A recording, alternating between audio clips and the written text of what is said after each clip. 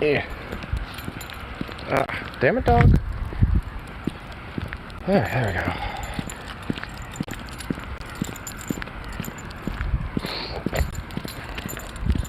Alright, there we go. Time to run on home.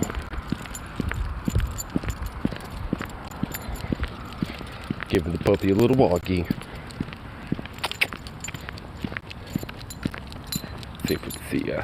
Can we see you, boy? Oh. Just barely.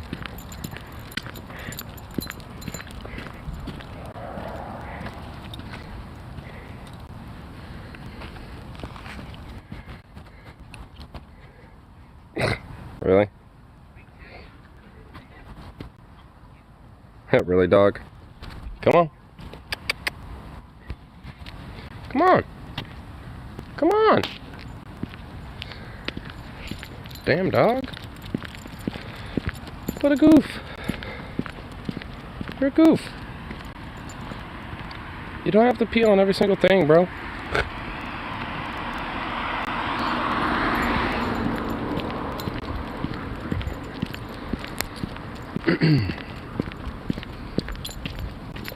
Alright. Across the street. Crossing the street, girl. Come on, boy. You really like to just wander off, do you, dog? Glad to have you on the leash.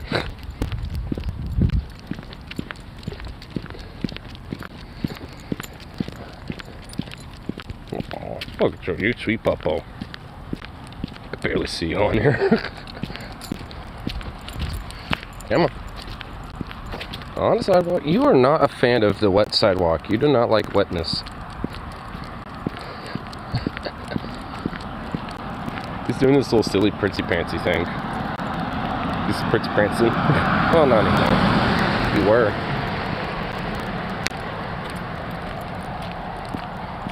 Well, now you're just getting in my way. You silly mutt. Come on. There you go. Why is it so busy at like, what, 20 till 11? What in the hell is the street being busy for? That is some bull. I disapprove of it. I don't like it. It's supposed to be a quiet street. Okay. Here little small boy. There we go. We'll see home.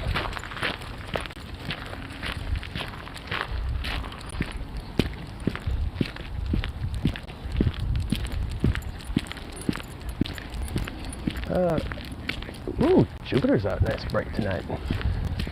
Not many stars though. Alright, buddy. Here we go. Womp. I ain't carrying that leash no more. You can have fun with it. There you go. There we go. Go up there. No, come on. Go on. Come on. Come on. Bro, why you just... Don't... Oh my god, you're a fucking little noodle. Is that what you're waiting for? Oh my god. God, you're silly. Yeah, shake all that off. There we go. Wow. Let's plop this here. Stay.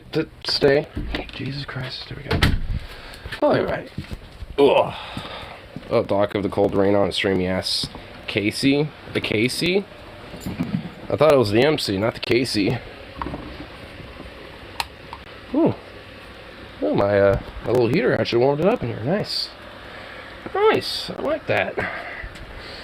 Ugh.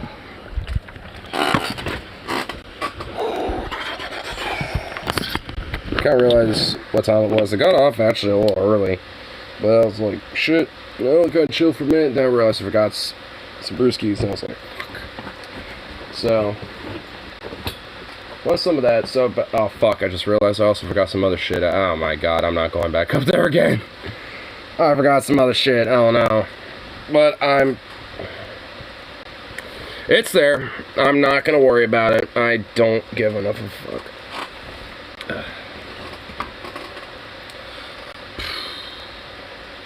That shall now no longer be my issue. Well, I guess it technically is, but I'm not gonna care. Up on your bike. I don't want to do that. I already started this. I sat down. I got mid of the claw. I got myself some mango carts, and then I got this. I'm gonna start with this actually, because I actually legit like these. These are good. Oh my goodness. Hop on more next bike, vroom vroom bitches. I mean, I guess this is where, you know, maybe having a car wouldn't necessarily be a bad idea. Because I can just hop in a whip, just leave y'all in the car, just run in there, run back. But I ain't gonna worry about that shit, it's whatever. I already have plenty in my fridge anyway. So. Oh my goodness. Crack this bad boy. That's like a tiny wackle now, which I just came back from doing, and I don't want to do it twice back and forth, literally just like in a row like that. I mean, fuck.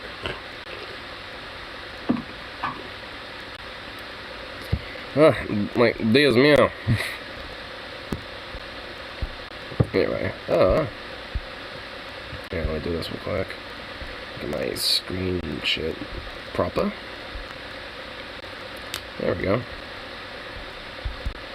I like a Venom like an hour or two ago says like I passed out earlier in the week and well, you know, he's not here.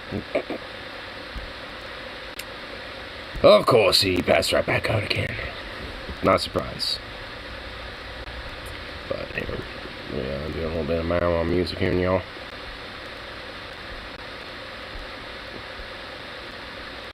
Or maybe I could itch with my 6-string a little bit, since I've got the strings back on it. Actually, if that's the case, where would be pick? If that's the case.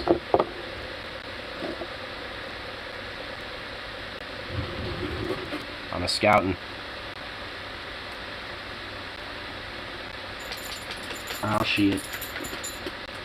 Don't tell me it fell somewhere or something nonsense. Yes, I don't think it did. But who knows, that was just fucking place just really good.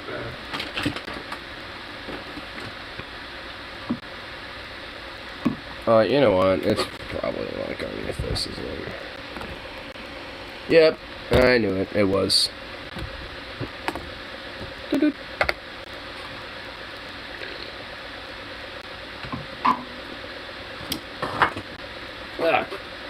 Oh, fuck it. That's on cause fallacy looking for that thing. I'll whip it out. Hey, collect the dust again. I just de-dusted you the other day. I actually need to take like a very, very damp rag and just gently go over it. Mainly a very damp one because I don't want it like actually wet, so to speak, just because of all the stickers on it. But I would like to at least have it, you know, a little wiped down a little bit.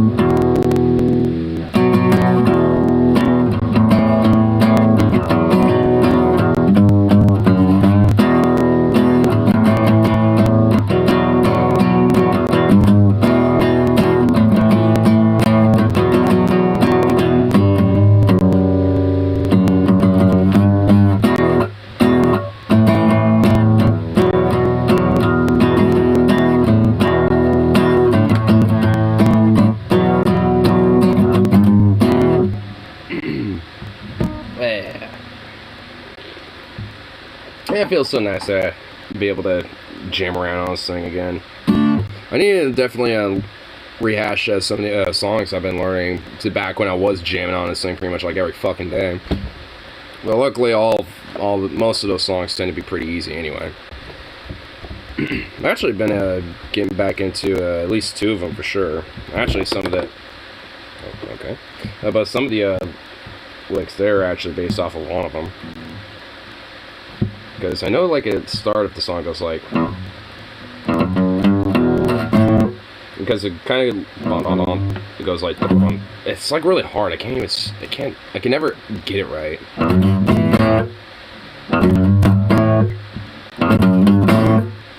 Well, I guess if I repeat it enough. Consistently.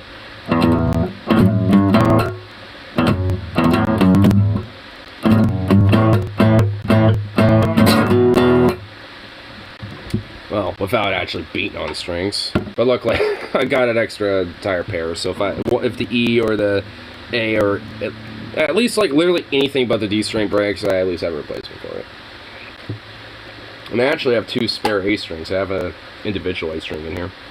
So, actually the A string's totally fine to break if that accidentally breaks, because I got more than enough of those.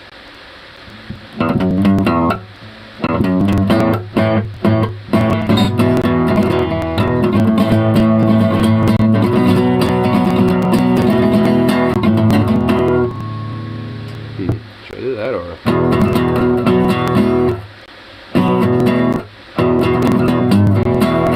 That sounds better, actually.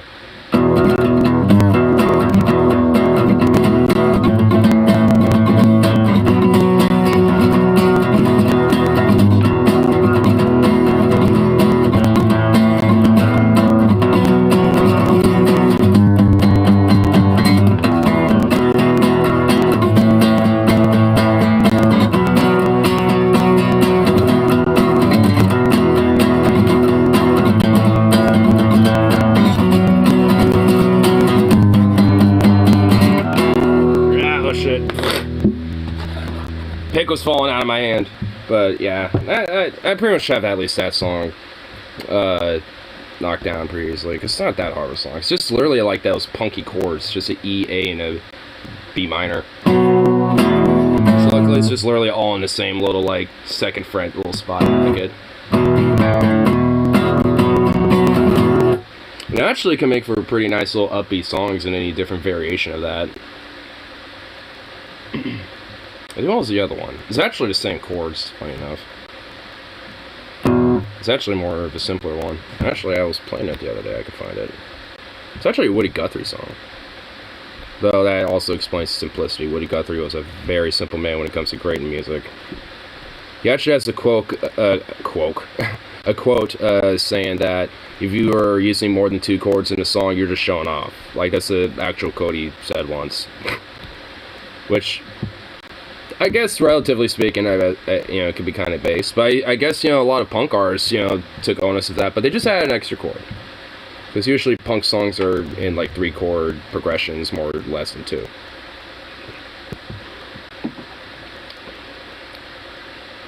Like, I'm thinking one of the more famous ones, Blitzkrieg Pop. Because that one is in 3. But it mainly is in 2.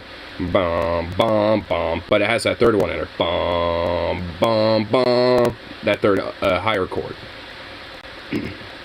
But also Woody Guthrie is not exactly innocent of that principle. He's done, including this song, where they're actually in 3 chords. Here, let me try to find it though. It was called was it oh, I know what it was called. There we go.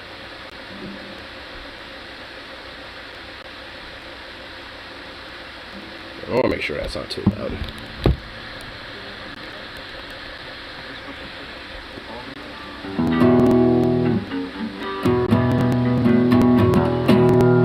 Yeah, it's actually a quiet audio. I could bump that up.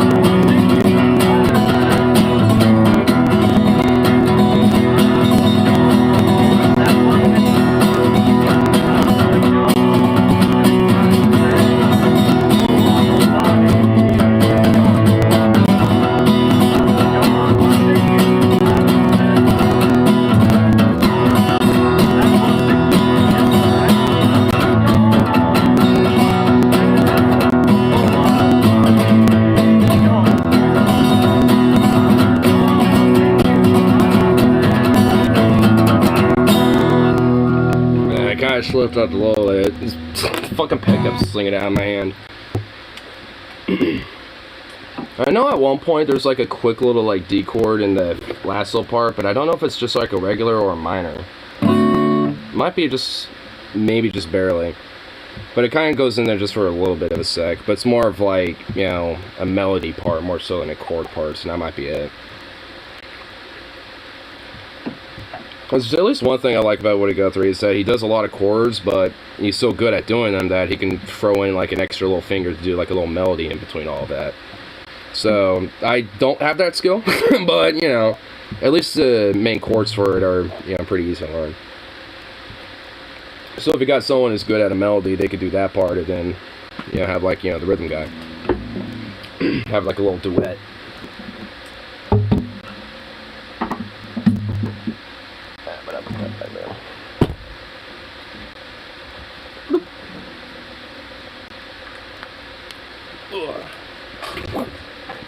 But definitely need to still get back into the gym. Still got a little bit of rest.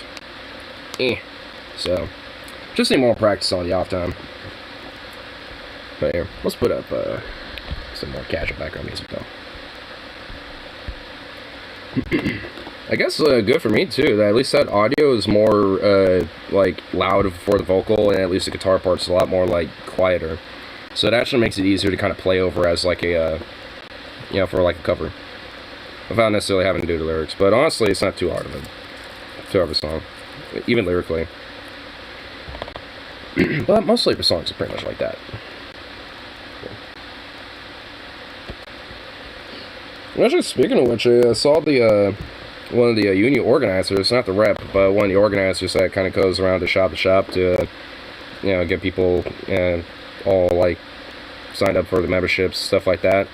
He came by and came up and it's like, you followed up about the stop shirts thing? And it's like, and I let him know, it's like, sent her an email not too long ago, but I haven't responded back and, you know, wasn't sure if there was a follow-up yet or not. And he was like, well, just to let you know, there is shop steward training going on right about now. So, you know, it's like, you know, I'd make sure that, you know, like, give a call up. I'm just like, well, that is some good information. Because especially considering that I'm trying to do that, then that would actually make it, you know, that much easier for her to be like, oh, yes, oh, come back, yeah. I heard about that, yeah, let me get you back up. Because that would make it that much better to deal with a lot of my legal protections and shit as well, including just for my own self. I mean, you know, like, because those legal protections, especially being as a shop steward, aren't just for other people, but those are also for me too. So, and considering that there isn't that much when it comes to, you know, having a steward there, well, actually I found out, from my understanding, there's not like an official one, but there is like an actual steward there at our store. In fact, I heard there's two. One that's like an official one and one that isn't, but for some reason our union doesn't have them on the rolls necessarily when it comes to that part. So I don't know if it's just like they technically are, but they aren't officially, so they don't have like the protections and shit like that comes with that, or what. But I just want, at least when it comes to that, I know if I apply to it, then at least for sure there's a guaranteed, you know, one that is on the rolls and shit that, you know, people can look up to. Especially for my own shit. And also that'll give me a great opportunity for her to show up to my shop probably and, you know, talk to me about shit. And then also I can be like, hey, I also still need to deal with this one situation and nothing's, you know, come from it. If anything, there's been more problems trying to get to it more than not. And in fact, I've been more undermined and in fact fucking condescended and insulted trying to get to it more so than not. So definitely next time I talk about the wish thing, I'm just gonna wait until I, you know that, you know, I can have my rep with me to talk to the store director about that, because I'm sick of the bullshit. Like, so as far as I'm concerned, I ain't talking to the store director about that shit until the rep's with me. But that's also the whole power of the unit when it comes to more direct issues like that, because then you can, you know, go to those, like, you know, have that rep also be like, you know, the extra voice and extra protection for you, especially when you're getting fucked over some shit. And if company wants to try to weasel excuses or bullshit or try to frame it as like something that you're doing wrong or somehow you're at fault, then, you know, there can at least be like a check of like, well, let's represent what's going on here. Also, I can ask about, you know, what type of, you know, situation, you know, could come from, you know, potentially, like, you know, also collaborating maybe with, you know, the New Seasons Labor Union that's been propping up. Because I know that, like, at least before the New Seasons Labor Union started up, our local actually tried to unionize the first store in Portland that did, but that kind of fell out for reasons why I don't know. But you know, but all in all, it's just like, I mean, if the USCW obviously in the past has shown interest, you know, to help out New Season, especially with union efforts, then now that there's kind of like a new, fresh, you know, union and stuff, it wouldn't behoove me to put them under, like, not literally under our umbrella, but kind of like, you know, help them along, you know what I mean? Kind of give them a guiding, helping little boosting step.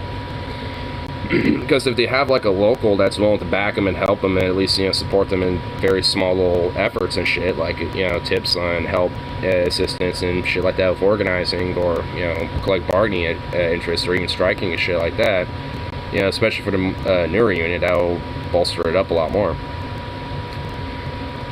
And for the old one, it would, in the concurrent one, like this is my local, then you know, at least there it can also kind of help bolster a more aggressive approach and actually continue more of that offensive approach.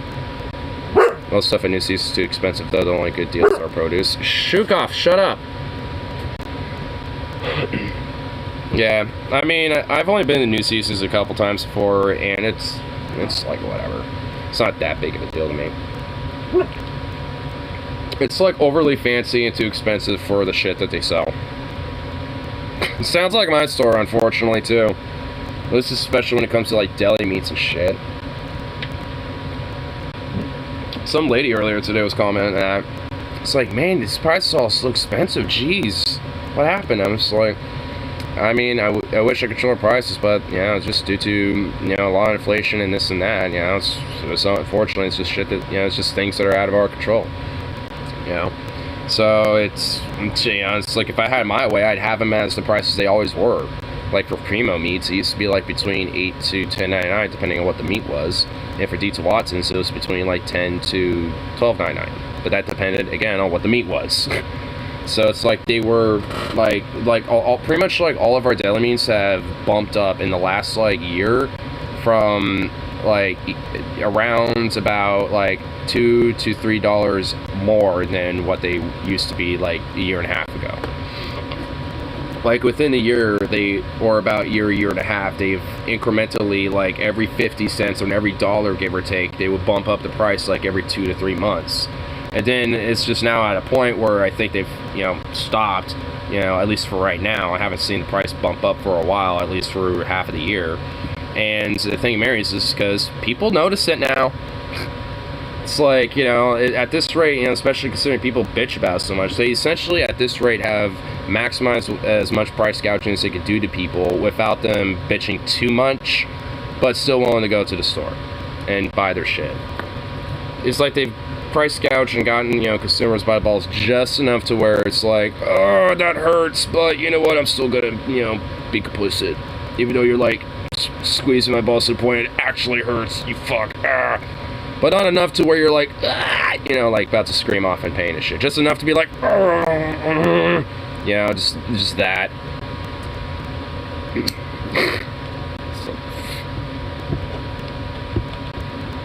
I mean, at this point, like, I mean, hell, even, like, some of the, like, when I was visiting my mom the other day, actually, she was telling me about, it's like, hey, I want to, you know, try to help you budget and blah, blah, blah, you know, especially so eventually we can get you on your own place and stuff, and I'm just like, I literally told her, you know, before one of her friends interrupted us, like, that's nice and all, but I just can't, that's just not going to be, you know, possible in these times right now. And she kind of looked at me like, I'm kind of confused. She just doesn't get it. And even her buddy that she hangs out with at the physical rehab place that she's at, she'll say, it's like, yeah, I read up like at least a couple articles about how like most people from like, you know, 18 to 30, you know, can't leave their homes for various reasons, but but I always saw the main reasons because they can't afford it.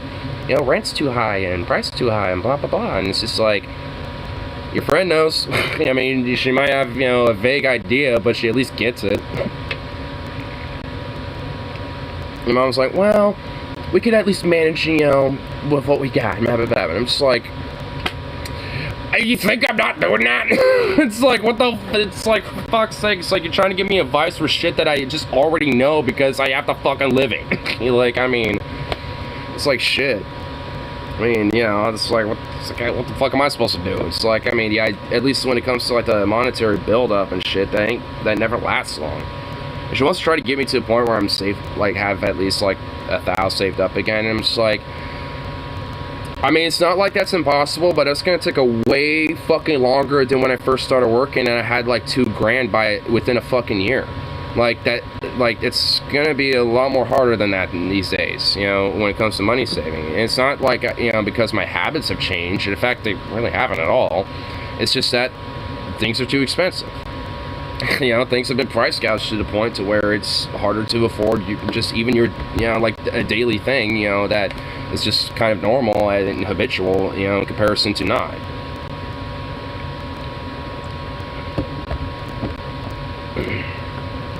I stop in on the way home from Winco if I can't find a certain thing. Yeah, I don't know how, I don't see how New Season is still in business. I got no clue. I guess because they're popular with some people. The ones that just unionized in the Northwest is always hella busy. Produce is a good deal. They have some good energy drinks. The rest not so much. Yeah, it seems like a lot of people probably go there for like fresh produce and like fresh ingredients and shit. Maybe like seasonings too, like spices and shit, I'm assuming. You know, so that's what I'm guessing. The Selwood one's also back. Yeah, like the only time I've been to New Seasons is the Selwood one, and it's kind of a small one. At least from what I noticed, is it's smaller than our store. And, yeah, I mean, it's pretty busy. It actually has an okay selection of stuff, but it's like, nothing really is like, I want that. Like, there's a few things I'm like, alright, I don't get, you know, this looks kind of good. But there's nothing really strikes me as like, oh yeah, let me go here all the time. You know, so I can get these things. It's like, I'm not going to go out of my way to do that. Yeah, excellent for spices, sauces, high-end chocolates, cheeses, beers, etc. Yeah, I like New Seasons. You know, definitely sounds like they got their perks. Like fresh produce. I'm assuming beers. You know, spices, sauces. I wouldn't think chocolate, but yeah, I guess chocolates too. So you know, it's like New Seasons got, you know, their shit. But shit, the mac and cheese is super epic. I tried it yesterday and it's still worth $3. Bigger portion than a brand. Than our brands also. Oh, the New Seasons mac and cheese brand? Well, New Seasons has their own mac and cheese brand. Oh.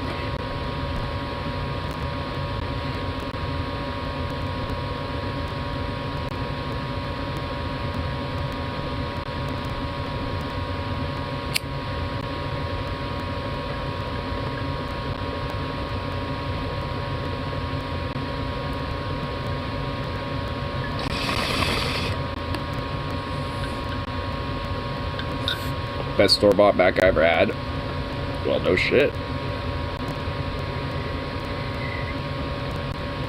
Well, I'll definitely have to maybe try that out. And for $3, shit. Like the store brand mac and cheese that we have. There's actually technically two. There's like our deli version, and then there's like the freezer version. And the freezer version I think is about $3, and it has like breadcrumbs and bacon. I mean, it's bacon, but there's like so little bacon, I wonder why it's on there on the label. There's like barely any at all. So I usually buy, you know, bacon separately and just drizzle it all over it, but then cook it. But that one's I think about $3, and that shit, especially if you put extra bacon and just a little bit of garlic powder and a little bit of salt and pep. Oh my god, that shit's good.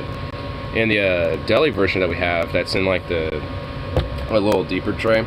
It's a little bit more like square like this instead of like more elongated. Shelf version, like dried pasta and powdered cheese. Oh, that shit. Yeah, our Signature Cafe shit like that, not good. I prefer Kraft at that rate. Or Annie's. Annie's is good shit. Frozen mac never tastes right to me. Yeah, that's why I usually, I mean, the only like pre-made mac and cheese I've only liked is the Signature Cafe. Like, I remember trying some Hormel's mac and cheese that you know, can make up and have it ready to serve, and no matter how much I doctored that shit up, I don't know what it is with it. It tastes like ass. Yeah, I mean, that's if I'm on a budget. But if I really want some good shit, yeah, Amy's, dude.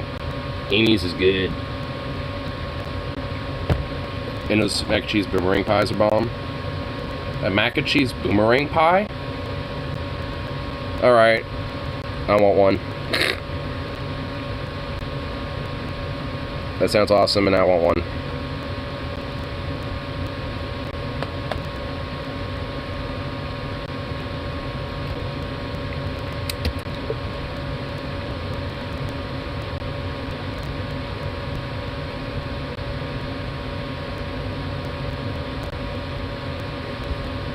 Bro got the most jank mac ever. They put fucking blue cheese in their mac. Dude, what the fuck? Ew.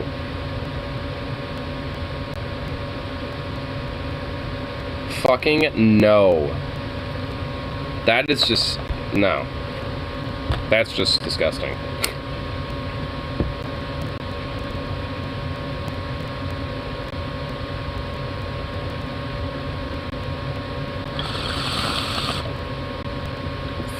Still how blue cheese works? Hell no. Dude, hell to the fuck no.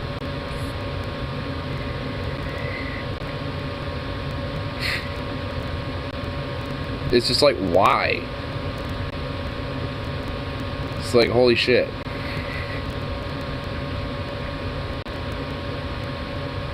Kale no, kale no. I know, fucking, I mean, I love my moldies, but no. Anything with mold on it. Mold means spoiled. We don't add extra fucking mold.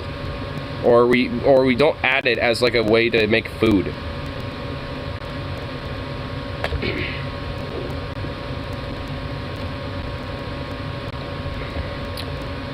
Zara got cheese in it. Yeah. It doesn't need it.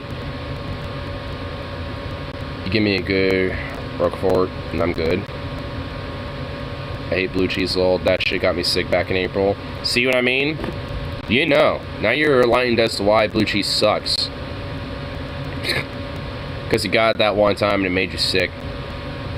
Because mold is, you know, something that is not good. No. No. Well, that was quick. Good. Yeah, boy. What's up, man? Pepsi's right there. I see that. I just want to make sure. How about chip?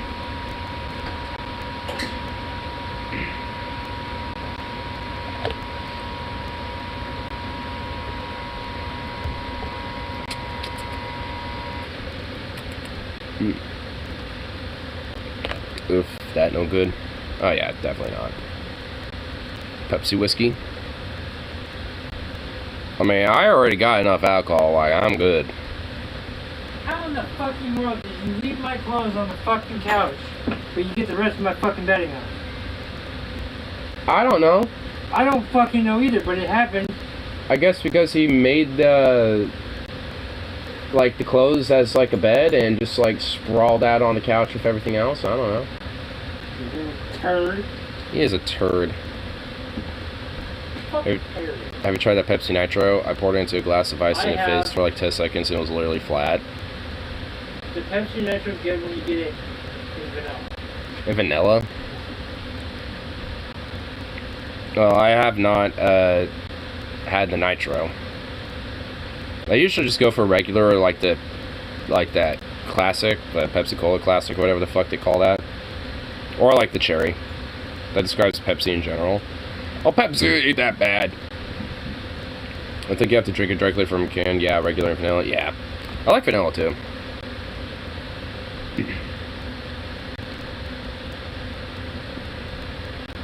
Satanic elites dine on the blood of children. Oh my god, bro, dude. I love it. You would think that would be an article headline from The Onion, but no. That's our lesbian softball coach. You know what? Speaking of which, this motherfucker got, like, some jank shit, bro. The fuck is this? The fuck is this? Look at him. Look at his ass. Look what he did. His new hair is ass. Dude, he fucking got the... Dude, he bleached it. He fucking bleached them bitches. I want to hear his excuse. Monday, October 24th, 2022. And let's just get the elephant in the room out of the way. Go ahead and roast me. Get it out of your system. You literally look like the most butch lesbian I've ever seen in my entire life. If you guys want to. I'd want to as well, if I were in your shoes. Yeah, I have blonde-ass hair right now, man. It is super blonde, actually. So, this abomination is a result of, I'm dressing up for Halloween for the first time in, like, shit. Has to be at least, like, 8 years, 9 years, maybe even over a decade. Crystal managed to convince me. Wow. So he's just like, yeah, I'm doing this for a Halloween costume thing because my wife basically made me, and yeah. Dude, oh my god, this new married Kyle arc is gonna be so funny, dude. Oh my god, dude, so this is basically super blonde. Bruh, this is like a situation like, you will dress up with me on Halloween and we will go to this party. It's like, bruh. Kyle got the whip, and really, son. I'm doing it more, like, for the kids, because, you know, it's always fun to watch them have fun, and so why not participate a little bit, but... It's just for the kids, yeah. Crystal and I decided to do the absolutely mega cringe thing of the Zach Morris and Kelly Kapowski from Saved by the Bell. And the Zach costume comes with a wig, and the wig is fucking terrible. I mean, it looks more like a Trump wig than like a Zach Morris hair wig. And so I said, fuck it, why not? I'll just dye my hair. Like, I've never in my life before dyed my hair blonde. When I was like a little kid, I had blonde hair, like early in my life, and then, I don't know, aged. Yeah, the 90s bleach tips, yeah.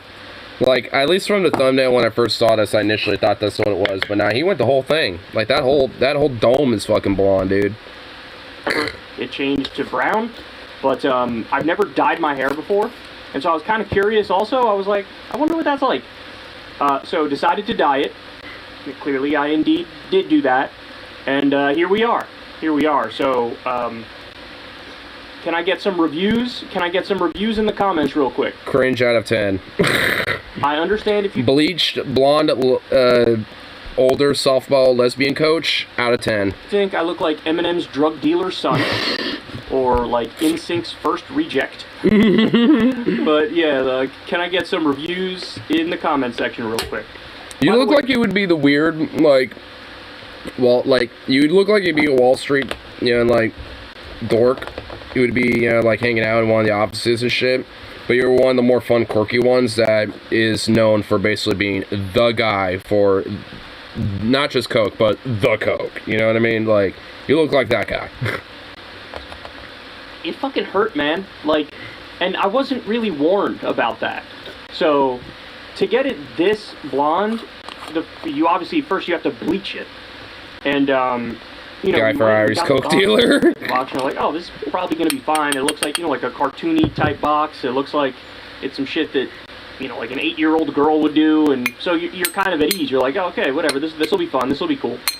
And then you get and you could ask Crystal about this. You get the bleach into the hair, and it fucking burns, man. And it's not like a little bit of a burn. It's like you're this far away from tapping the fuck out kind of a burn. And is that me? Is it me, or is he sounding a little bitchy? Like, is it actually that bad? I've never dyed my hair, so when it comes to the whole bleaching shit, I, like, lol facts. He looks like Venom's drug dealer in Alabama.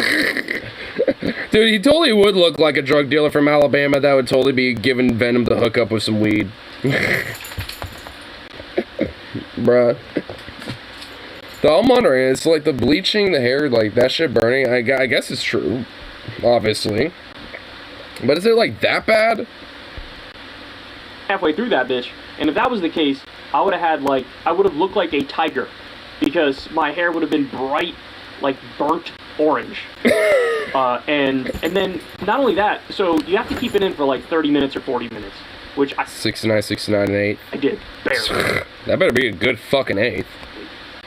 But then after that, you also have to like, because my hair is like pretty dark, it comes out more like orange than it does totally blonde, and so then after that you have to put the toner in, and so it's a long ass process, man.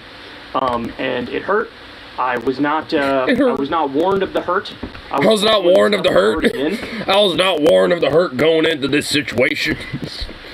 We were talking to somebody who's dyed, a lot of hair before, and they were like, "Oh yeah, no, it's supposed to burn." I was like, "It's supposed if I had known it was gonna hurt this much, I probably wouldn't have done the shit." But anyway, so now.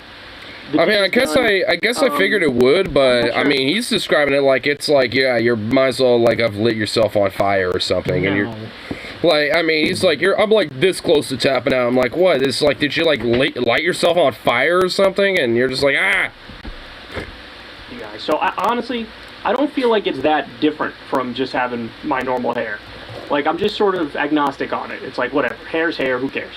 My mom hates it. Of course, the mom is like, how dare you change from the little baby that I once used to know? Why? My God, dude, part of me honestly, unironically laments the day I get a tattoo, because, at least my first one, because I know as soon as I show my mom, she's gonna be like, I hate it. Why'd you do that? You're supposed to think about these things and do it like, later in your life, blah, blah, blah, blah. She's gonna like flip her shit if I did that, and I'd just be like, oh my God. And you look at me.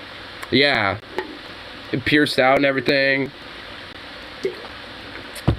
Dude, if I showed up to my mom one day with a fucking piercing, she would like, dude, she would flip her shit. She'd be like, oh, what is that? I'm just like, piercing? Ah! You're violating your innocent body, ah! My mom was pissed when I got my tongue pierced. Dude, yeah, I've always told my mom I've always wanted to tattoo. She's just always been like, no, don't get one. Blah, blah, blah, blah, blah. I'm just like, oh my God. It's gonna, she knows it's eventually going to happen. I don't know when, but eventually will. There's mine. That's what I'm getting tattooed. Oh, that? Yeah. Oh, nice. Yeah, I have different ideas, and shit in mind, but... I've always wanted to get a dragon too, but then I just realized, I'm like, that's fucking my zodiac sign. Yeah. No, I'm Scorpio. Crystal actually kind of likes it. Of course she does. She made you do it. One of the kids likes it. One of them is agnostic, and one of them hates it. My aunt likes it. I'm trying to think of it. Corin fucking despises it. Of course he hates it. Your homeboy's like, why? Why'd you do that, man? I dyed my hair lime green.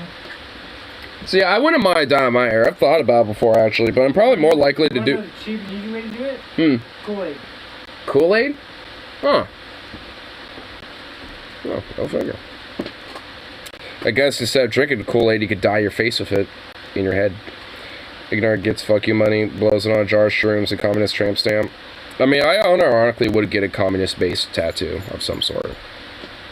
Can tell. I'll flex my far left commie syndicalist fucking ass and shit with that symbolism on me. I'll tat that on my fucking chest right there. It's like hammer sickle right there, boom, right where the heart is. He's one of the first people I sent a picture to, and he it was one of those things where he just doesn't he's like almost like, what the fuck is that? And he didn't think it was real. He thought it was one of those filters. Filter. And I said, nah, man, it's real. I'm being Zach Morris for Halloween, doing it. And I was like, now I wonder if it's temporary, because I know there's temporary hair dye where you can wash it off after a few showers and shit. Or if it's like a perma thing where you just have to grow your hair out so it eventually just goes away. Oh, I see now. You're doing it for Halloween. I guess that's cool. I thought maybe you snapped and are going through some Britney Spears type shit. Remember when Britney like shaved her head way back in the day? You thought that I was like going through some OD shit, and that's why I did it. But no, dude, that actually would be a little funny. I mean, the reason why Britney Spears went through is actually kind of sad and fucked up, because she was literally basically endlessly harassed by paparazzis. It basically driven to insanity because of them, and also essentially fucking like had literally no privacy anymore, and basically just fucking literally went psycho and shaved their head and all that shit because of that. Like, Kyle snapping for some reason and doing shit like this and having a Britney Spears moment would actually be a little funny. Because there's no reason for him to. It's just out of nowhere. He just has like a sudden turn of events and goes like fucking like weird foo-foo like conspiracy Kyle arc or some shit. That'd actually be hilarious and I'd be absolutely here for it. Kyle goes bald. Oh my god. This guy bald. You know, honestly, he could pull it off. But he's not a guy that should be bald. Like, there are definitely men out there that can fucking rock a bald look. And I feel like Kyle could, but, you know, he would have to, like, get that facial grown way the fuck out. He would actually have to have, like, a short hair, you know, short beard or some shit. Or, like, a really nice thick goatee. Really good. Yeah. It was buy two, get two free. That's why there's so many. I'm hungry. I didn't look, there's work early. There's a 98% chance this gets changed back, because number one, it's a pain in that it's a lot of work to do, and you'd have to stay on top of it to keep doing it. But number two, I'm pretty sure that the overwhelming majority of you are going to be like, shit is whack, change it back. Shit is whack, change it back. And I think what I'll do is I'll let it like grow out. You know, after Halloween, I'll just sort of let it grow out to the point where right when I cut it, it'll be okay, and then I could, you know, basically dye it back to the original. Oh shit, Kyle with some long hair, a long-haired Kyle arc. I mean, obviously long hair won't be like my ass where it's like long as shit, but you know, having like a little wave in Kyle's bangs and shit. Oh shit, have a little long-haired Kyle arc. All right. But I'm sure that you guys are gonna side with my mom and say, "What the fuck have you done?" But, what the fuck have you done? So there it is, dog. There it is. I'm gonna give it a like. Eminem's Anyway. drug dealer's son is now reporting the news to you. Oh, the other. Please share travel tattoo earring. Kyle is officially collected to Deathly Hollows. Therapist, Machine Gun Kyle isn't real. He can't hurt you, Machine Gun Kyle. Kyle refuses to let the 90s, 2000s die. Dude, honestly, for real. Like, this is like peak 1990s, early 2000s vibe. Like, Kyle Kalinski's literally just a vibe of the late 90s, early 2000s. And I'm kind of here for it, though, a little bit. Just like the general pop culture of that time, like, he's just like that. Which I'm okay with it. I think it's why I like him so much, because he, you know, like, some of the stuff he talks about, I remember kind of growing up and, at least as a kid, on a cursory glance, you know, kind of recognized it a little bit with some of the shit that he talks about when it comes to, like, pop culture or music and shit. But, you know. Because he just won't let that shit die. He's just like, yeah, I'm a 90s, early 2000s kid. What the fuck you gonna do about it? This is like his vibe.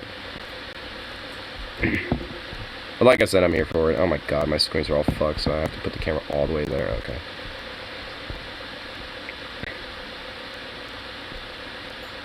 Kanye's mental break. Oh my god, dude. This. Like, there is so much just random fucking shit about, like, Kanye now. Just because he's basically gone off the deep end and gone, like, full Nazi mode, essentially, talking about, like, the Jews. Yeah. Dude, have you seen his Andrew Neil interview thing? It's, like, over an hour long or some shit, and it is just, like, whack as fuck. It's actually, like, it's like on one hand it's actually kind of funny, but on the other hand it's just like, what the fuck am I listening to with this guy?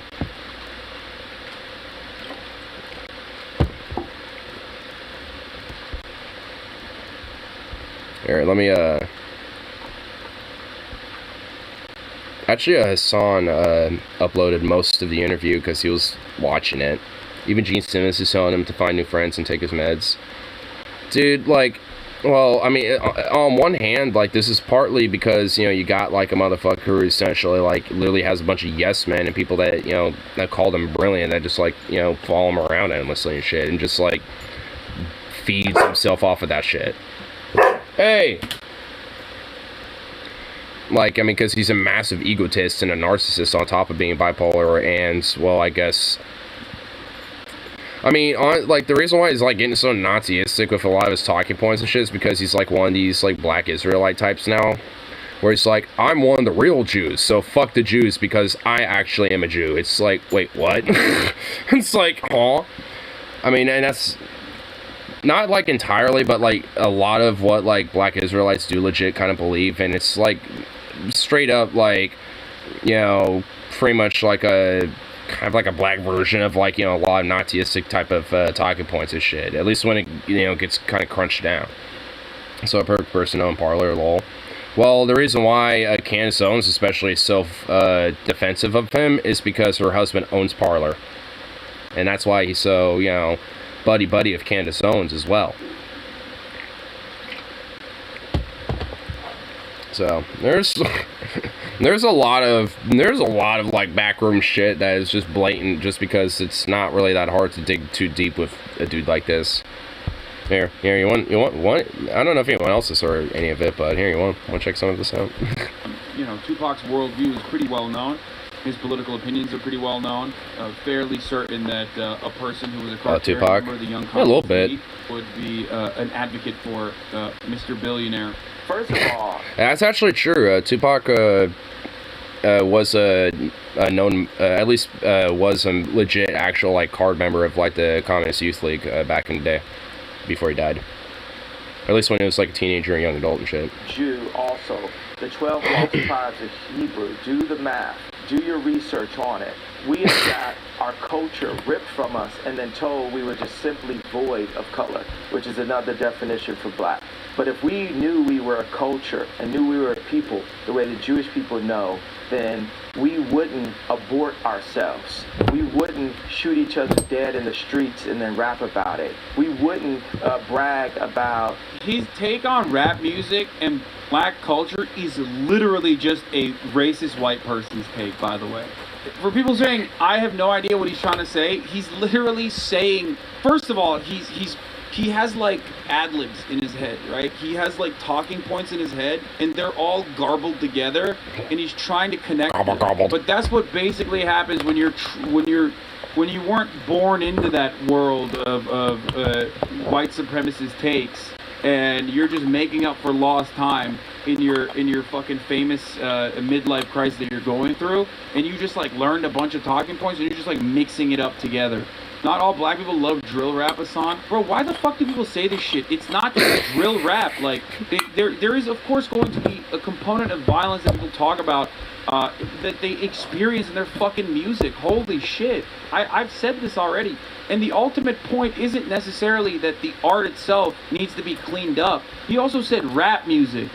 Bro took a 30-minute white supremacy course 1 hour before the exam? Yeah, exactly.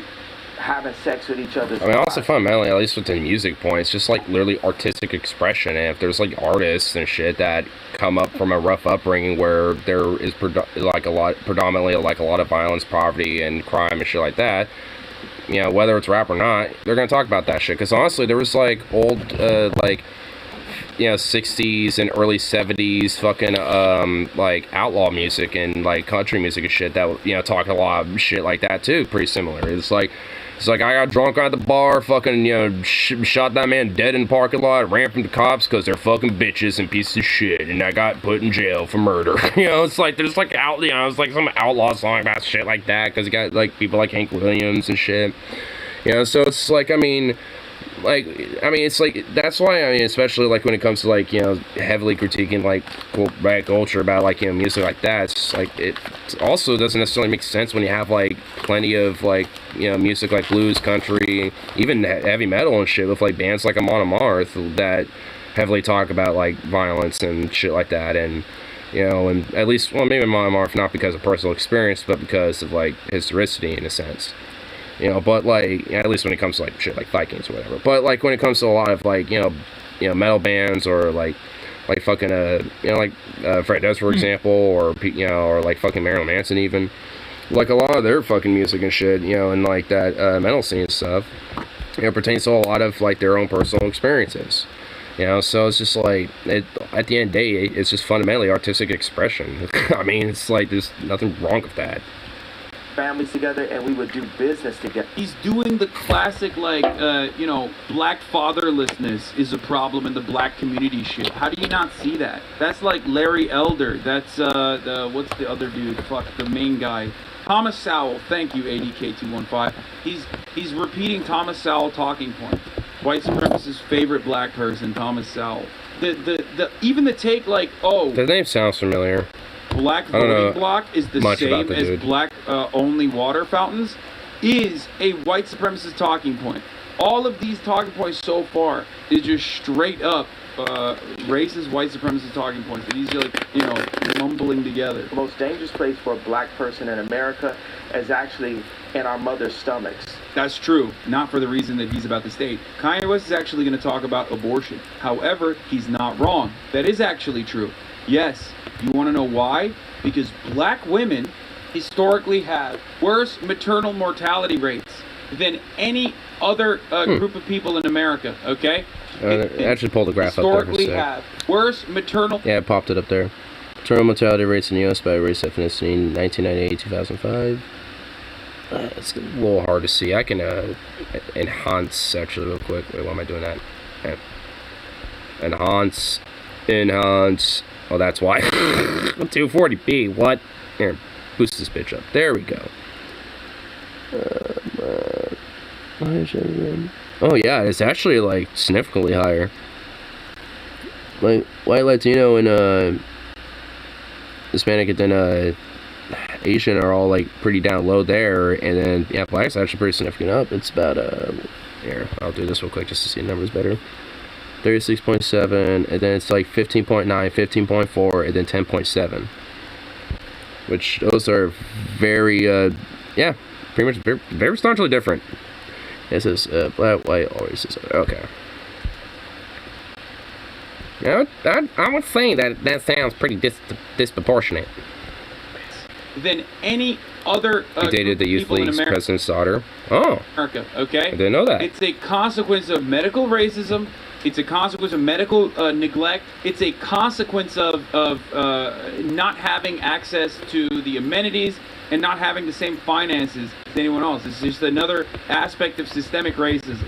But of course he's talking about abortion. He's going to say abortion. Black deaths a year in America is abortion, currently. But my question for you... Well, you called it. Do you believe there are limits to free speech? And if they are, what are they? I mean, it makes sense that you bring it up, too, just because, like, one big talking point, too, especially said, like, oh, well, these libs love Planned Parenthood, but the founder of it was, like, eugenicist and was, like, doing a lot of the, like what the song's referring to, like, a lot of the medicinal racism shit where, I forgot what her name was, like, Angela something or something like that. Where, like, she herself especially was, like, a very staunch, kind of legitimately racist piece of shit. And at least in some part, at least in the very beginning, was used Planned Parenthood in that sense. But now, like, especially after her death and after she wasn't a part of the organization anymore by that point, like, they essentially have detested everything about that and have, walked back essentially literally everything that she was about primarily, and specifically focused on the more medicinal part of things, like, like, oh, hey, you need, like, birth control medications, or, hey, you need, like, just, like, a checkup about, like, how you're doing with your period, or this, that, or whatever the fuck. That's what essentially evolved to, to what it is now, essentially. That's the free speech. It's all context, right? Tarantino can write a movie about slavery where actually him and Jamie, they got the idea from me, because the idea for Django, I pitched to Jamie Foxx and Quentin Tarantino as... Wait a minute, wait, what? Is he actually saying that he is the original, like, creator of Django Unchained or something, and he was the one who pitched the idea to Quentin and Jamie Foxx? What? What? Huh? Digger. What? Wait, what? That's awesome. Dude, I mean, I hope it's real. That's pretty funny. I don't think that's real. I don't think Kanye had fuck all to do with Django Unchained whatsoever. Like, that strikes me as some serious bullshit. Also, a wild statement, and most likely people will not take it seriously unless you're like, you know, if you're still defending Kanye at this point, you probably will take that seriously because your dick riding levels are out of control. But in that film, he creates a context where Leonardo DiCaprio is allowed to use the word multiple times. Okay, but that is protected by free speech, so I don't know why. And also, Leonardo DiCaprio is playing a character in a movie. Bruh, oh my god, what? Like, I mean, artistic expression is literally within, like, the whole, like, defense of free speech and the First Amendment. Like, what's he, oh my god. That's bad. See, this is the problem. There's two different Kanyes, right? What? I wore this all day. Yeah, I'm not even probably gonna bother with my work shirt anymore. I'm just gonna keep just wearing my hoodie and shit, cause it's getting As long cool. as I have my vest on. Yeah. And honestly, it's all black as long as I have my apron up. This is covered, so they can't say shit to that. So.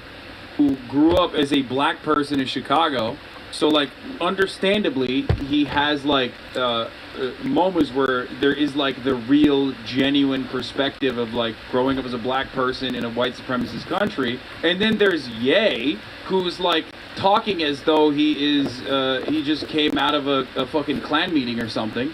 So while he's talking about, you know, people being able to say the N-word, it's like, okay, that analysis is like strange, but I kind of see what you're trying to say. But then he turns around and he's about to say like, well, why can't why can't other white people say it or something? I don't fucking know. Like, what's the argument here? Like, what do you want to fucking censor white people saying the N-word in movies? Like, I don't understand. In order for humanity to move forward, we have to be free to think and then to actualize. I like the word actualize better than execute. If you think about execute's a negative word, actualize would be more positive, what? Except for the fact that it has the word what in it, and everyone's an actor, especially in Hollywood. I'm like top 5 writers in human history. So. Yeah, I was saying correct. This is like top 5, writers in human existence history. Like, I mean, He's not shit. Dude, like, I mean, like, oh my goodness, bro. Like, I mean, and this is such a long interview too. This is like more at the beginning of the interview too. It's like, I mean, he hasn't even really gone like fully off the deep end. He's just, kind of saying the more like softer shit. Yeah, like, it just goes off the deep end from there. I mean, well, yeah, it's like he's already been off the deep end, but it's like he's somehow gotten further off the deep end, than that. And just him going back and forth with Andrew Neil, like this weird pompous conservative British guy, it's actually kind of funny watching Andrew Neil try to like keep him collected and just it's just so weird. It's kind of mesmerizing almost. It's like, man, Andrew Neil has had some really interesting people on, and watching them just squirm around and deal with it. Like, when someone makes Andrew Neil look reasonable, like, it's honestly kind of surprising, and somehow makes me like Andrew Neil even though I don't. Because he's mostly pompous and condescending, but then you get someone like Kanye on his show, and then all of a sudden he looks like the most reasonable human being on the planet, and not condescending, and actually like empathetic and friendly and nice. It's like, what? Same with Piers Morgan too, because I think it was either it was either Jordan Peterson or Kanye, but Piers Morgan had one of them on his show, and I think it was Jordan Peterson. Now I think about it, but they basically somehow made Jordan Peterson somehow made fucking Piers Morgan likable. I never thought that can actually physically be possible, or like materially possible in the world. But there's a motherfucker out there that made Piers Morgan likable, and it was Jordan Peterson. So, I mean, if you want to watch something that's Piers Morgan on it, and you actually empathize and actually kind of like Piers Morgan a little bit, and somehow make him the reasonable one out of everything, watch him interview Jordan Peterson.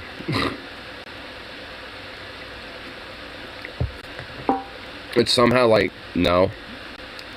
I don't blame you. No Pierce, please. I'm not gonna bring him up or anything. I mean, honestly, I probably won't, delve too far into the whole Andrew Neil and Kanye thing either, but just because it's honestly kind of long. And I know near the later part of it, Hassan doesn't talk too much on it. But nonetheless, I'd rather watch two men yell and screech at each other for an hour. Yeah, I mean, I kind of would too. But that's kind of why I'm just, like, surprised that Jordan Peterson able to at least make Piers Morgan tolerable. Like, it's more or less just a shock of it all. I would never want to see Piers Morgan ever again unless it's with Jordan Peterson, because that would be the only way I could tolerate him. Because then we can just all collectively fuck on Jordan Peterson and be okay. Because I remember Piers Morgan being like, like these incel lonely loser types, which is kind of what they are. It's like they look up to you. And then Jordan Peterson literally, like, cried and, like, bawled his eyes out and broke down just over, Piers Morgan saying that. And you could even see it in Jordan Peterson's face where he's just like, and then went, he just, like, really looks like, oh. And then just fucking just cried from there. And what I loved is that the fucking producers of Piers Morgan's show knew that Jordan Peterson was going to do that, so they had, like, a camera ready to go for a zoom in on Jordan Peterson's face, and he just, like, looked off into the camera, and it happened to be the one that zoomed right on his face, and he just, like, stares at that camera, just, like, quivering, his eyes just balling up with water, and it's like, oh my god! It's fucking cinematic gold. How's Jordan Peterson so influential? Well, before he went fucking cuckoo for Cocoa Puffs, when he went into a fucking coma in Russia, like, he wasn't this unhinged. Like, he was actually, like, more collected, internally and mentally and shit. In a sense, at least enough to where even if he was spewing word salad nonsense, it at least, was flowered up and collected enough to where, he was able to garner enough influence, especially when, what was it, like C-19 or whatever the fuck it was, became a thing, and that's especially when he really kicked off. And then all the, people that, like, oh, he's right, started looking up who he was, saw all self-help shit, and thus, just went from there, basically. Which, goddammit, I wish he kept his fucking mouth shut. But no, he has to play the victim. And has done so ever since. Like, it was like that Canadian bill, which honestly was very benign. I forgot all the details to it. It was basically like, hey, we as a state recognize trans people and their identities and their gender and stuff, and if you are obviously maliciously, discriminating, by dead naming or something like that, because of that, then there is liable punishment for that. But that doesn't mean, like, because at that point it's basically just like discrimination or, harassing or, shit like that at that point. But if you, like, are accidentally just like, oh yeah, that dude right over there, or like, oh yeah, that guy, refer to someone as trans, but, or actually a she, or maybe even if they're an NB, then, just being like, oh, hey, that's actually not what I am. I mean, that's not illegal. Like, that fact that's totally within the parameters of the legality, if I remember correctly, where it's like, yeah, accidentally, making a slip up, or, just just doing it offhand or something, not intentionally. There's, like, you're not going to get punished for that in Canada. Because, I mean, the bill is basically describing, like, hey, if you are dead naming and shit like that with intent, that's basically it, is the intent part. That's the context. And, people like Jordan Peterson essentially got big because they left out a lot of the nuance of the bill. And, I mean, and basically from there, called it, like, at the point, at that time, like, PC and SJW shit. Because, Canada's all woke and SJW-like and PC now and blah, blah, blah. Like, before woke, it was PC, so it's like, back then, it's like, oh, Canada's all PC now, and politically correct, and blah, blah, blah, blah, blah. Especially because of this bill now, but they still think that. They just call Canada woke. It's all woke now. Because I guess saying PC involved, you know, too many syllables because you're having the same P and C, while woke is just all one. Woke. Woke.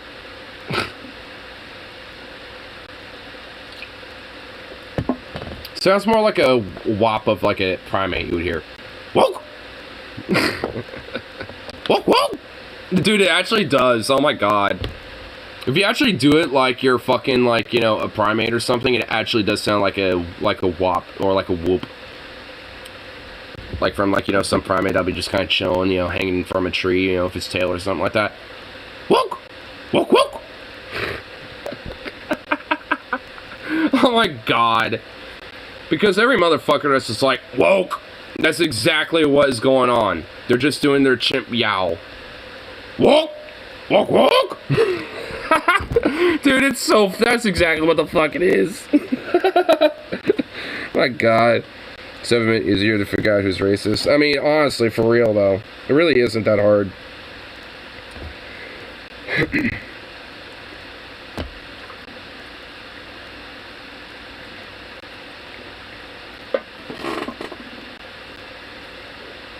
Because, well, I think, you know... Especially mainly due to like culture and due to the system and systemically, like there's definitely a lot of things out there that can, yeah, I think qualify for like soft racism or like, you know, accidental racism or shit like that, where it's not like malintent or shit like that, but just due to the context and historicity of shit like that, you know, kind of is, you know, a little bit like.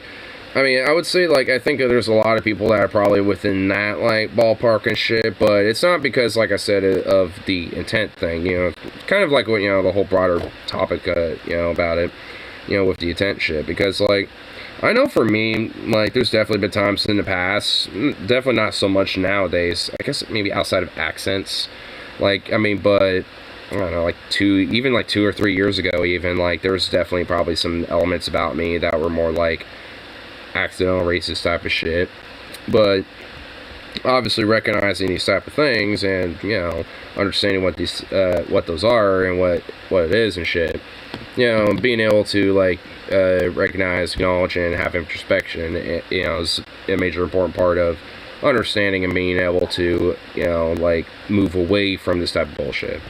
And if anything, make it so, like, you know, maybe, you know, some of these more softer things, like accents and shit like that, aren't, you know, seen as, you know, such a big deal anymore. Because it's just like, you know, it's just a part of who we are, you know. Like, because it really is. Like, having an accent is just like a regional thing that is just a part of you just because you grew up in a place. I mean, it's not really... It's like, I guess, I suppose you can change that. But, I mean, who cares? It's arbitrary, you know? That's why I, you know, tend to be kind of loose with accents. So every now and then, if I'm like, you know, yeah, like, you know, making a joke or some shit, I might, you know, put on an accent or whatever the fuck. Because, you know, to me, it's not, if anything, sometimes, like, a joke, you know, kind of needs an accent a little bit sometimes. It just also kind of depends on how you do an accent, too. Because, like, you know, if I wanted to, I could do some, like, really obviously blatant, you know, bad accents and shit, but, you know, for me, I think it's just, like, if you're actually pretty decent at an accent and, you know, like, yeah, and are able to, obviously, you know, make a pretty decent, funny joke that everyone can laugh at, or at least most people can, you know, then I think it's not really that bad. Again, it all at the end of the day really fundamentally matters with the intent and shit.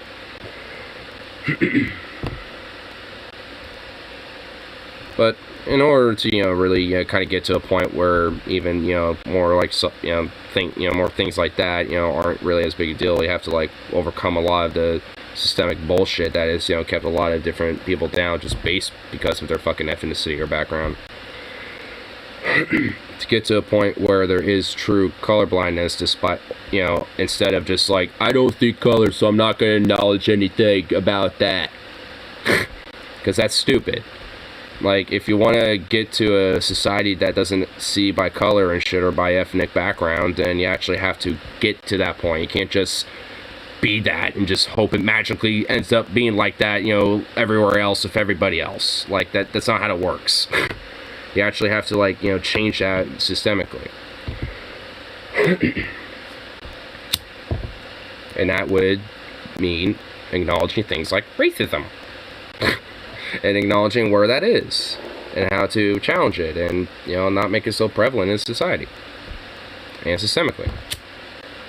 Including, you know, with random chuckle fucks like Kanye and shit. Because, you know, he might, you know, try to fucking use his, like, you know, race card and shit as much as he wants. But he's still being pretty much honestly like a fervent fucking, like, Naziistic piece of shit with how he fucking talks and shit. With being unhinged as he is. Because he's doing a lot of, frankly, very racist shit. And people like, you know, Candace Owens do the same. Ben Shapiro's another one. Because ethnically he's Jewish. So he's like, you know, another type. But, you know, always hide, you know, behind the card of, oh, you're being the anti-Semite because I happen to be Jewish. So it's like, you know, if anything, a lot of these, you know, racist far-right types, you know, or at least, you know, just general race types are always the first ones, you know, half the time, you know, to use the whole, like, race card to defend themselves when they actually are doing shit like that. Which honestly undermines the whole point of, like, calling out, you know, racism and, like, or anti-Semitism, at least for, like, Ben Shapiro's case, you know, for when it actually does happen. And when it is, you know, racist anti-Semitic shit going on. But that's also why they do it. Because that's the point. Is to undermine it. So they can keep being racist and anti-Semitic and, you know, bolstering those views and that shit.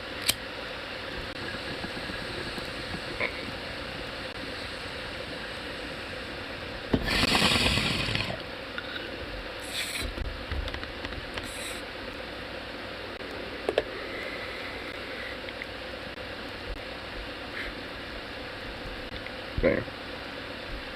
I'll go to the bathroom here real quick, you know. Actually, I might play a tune, you know. Then come back and let's check out some Ted Cruz, because he's been getting heckled basically literally everywhere he goes, and it's fucking amazing. So I want to check some of that out now when I come back here.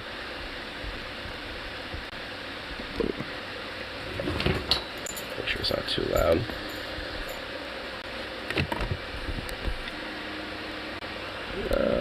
Right there, says okay. Ugh.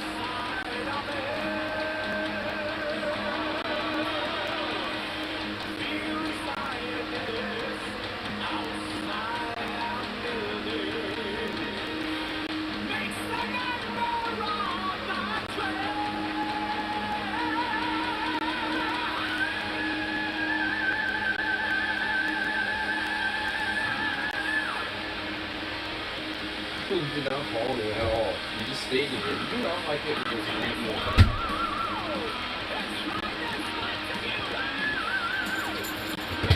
Oh, it's a good boy.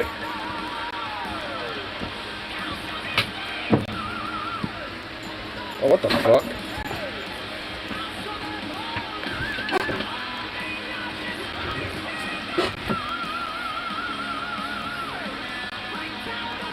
What the hell? Okay.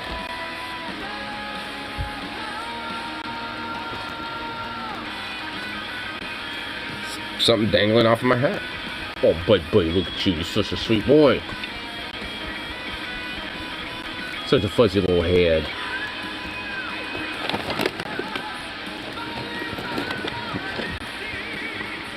There you go.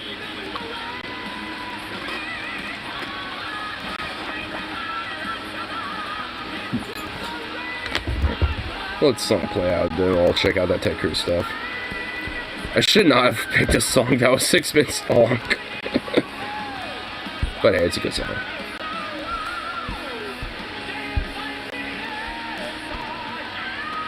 Here, I actually gotta,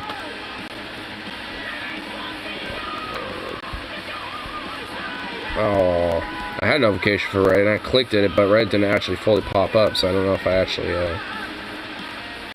yeah, it didn't pop up. Damn. There's something about, like, a deputy, I guess, stabbing a dude? I think it was on the Portland subreddit. Let me see. Was it that one? I think it was.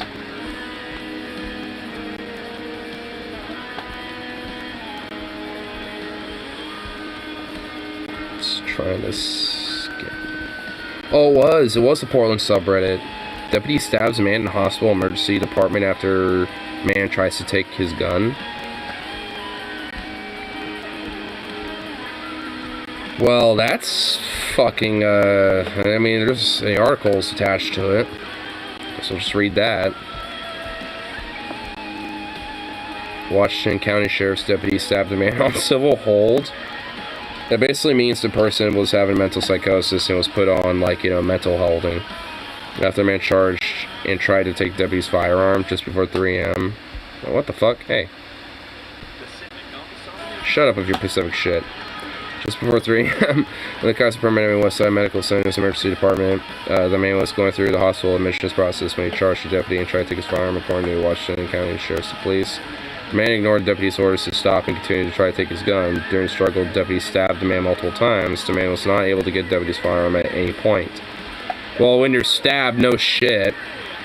He was taken to a different hospital to be treated for his injuries. A hospital staff member also tried to help the deputy who also sustained minor injuries. What does that mean? Who tried to help the deputy? Does that mean like person tried to break it up and they got cut by the fucking knife? Which, by the way, you know, that person might want to get some blood tests and, you know, shit like that done to make sure they don't have diseases now, by the way. I mean, couldn't there have been another way to deal with this besides stabbing a motherfucker? The deputy involved in the incident was placed on critical interest leave. Critical interest leave? That sounds like another way of saying paid leave. So that definitely sounds like some bunk. Whoa, what the fuck? 2 people found dead in a car in Clackamas County, my county? What the fuck? What the fuck? Alright, I didn't even mean to read that, but I'm gonna read it now. Wait, where'd it go? I want to see this. I want to see this 2 people dead in a fucking car, bro. Where'd it go? I got nothing but ads. Are you serious here? Give me my fucking article I wanted to look at. What the hell? Where'd it go?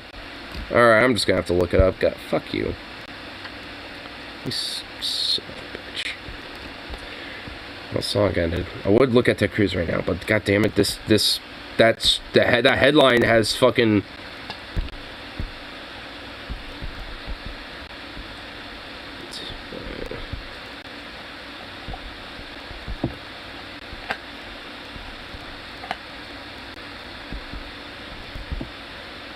Yeah, let's see here.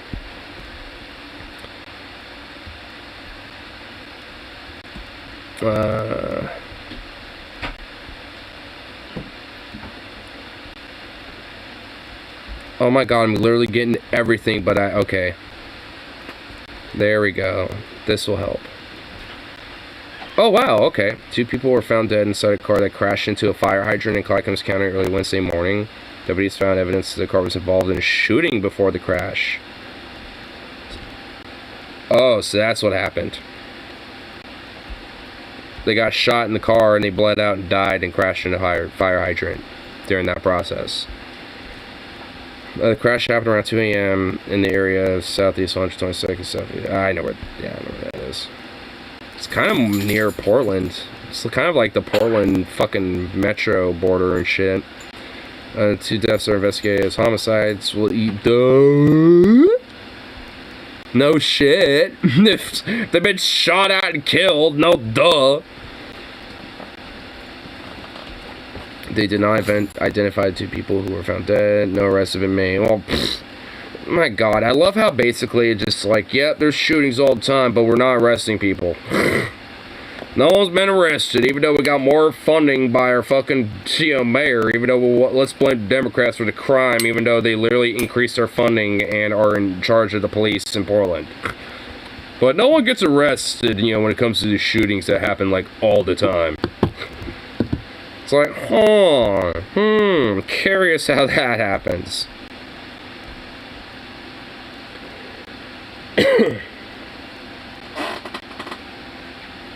It's as if they purposely don't do their jobs so they can, make a fucking hoopla to force, like, different fucking right-wing, Republican types, within the city council and as a mayor, potentially, if they can.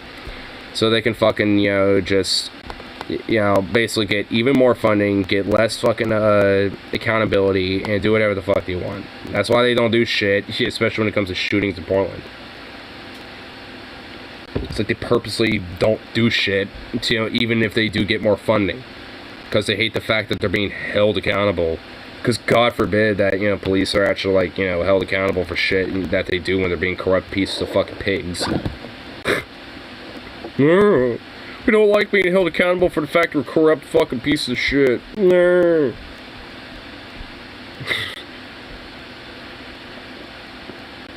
We still don't have body cams because we try to, basically lobby the last legislation when it comes to having body cams on us. We basically literally want to have total control of all the footage and basically be the first ones to see it and the last ones to see it when it comes to investigating that shit. And basically, like, having total fucking control of all the fucking body cam files and footage and stuff. So if there's something that shows us being corrupt pieces of shit, we can just delete the files and you don't have to see it. But, like, never mind the fact that, we just don't want to be held accountable. We're gonna blame Democrats and stuff for the fact that there's a lot of crime and shit. Even though they were the ones trying to push for fucking body cams, but then the right-wingers and the fucking police lobby to undermine that shit so they can have pretty much total control over, like, what they do with their fucking body cam footage. And it's like, It's a wonder why motherfuckers like Joanne Hardesty voted against that shit, because it basically did not actually hold the police accountable, and essentially gave them total control of the fucking body cams when it should be fucking public and independently reviewed if there's fucking, criminality and fucking corruption going on and being investigated for that. Like, fuck these, like, internal investigation bullshit. Like, that honestly should be fucking illegal, like, on a federal level, as far as I'm concerned. Like, police are not allowed to do internal investigations. It has to be independent from independent fucking county, state, or federal agencies. Like, it has to be separate. I mean, it just has to be. Did not have the best. But anyway, fact, Ted Cruz. Let's watch him get heckled endlessly. It's very difficult for Ted Cruz. So he went to New York. This fucking reply. God damn it! Hold on. You fuck.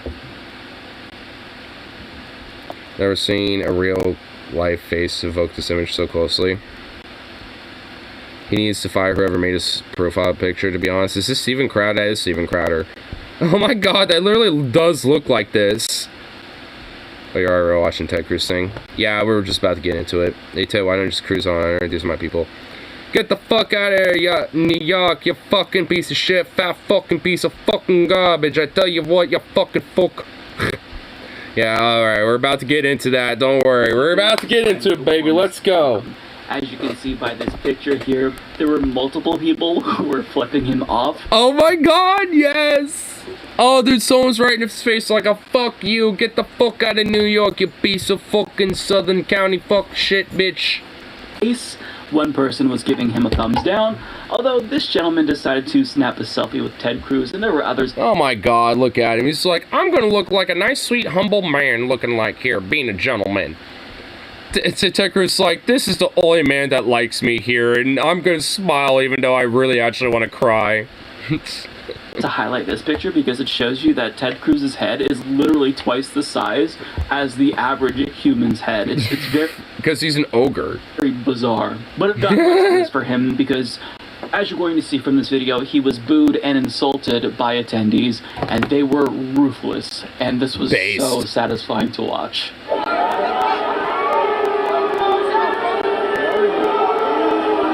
Fuck you! Boo! Racist piece of shit!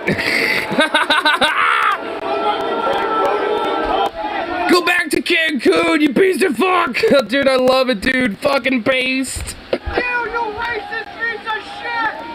Fuck you! Fuck you! You, man! You suck! You fucking suck, dude! You go to fucking hell, dude! Remember when Trump called your wife ugly? Remember that? Remember when Trump called your wife ugly and then you nominated him? Remember that one time I got called ugly, bitch? Those insurrectionists wanted to murder you! Yo, go you ugly piece of shit! Yo, go to hell! Trump. Get the fuck out of New York! Dude, how is there not some belligerent drunk New Yorker just like fucking like, let me at this son of a bitch? You know, I'm about ready to like fucking try to swing a hand at him and shit. Like, I'm waiting for a son of a bitch to try to be held back. Be like, let me at this fucking racist piece of shit. Find the fucking, take out my boys, because they're trying to be like freedom. Mutilations against the Italians and the rest of the PLCs. The motherfucker. Fuck you. I'm walking here. Oh. 10 generations of Sicilian mobster. I tell you what, I'll get a good man to whack your ass. Oh. Oh, that was so good. That was food for the soul. That was uplifting for Dude, I feel happy. our spirits, and watching that honestly made me so happy. It put a smile on my Dude, there's one thing I love New Yorkers, and like, there's one thing I love about them. And it's just that when they heckle son of a bitch, and they get angry, they don't give a fuck. They're going to just like let their voice be heard. I mean, I love that about New Yorkers. There's something about that about them, man. Like, I wouldn't want to be having it directed at me, obviously, but but the schadenfreude of watching them just go at somebody, and just watch them just like go ham, dude. Oh my god, I love it. Because I mean, honestly, I feel like the accent's what really makes it. The accent's what completes it all. Like, I mean, that New Jersey Bostonian shit's just like too like nasally, like like that, like, oh, we're going down to Harmon, it's just too nasally and nerdy for it. But like that more thick, like New York, like, I'm for fucking New York, like it's more like thick and like from the soul, you know what I mean? It's like, it's from the soul. It's like, I'm fucking New York, and you fucking piece of shit, you racist fuck, get out of here. Oh, it's like, it comes from that fucking soul a little bit. It comes from the heart. See, even I'm fucking bringing it out a little bit. I'm just naturally just, went New Yorker right there, for a minute. Like, I mean, it naturally comes out because it's like, it's like a state of mind and a piece of the heart, you know what I mean? It's a piece of the soul. Or anyone else, I would feel a little bit bad. I would feel sympathy for them, but because it's Ted Cruz, I felt nothing whatsoever, nothing but satisfaction, that is, but no sympathy for Ted Cruz. Now, I mean, why would anyone have sympathy? Like, it's for him because I honestly, I did for like literally 1 week, and it was when he like showed himself for the first time with a beard. And I was like, alright, I'm gonna let myself, like, give me a week to just, like, digest this and see if you're okay with it. I gave him a little bit of a moment, but he's honestly literally gotten chunkier and chubbier since then, and now it just looks uglier than fucking sin. Like, he actually, when he was more thinner and shit, like, he actually had a little something, like, when he first had the beard, he was actually legit more thinner, and he actually kind of had something going for it. I was like, okay, alright, I mean, not immediately irreprehensibly repulsive. You're just repulsive now, but not, like, immediately reprehensibly repulsive. Like, not the extra add-on, but... Nah, now it's even, like, farther. It's not, like, immediately reprehensibly impulsive. It's just, like, I don't even know how you could describe it at this point. An obligation at this point? Like, an obligation to heckle the son of a bitch if you see him in public. Like, that's about, I don't know, about the best I can describe it, at least safely. he decided to go on The View to promote his shitty new book. And you Oh, I saw that. think that in a TV studio you'd be insulated from hecklers, but no. On The View, he was met with more hecklers, this time protesting him. Well, honestly, that makes sense because isn't The View just full of like centrist, like wine mom libs and shit like that? Like, even like, you know, soft, moderate, conservative wine moms and shit. Like, I mean, like The View is like their fucking shit. Like, my mom is like a soft, moderate, conservative type. I mean, very Christian one, but nonetheless, you know, kind of like that a little. She fucking always is watching The View and shit. Like, I actually haven't seen her as much watching it just because I guess Meghan McCain isn't on there anymore. I guess. Oh, such a sad travesty.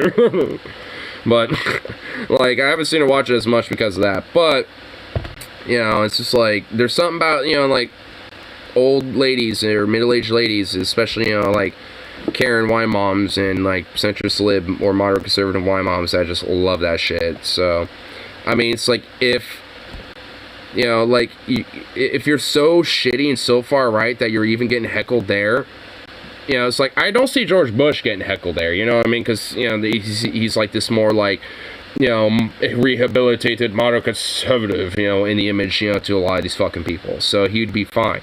But Ted Cruz isn't. So he's gonna get fucking heckled and shit by at least some of the more progressive leaning, you know, wine mom libs, you know, that might be actually there in the audience and shit. Look at inflation. The Nobel laureate economist, Milton Friedman, explained in the United States inflation has one cause and one cause only. See what I mean? They're just like the progressive lib, vote women no matter who types, you know? It's like, vote for women now. Like, you know, they almost strike me as like hardcore Hillaryites, you know what I mean? Like, they would vote for Hillary in a heartbeat, no second thought about it, you know? But nonetheless, they don't give a fuck. They see this guy, they heckle the shit out of him because they see it as a moral, obligatory duty of American to do so. See, real patriots fucking heckle their fucking politicians like this and shit. See, that's, you know, see, this, for me, it's like, I'm actually, like, fine with the idea of, like, patriotism and shit, but it has a totally different definition than what, like, these motherfuckers like Ted Cruz think. Like, it's, if anything, it's actually the antithesis of what these motherfuckers think. I mean, patriotism is like the love of country so much that you want it to be better, so you look at things like corruption and politicians like this fucking weasel, and you think it's an obligation to criticize it and heckle it and challenge it and fight against it. Like, to me, that's what, in my mind, is, you know, more of a patriot than what these motherfuckers are. These enablers of the status quo, or even worse, regressing from what our current status quo is. Like, those people aren't patriots. If anything, as far as I'm concerned, they're fucking traitors. Yeah, at least, you know, when it comes to my definitions and shit. You know, when at least it comes to the idea of being American, I guess. But I guess, you know, at the same time, even historically, I've been kind of the minority in that. But I think, honestly, the material reality is quite the exact opposite. But that's why there's the systemic, you know, reality, and then there's, like, the fucking material outcome of the reality. Because, honestly, there's a lot of, you know, really, honestly, legitimately, really cool and awesome fucking base things about America that, you know, gets overshadowed and overlooked. And the main reason why is because it doesn't fit the norm of the status quo. It challenges it. And the status quo, obviously, don't like that. So they hide that shit. They shuffle, you know, they brush it under the rug. Like, you know, when American laborers, you know, literally fought against the fucking government at Blair Mountain shit, base as fuck. Great, awesome, fucking proud thing as an American I would, you know, think of. You know, it's like, oh, what's the thing about America that I'm proud of? When Americans and workers and miners literally, like, fought back against the government and the companies at a literal fucking battle. Like, you know, like with guns, machine guns, planes dropping bombs on these workers and shit. Like, that's some patriotism right there, brother. Like, I mean, but... You know, it almost gets never fucking talked about because, you know, it challenges and goes against the entire idea about what the status quo is, and, you know, they don't want to, you know, people, Americans, you know, think that is patriotic or the good thing or the norm. They want people to not learn about that shit. That's why they will never teach you about it when it comes to education. Because I learned about the Battle of Blair Mountain literally on my own. Actually, through fucking song. I learned it through music. That's when I first heard about Blair Mountain, was through music. And then I looked it up from there and realized, you know, there's a lot more to it besides just, you know, being a song about, like, some labor strike. Because it started as a labor strike, but, when push came to shove so hard, they literally took guns and stormed armories and literally rose the fuck up.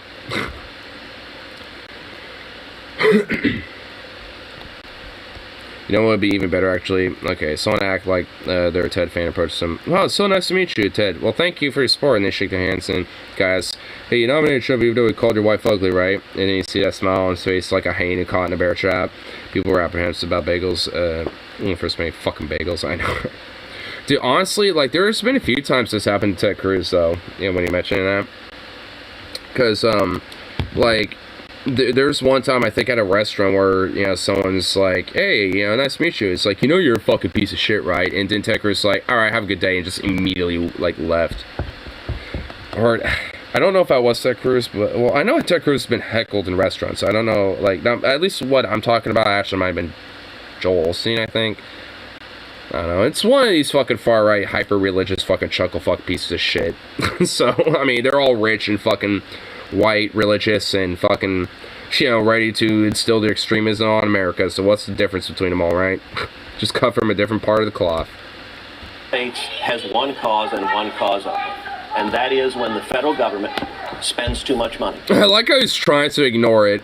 Okay. We have seen trillions and trillions of dollars spent by Joe Biden and the Democrats. Just last year. Let me just have a memorized talking point, discussed like I'm in a debate stage or something, like it's 2024.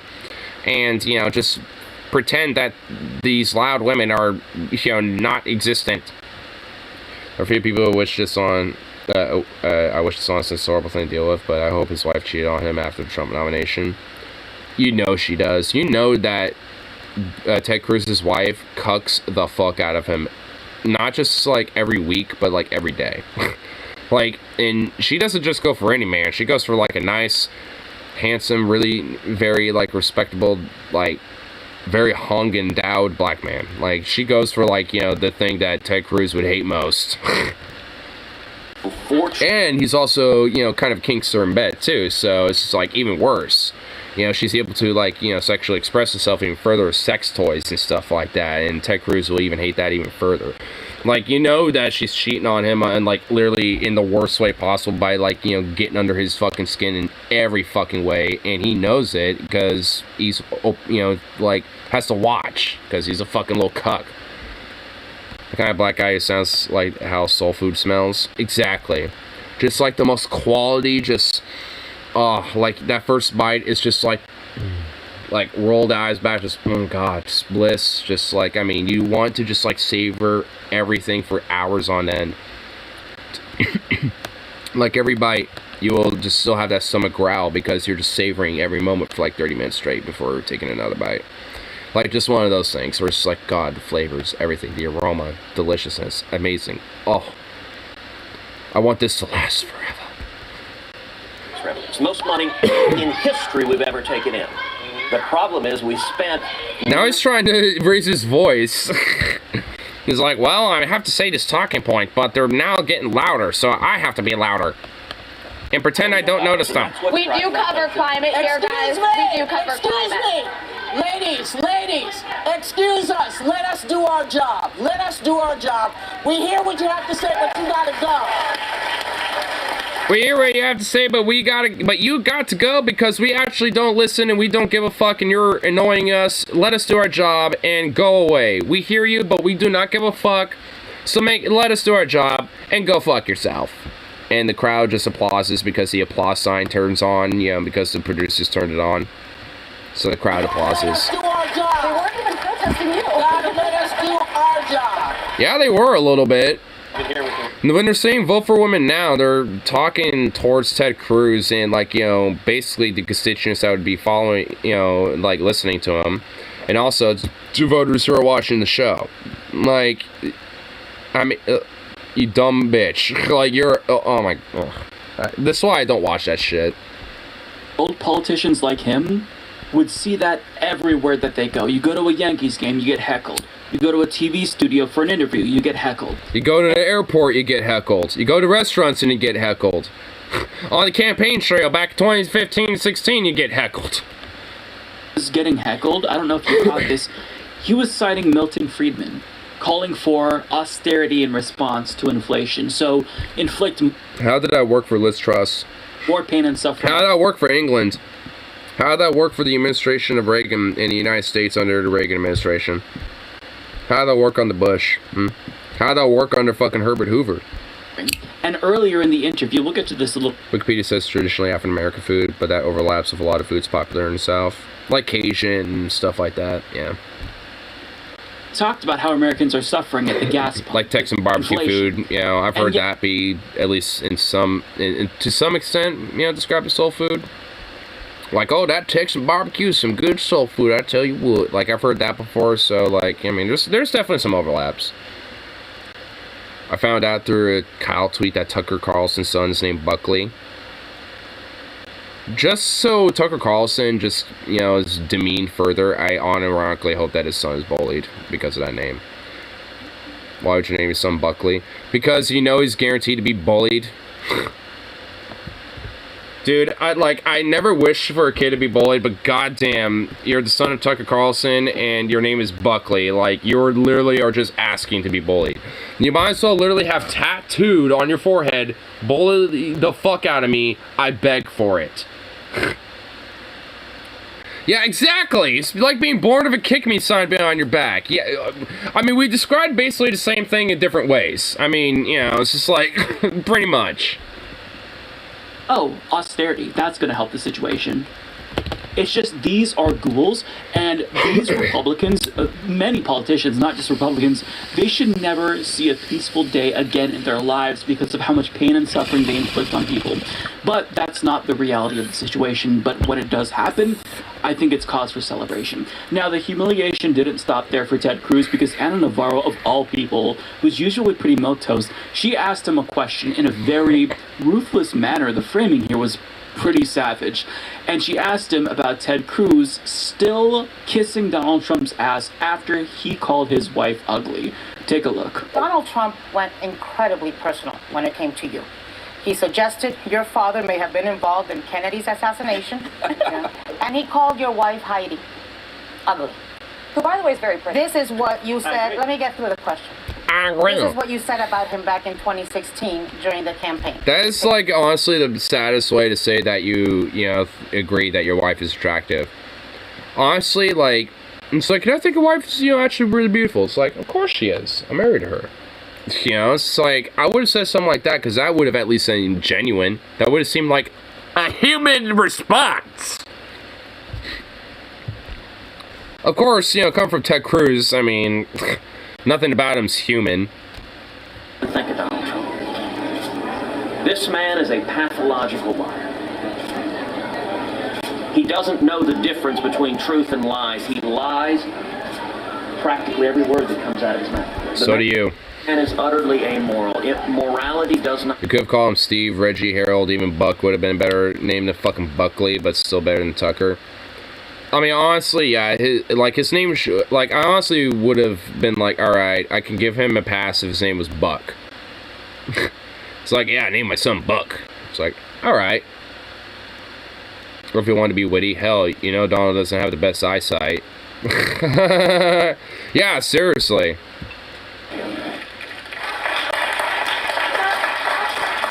It's like, I'm sure his eyesight got a lot worse after, you know, looking at the eclipse, too. Like, he could have added something to that as well, because when he literally stared at the fucking sun when there was an eclipse. So, it's just like, I mean, there's literally, like, you could have done anything to actually look like a human being. And also love your wife. But you obviously don't, because it's just like, you know, business contract to him. Because, you know, I'm married to... And to her, too, honestly. I frankly don't know how you get over your wife being called ugly. I don't know how you get over those kind of calumnies against your father. But you obviously have gotten over it. Today you sing a very different tune. So tell us, were you lying then or are you lying now? Oh! Oh shit! Are you lying then or are you lying now? Oh damn, bro. My eyesight is tremendous and only a blind man would marry someone as ugly as Ted's troll of a wife. Damn. Oof. Yeah, Trump would obviously, yeah, he would obviously have a rebuttal, but at least you would look like you could stand on your own ground if you could, you know, at least try to challenge his ass back and at least seem somewhat witty. sympathy for Ted Cruz, but that was definitely embarrassing. And it's not like this is the first time he's been embarrassed. He's embarrassed himself.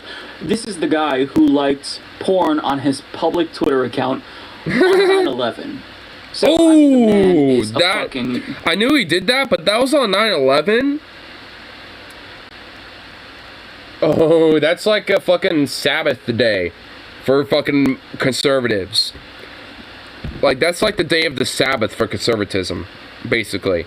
And you just violated the Sabbath, Ted Cruz. Oh my God. How do even conservatives like him still when he's like violated even their own Sabbaths? Right? But we're going to switch gears a little bit because I think that there's a lesson to be learned from this interview with Ted Cruz. Ted Cruz, I think, answered that question here, and that's what we're going to watch, in a way that is, I hate to say it, persuasive. And even though it's Ted Cruz, the tactics here are what I want people to pay attention to, because what he did was he gave an answer to a question that even if it's him, even if it's disingenuous, I think that it's going to land with individuals who are voting for them. Now, we might think that Ted Cruz is a clown because he is, but the people who vote for him don't think that he's a clown. And I think it's because if you try to see past all the smarminess, you can see that this is an individual who he knows how to bullshit. And even though we see through it, others don't. So watch his response. I think this was actually a masterclass in how to get out of it. He's really like... I mean, Ted Cruz must have like been Neo from the Matrix if he's, if Mike Figueredo is actually willing to like, look at the cock and balls of Ted Cruz and be like, you know what, I'll give you this one time, and just went on there for a little bit and give a little fondle and stuff just for a little bit, and it's like, all right, I give you that one time. He didn't, he never let Ted Cruz finish. I mean, at the end of the day, it was just a tease. It's just like, all right, I'll give you, your 1 minute of, fun.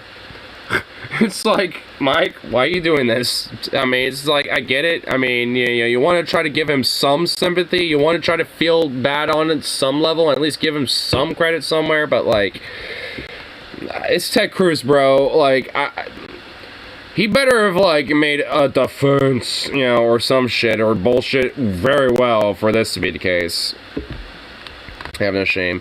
If someone they worship is shown to go against every belief they have, they consider an endorsement. Yeah, basically. Honestly, that sadly is the truth. Do you think Christ himself to sleep when all the cameras are off and his wife is off of Tyrone? Yeah, absolutely. And I guarantee you he's probably hitting up, like, either, like, trans or, like, bisexual prostitutes, to have, like, like little three-ways with or some shit, to cry himself to sleep with afterwards. It's a loaded question there. Mm-hmm. Look, I think a lot of people have the same question. It's a very different Ted Cruz that we're seeing. Yeah. We are. I mean, would you not agree that that's very different Ted Cruz than today's Ted Cruz? What I would say is this. In 2016, we had a primary where Donald Trump and I beat the living crap out of each other. I'll tell you, Heidi laughed when he said that. My father laughed, by the way. My dad didn't just kill Kennedy. He's got Jimmy Hoffa buried in the backyard.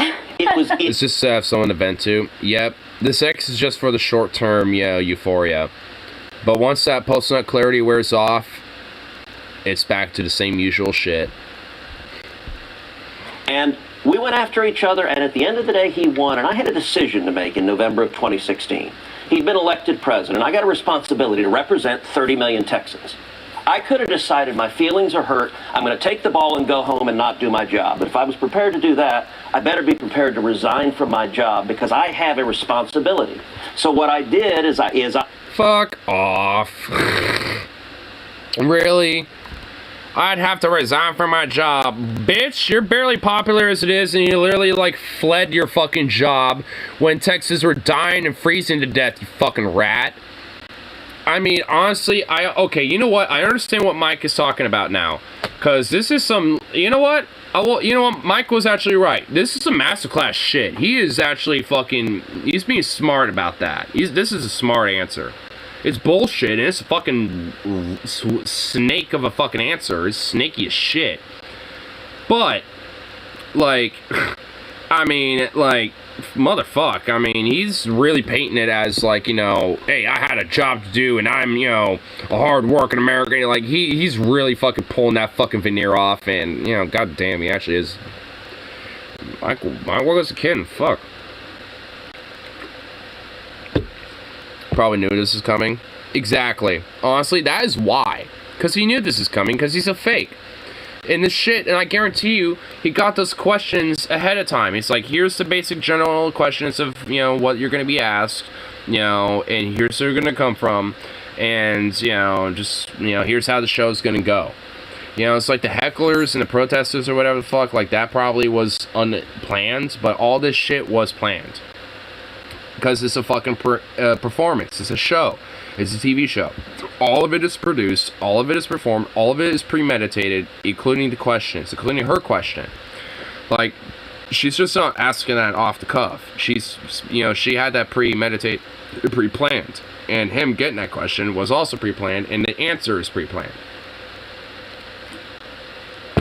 But he did look at that question ahead of time and knew what answer to give.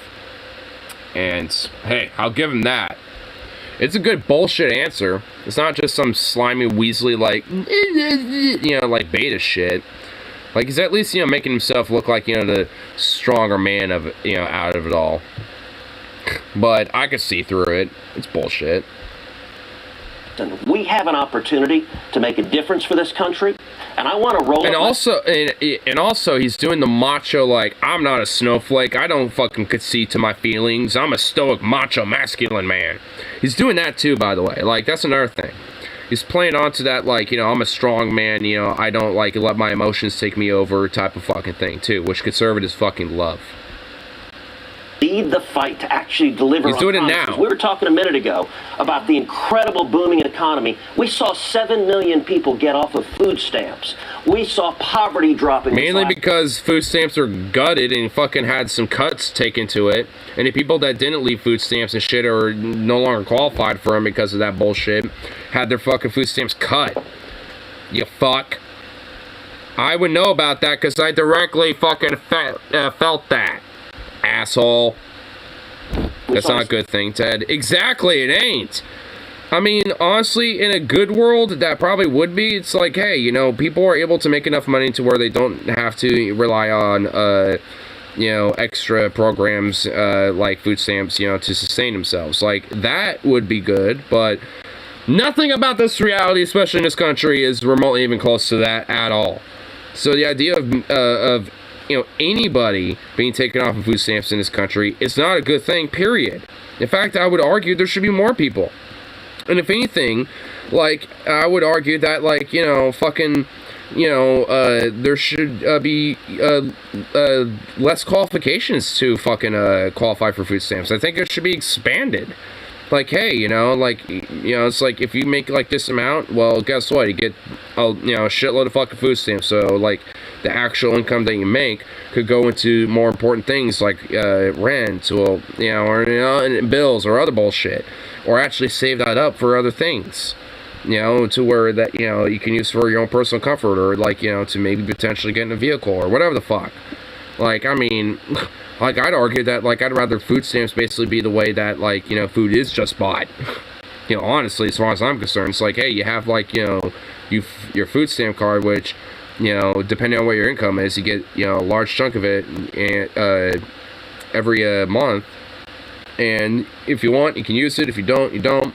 But if you do, you essentially, you know, are able to have, like, just a little, you know, just that much more income to fucking basically, you know, do whatever you want with it, you know. But if you don't want to use it and you don't necessarily want to have it, it's just an option to be available for you, you know, then, hey, you don't have to, you know, because, and honestly, I would be okay with the idea of, like, if you make, like, you know, $75K a year, then if you went and got a food stamp card, it being basically, like, you know, like $150 to $200 a month, because you already make a pretty decent amount of income.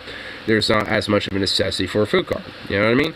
Like, I mean, I'm okay with that type of shit. But if you're making, like, you know, just like the bare minimal, or like at least like anything under like 40K or some shit, or even 50K or whatever the fuck a year, then yeah, it should be getting like 300, 400, 500, depending, you know, a month when it comes to food stamps. Just full stop.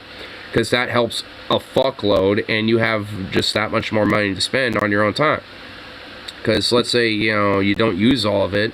I mean, I think also, at least nationally, I know at least for Oregon it's the case, but nationally it should roll over. It's like, hey, you know, you get what you have, and if you don't use any of it, or if you use half of it, that, you know, goes over to the next month. So let's say you don't use it a lot for like 3 months, well, that just builds up, you know, so it's like, I think that should be fine.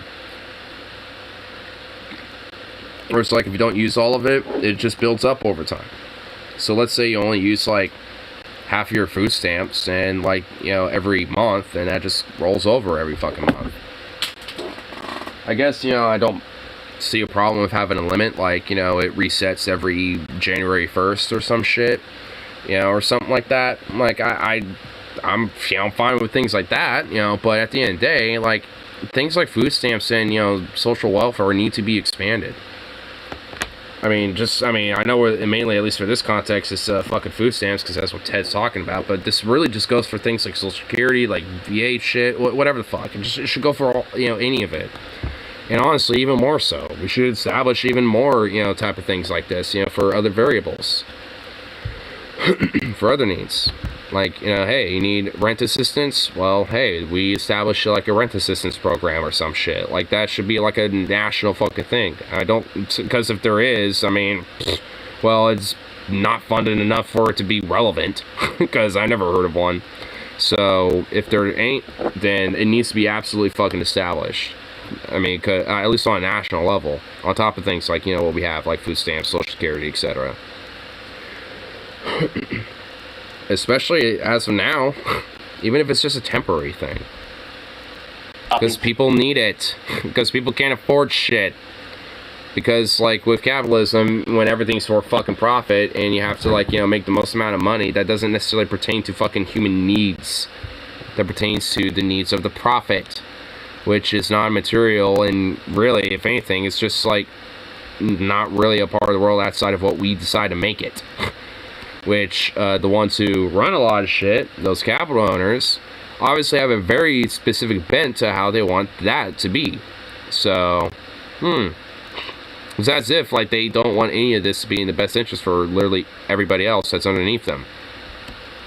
Or at least not willing to play their fucking little club and play by their rules. Results that make a real difference, and I'm proud of that record. And why did I choose to work with him, even though I was pissed off at what he said? Because I had a job to do, and I had responsibility. Look, love him or hate him, and I hate him. And I do too. I mean, it's like, I had a job to do, and I had to do it, blah, blah, blah, blah, blah. It's like, well, you're still a fucking bitch. It's at the end of the day. But that's because I can at least see through your bullshit. Respond. You know what? I think conservatives have a perpetual family upwards mentality. It doesn't matter how fucked things are. They think somehow it'll work out in their favor. Honestly, there really is a strong element of that within, I think, a lot of conservatives, whether they know it or not. I think there are some that legit believe that because of things like Reaganomic policies and shit like that. But, I mean, I do think there's a strong element where people genuinely do think that, like, well, you know, even though things are fucked and things aren't working out, it'll somehow be okay at the end of the day. Because God, or because, you know, we'll just vote in this Republican and blah, blah, blah, blah, blah, and all make, you know, be good, and, or whatever the fuck. You know, they always got, you know, some sort of a cop-out. Or it could be a combination of any of those things. Absolutely, undeniably a good response. So, listen, I think that a lot of people see through Ted Cruz, they see through the bullshit of these Republican politicians, but the problem is, even if most people, I'd argue, see through Ted Cruz, see how fake and disingenuous he is, those people aren't the ones voting. The people who are voting, they actually think that Ted Cruz, apparently, is respectable and honest. If you build your house on this cliff, it'll collapse. Nah, it's not gonna do that. Just build, you know, deep, you know, within the structure of that cliffside and stuff, you know, secure it on the side of the cliff, and it'll be just fine. Oh, so when it actually does collapse, like, basically your whole house just goes all in one piece and then just shatters at the bottom? You know, like that? Nah, that's not gonna happen. It'll just collapse around the, you know, the fucking beams and stuff, and the house will still be there. Yeah. I mean, aren't mentally strong enough to face the flaws of their ideology. I'm pretty sure that if they truly face it, that they would break them. Yeah, honestly. I think, honestly, there would be a legitimate existential crisis of a lot of these fucking people. Because I know, I know at least, you know, to some that have rehabilitated, it kind of was. It's like, oh shit. Like, my whole identity, my whole life that I've been, you know, building up to this point has been a facade because of the ideology that I was kind of groomed to believe in. Like, I mean, there's legitimately, like, you know, a lot of people that are like that. You know, especially when it comes to, like, the conservative right. Like, I mean, kind of, Hunter Avallone was kind of like one of those people. I mean, and he's a streamer and shit, and now he's, I mean, he's not like a leftist necessarily, but he's definitely like a progressive liberal type, like a sock them. And, you know, he's kind of like a dirtbag progressive type and shit. And actually, you know, I like his content, you know, and stuff. But he used to be like a right-wing dork. Like, I remember back when he was a right-winger where, like, TJ, back in the day, like in 2015 and 16 and shit, like, he'd react to Hunter Avallone because Hunter Avallone was saying dumb conservative shit once, you know, because someone sent it to him for an abandoned hope or whatever. But nowadays, Hunter Avallone's legit, and at least, you know, especially on social views and, you know, like, progressive cultural ideas, like, he's actually legit very based. He's still, you know, a liberal at the end of the day, but, you know, he's, like, reformed, and, you know, because he kind of had, like, a little bit of, like, what I was talking about. Like, he got married and had kids and realized, you know, actually a lot of this conservative shit, you know, especially for what I'm building up for my family and shit, is actually bullshit, and this is not gonna work, you know, especially if what I'm, you know, building for myself, you know, at least family and personal wise, you know, just, you know, forget the fucking career part about it. Like, it ain't gonna work, you know, so, and honestly, that's why, you know, it's like he changed his whole route. Instead of being like a right-wing grifter type, he, you know, decided to stick with what his principles were. Wait, who had a family? Hunter Avallone. Like, the reason why Hunter Avallone is a progressive, liberal, like, lefty type, well, not like full-on lefty, but, you know, like, around that type of frame, he, you know, changed from being like a conservative, you know, to, you know, like a more progressive type now because of having a family and getting married and having kids and shit. Is it baby mom trauma? No. Yeah, if anything, it's actually quite the opposite. Because from what I understand, at least from what little Hunter has talked about, he's actually, you know, got, like, you know, a pretty happy, you know, personal life going on with his wife and his kids. So, you know, good on him. Like, honestly, I think, you know, all in all, he's kind of rehabilitated into, like, legit, like, a really cool dude at this point. Check the link I sent. Think you'll like it. Yeah, I'll check it out real quick. Oh, my God. Oh, that's so cute. I'm saving this. This is the best kitty. Oh, that cat looks happy. Oh, look at that kitty. I mean, it looks happy and content, but he also looks mildly annoyed because now something's on his head. This cat looked like it was happy and bliss because it was covered in weed, but now there's one on its head, and it's like, alright, now I'm annoyed. There's something on my head. Aw, cute little kitty.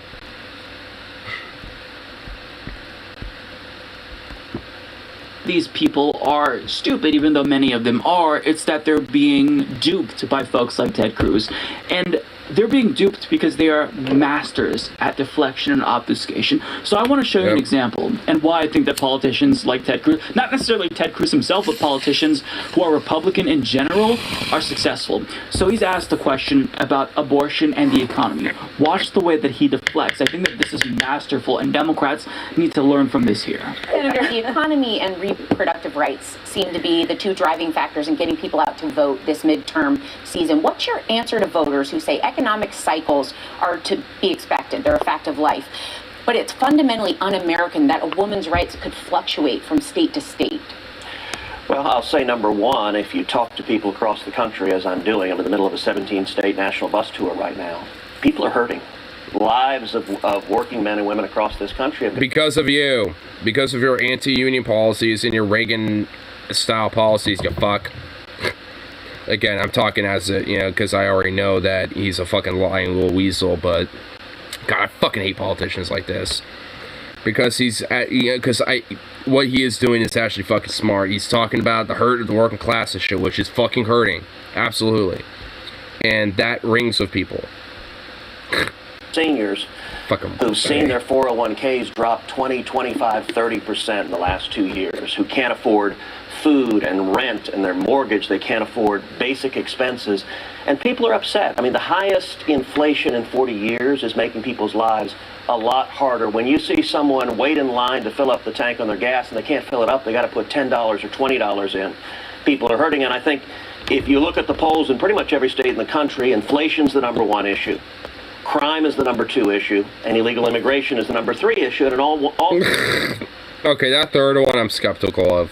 3 of those, this administration's agenda has been a train wreck. They are masters at deflection, and as you know, A train wreck. I mean, on immigration, you should be praising Joe Biden for one. He's basically doing the exact same thing Trump has been doing. He hasn't changed hardly at all. Like when it comes to inflation, that's not even Biden's fault and shit, because that's a global problem. And also a lot of that's tied to the fossil fuel industry because of OPEC and Russia and Saudi Arabia fucking over America's economy with that shit. And thus also kind of fucking with a lot of the other Western world's economy and global economies overall. I mean, it's not a coinky think of that shit. I mean, a lot of the fucking inflation aspect isn't even inherently Biden's fucking fault, and a lot of that is just because corporations are just using it as an excuse to price gouge, too.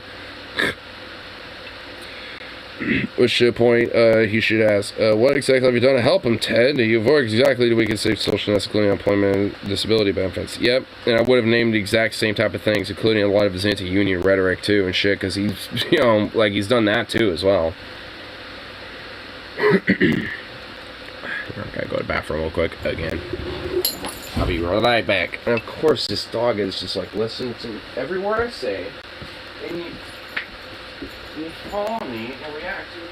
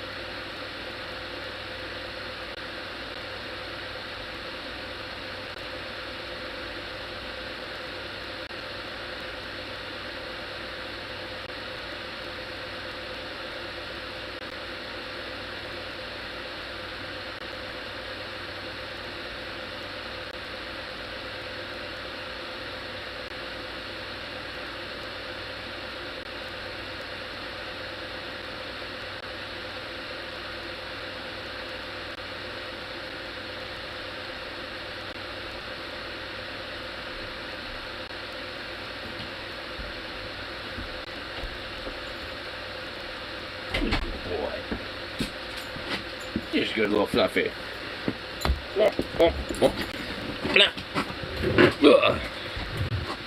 See what else to this clip.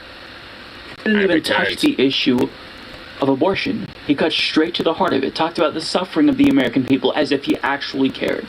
Now, we all see through it, but the people who are voting, at least in Texas, they don't see through it. So as much as we all... It's Texas.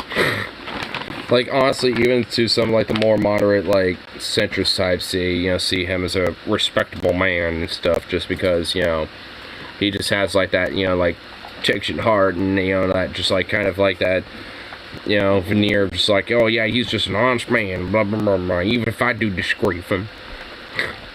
ourselves. I think that we need to ask ourselves, why are politicians like him, who are so transparent and smarmy, setting the agenda? And it's because of the rhetorical tactics that they use. If you notice there... Well, because... honestly, a lot of that's because of the money. Because what's that money get invested into? Different think tanks and lobbyists and different PACs and shit that also will go to these politicians and not just, like, tell them what they want, but also teach them and train them on how to respond to things that will challenge what the fuck they do when it comes to things that those same type of people and groups want. Like... it's not just like, hey, I'll give you this amount of money to do what I want. Like, it's not just that easy and simple. Like, they will do that, but as they work with you, they're like, oh, hey, you'll have probably media interviewers and, different places that you go on when it comes to shows. They might ask you questions like this, or at least variations of these type of questions. Here's some different, ways you can answer those questions and how you can answer them, and blah blah blah blah blah. Like they fucking like train these fucking people to answer these things in a way that sounds like, oh, I'm for the working people, I'm for the American, I'm for the average person, while fucking stabbing him in the back and fucking raping him in the ass with a cactus, thorns and all, with no lube.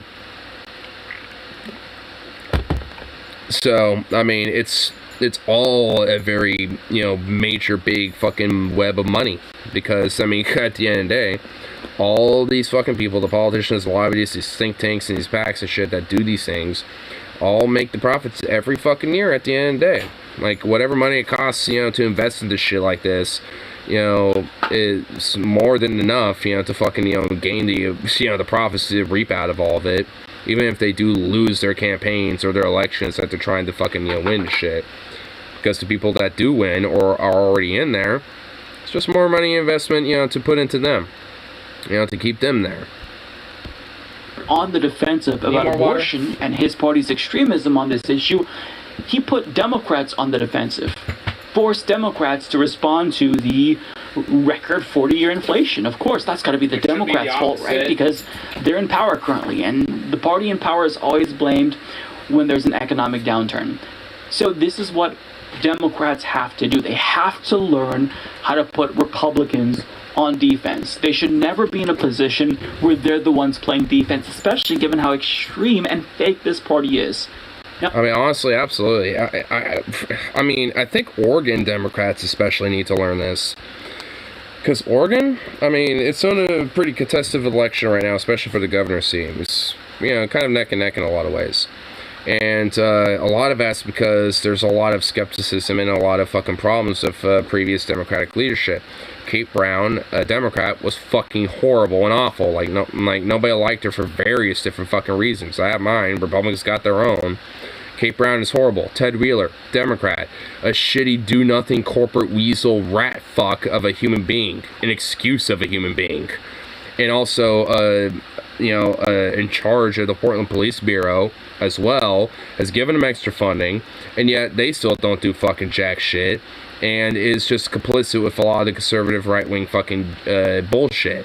Like another fuck. It's like, Oregon legitimately has like a lot of elements where Democrats are forced to the defensive when it should be the fucking offensive, and holding the conservative Republican right-wing elements of not just this, the Democrat Party within Portland and Oregon itself, but also the Republicans and the motherfuckers that are funding a lot of these agencies and bolstering a lot of this bullshit and propaganda campaigns and everything else.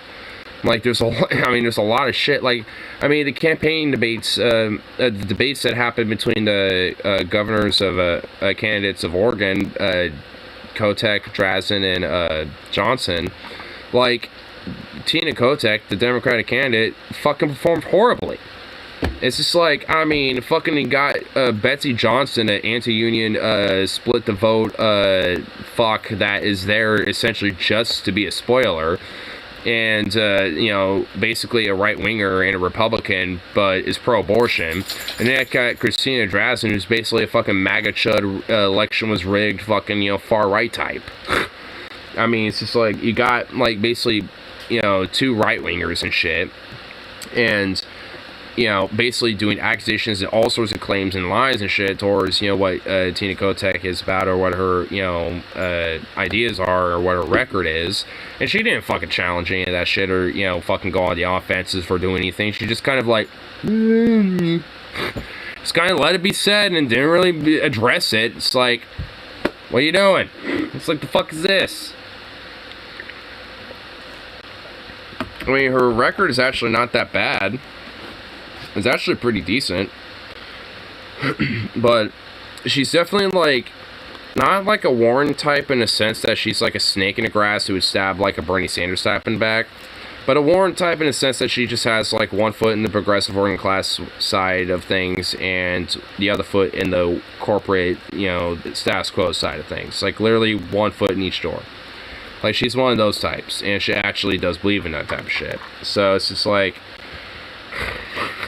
it's not great, but especially, you know, as a replacement for Kate Brown, a lot better. And especially considering who she's running against, fundamentally fucking 1,000 times better. Like, Tina Kotek, at least still, regardless at the end of the day, is just a better option, because there's at least some shit that I can look at and be like, alright, she will at least, you know, not be great, but at least, you know, be somewhat decent, you know, when it comes to these issues. You know, it's like she at least, you know, can walk some of the walk. Maybe not all of it, but at least some of it. But, I mean, I'd have more faith in her, or at least, you know, have more trust in her if she was more fucking aggressive, and Democrats in general were actually more aggressive instead of being Weasley corporatist fucking shitbag rats. Like, I don't expect that out of Ted Wheeler, but at least Tina Kotek, I would expect that a little bit at this point. Considering the stake at hand, especially for Oregon. Because even if, like, you know, Oregon has a, you know, a state Congress, you know, that's still Democrat-leaning and shit, and a lot of these counties are still pretty decently, you know, like, Democrat-leaning, like, you know, our county or shit like that, or at least, you know, gain Democrat seats. If there's a Republican governor, that just stonewalls the fuck out of everything when it comes to, like, state laws or, like, state legislation and everything like that. And if there's, like, judicial shit that happens in, like, county, courts and shit that go up to state courts, then same thing there, you know, in a lot of ways. You know, where it's just like, you know, she could potentially appoint different, you know, Republican type of judges and shit, and that wouldn't necessarily be good either. You know, so it's like, it's not like she has like a lot of power to do a lot of things, but she can put the structure and the framework, you know, for at least Christina Drazan, like she could put the framework, you know, for a pretty conservative Oregon to walk back a lot of fucking shit that it would not be good. Like, she wouldn't be the one to start, you know, to, you know, like, really make it that bad, but she would put the framework and the structure there for it. And that's what really makes it bad. Like, she wouldn't necessarily be the governor to revoke women's rights and shit, because that would have to go for a vote. But that's not going to happen. But, you know, I could see her putting a structure in place to potentially, you know, add some loopholes or add some bullshit to where, oh, actually, we don't necessarily have to do that now. You know, and because these Republicans, and especially these Trump types like her, they don't play by the rules. They don't play by the law. They don't give a fuck. They're going to do literally anything and everything in their power to, you know, take more control and more, influence into the government, and if that includes breaking the law and breaking the rules and doing shit that, you know, by normal means is, you know, would be very unprecedented and very fucking extreme, they'll do it. They don't give a fuck. Even if they do get, like, immediately unpopular and essentially get ousted, you know, the next fucking term and shit. As long as they get the shit, you know, set in place, that's all that matters to them. Plus, they'll just galvanize the supporters and say it's a rigged election and have them get all militant and violent. It's like they already have the fucking, like, playbook in hand. So, even if, you know, there is, like, certain things legally that, you know, she wouldn't just be able to do, like, flat out, she'll do everything under the sun to fucking, you know, skirt that shit. And be like, meh, actually it is the law now. I mean, just look at fucking Trump. Like any of these Republican types that, you know, are even remotely close to being sympathetic to that fuck, like, are gonna play by his exact fucking rule book.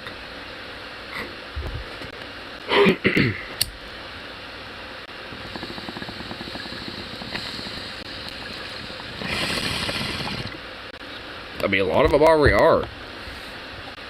Actually, I think the Human Report has a video on that. Speaking of. Yeah, right here. No, I remember seeing this earlier. I didn't actually watch it yet. Anyway, let's check it out. Because Donald Trump has faced zero... because this goes into what I'm talking about. ...accountability at this time over his lies and incitement of an insurrection following the 2020 election, while he's continuing to lie about that election. And his... He's also destroyed this criticism if Democrats actually did something.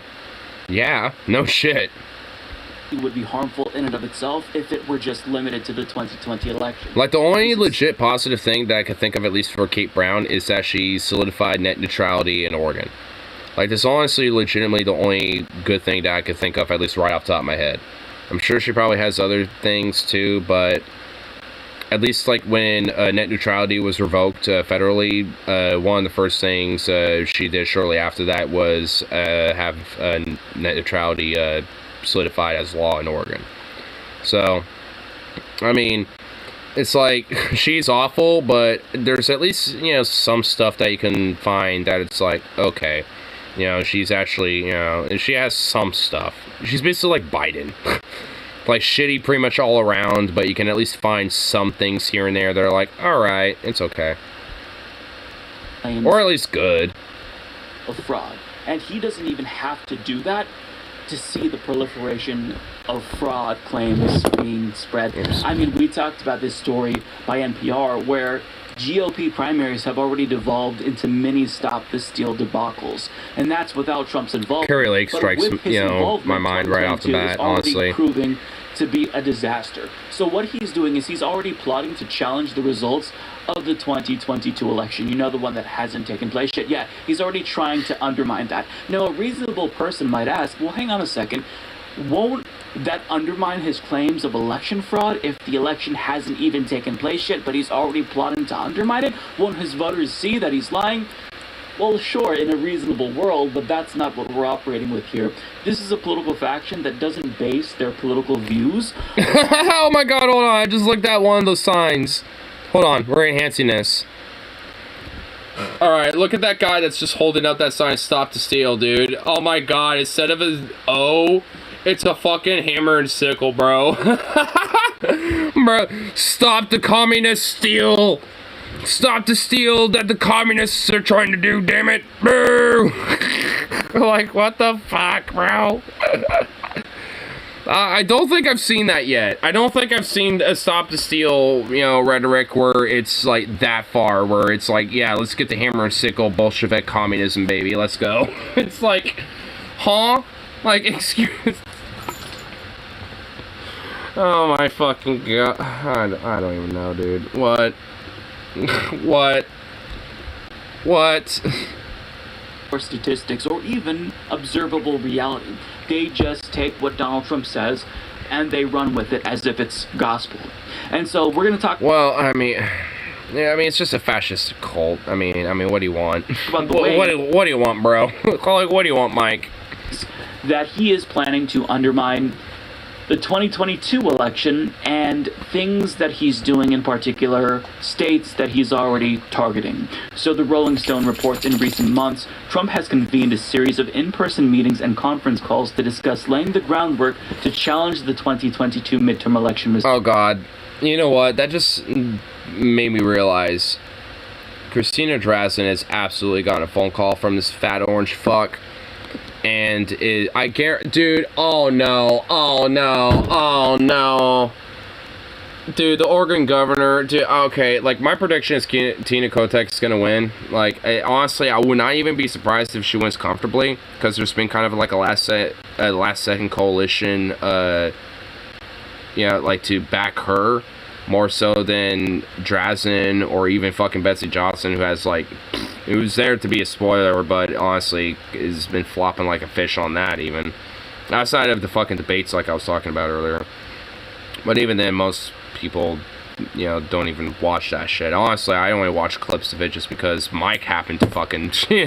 Mike happened to, you know, react to it on, I think, one of his Twitch streams that he uploaded as a segment on YouTube. And then I saw some on my own time after that, and... God, it was just shitty. It was just horrible. It was honestly very fucking boring. Like, honestly, the national debates, like the primaries, you know, for the parties, you know, for the presidency and shit like that, like, that is fundamentally, like, 1,000 times more entertaining. It just is. Like, the primary and general election debates, anything lesser than that are boring as shit. Outside of a few, I guess. Like, there's been a couple of them, like, the one that Tim Ryan is running against, I forgot his name, but that, like, the debates between those two have actually been pretty spicy. Because Tim Ryan, as much of a corporate little weasel ball that he is, like, he's actually been kind of like a strong arm, like, fucking, like, asshole in a good way, in a fucking awesome way against his opponent. You know, like, so it's just like, oh shit, that's actually kind of a flex. I mean, every now and then, like, there's actually been some clips out of some debates every now and then, at least for the general election, where it's actually like, oh shit, a few of them have actually been kind of spicy. Though, I wish Oregon was like that. I wish ours is spicy. It's not. It's boring and lame and shitty. Ugh. And I just know that Christina Drazan is going to call a rig election, because also we're a mail-in vote, and because 2020 was also primarily done by mail-in voting, and a lot of that shit was counted later after the fact of the day of. Like, dude, that argument's even, like, because Trump was making the argument about, like, mail-in ballots and shit, and how that's all rigged and fraudulent and blah, blah, blah. Like, Christina's gonna try to make that her main reason as to why it's a rigged election in Oregon. Because, it's primarily, you know, mail-in voting, because that's how we do things here with our elections. And because of that, it's a rigged election, and it's actually fraudulent for whatever fucking huckaboo reason. She's gonna use it. Oh my god, I guarantee you that Christina Drazan, you know, when she loses, she's going to do that. I guarantee it. And oh my fucking god, it's going to be such a waste of time.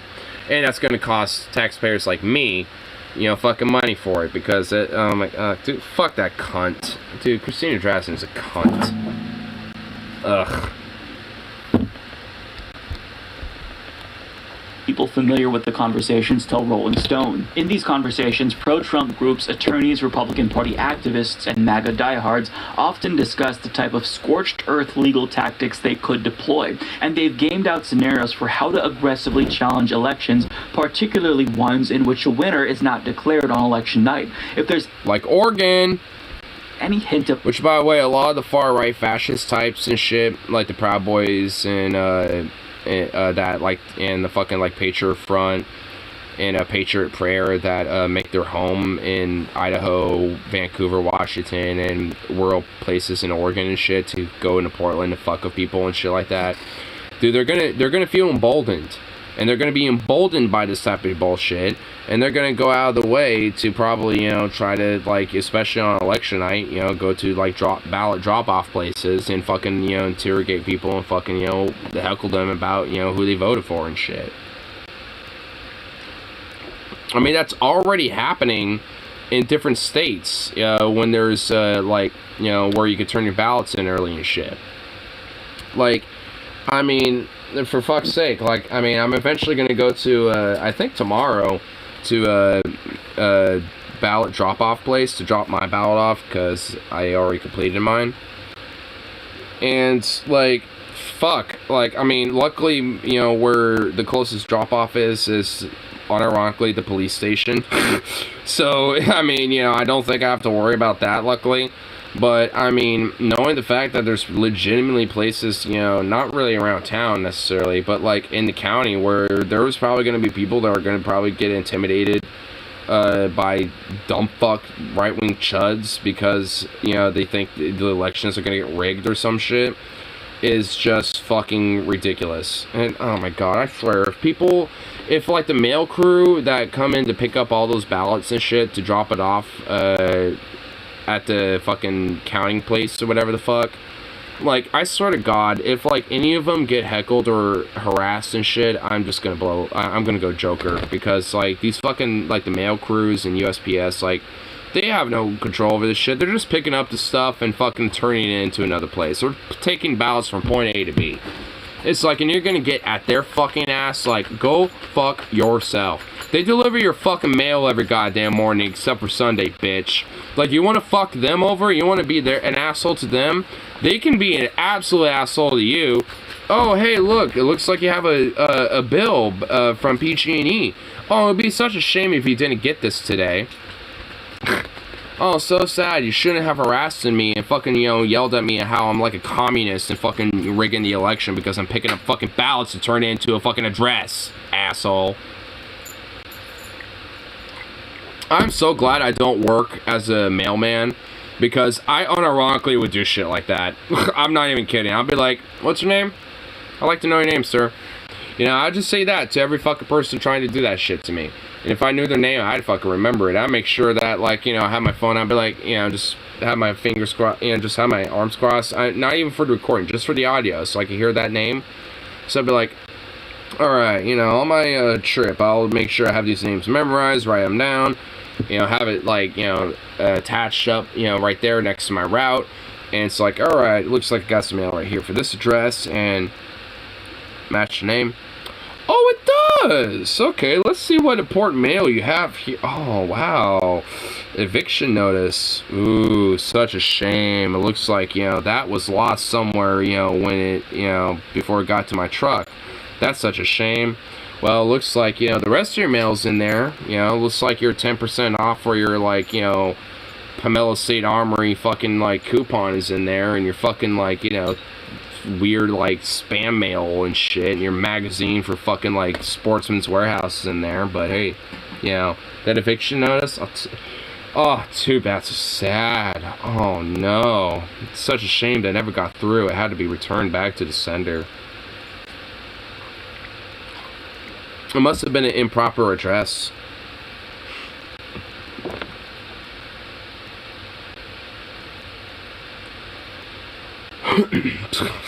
I would on it's thank fuck I'm not a mailman. I've actually gotten job offers from UPS specifically, at least as a warehouser, and I'm like, honestly, if getting to the warehouse wasn't such a bitch and a half to get to, I would do it. Like, cause honestly, it's good money. It's like 20 plus something an hour if I remember. I think like 21 an hour to start or some shit. And it's just like, I mean, shit. I mean, yeah, I'd do it, but I mean, it's legitimately like a bitch and a half to get to the fucking warehouse that, you know, get there. So it's like, If I had a car, sure, you know, I would. Just you know, like I would do that, but I don't. So, hey, so can I help you? Can I help you, dog? Oh, you're such a baby.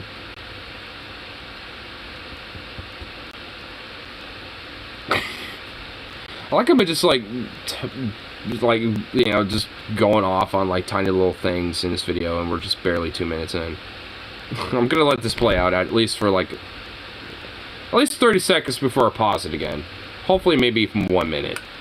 Wage aggressive court campaigns and launch a media blitz. Trump has been briefed on plans in multiple states and critical races, including in Georgia, but Pennsylvania has grabbed his interest most keenly. Oh, Oregon doesn't get a fucking shout out.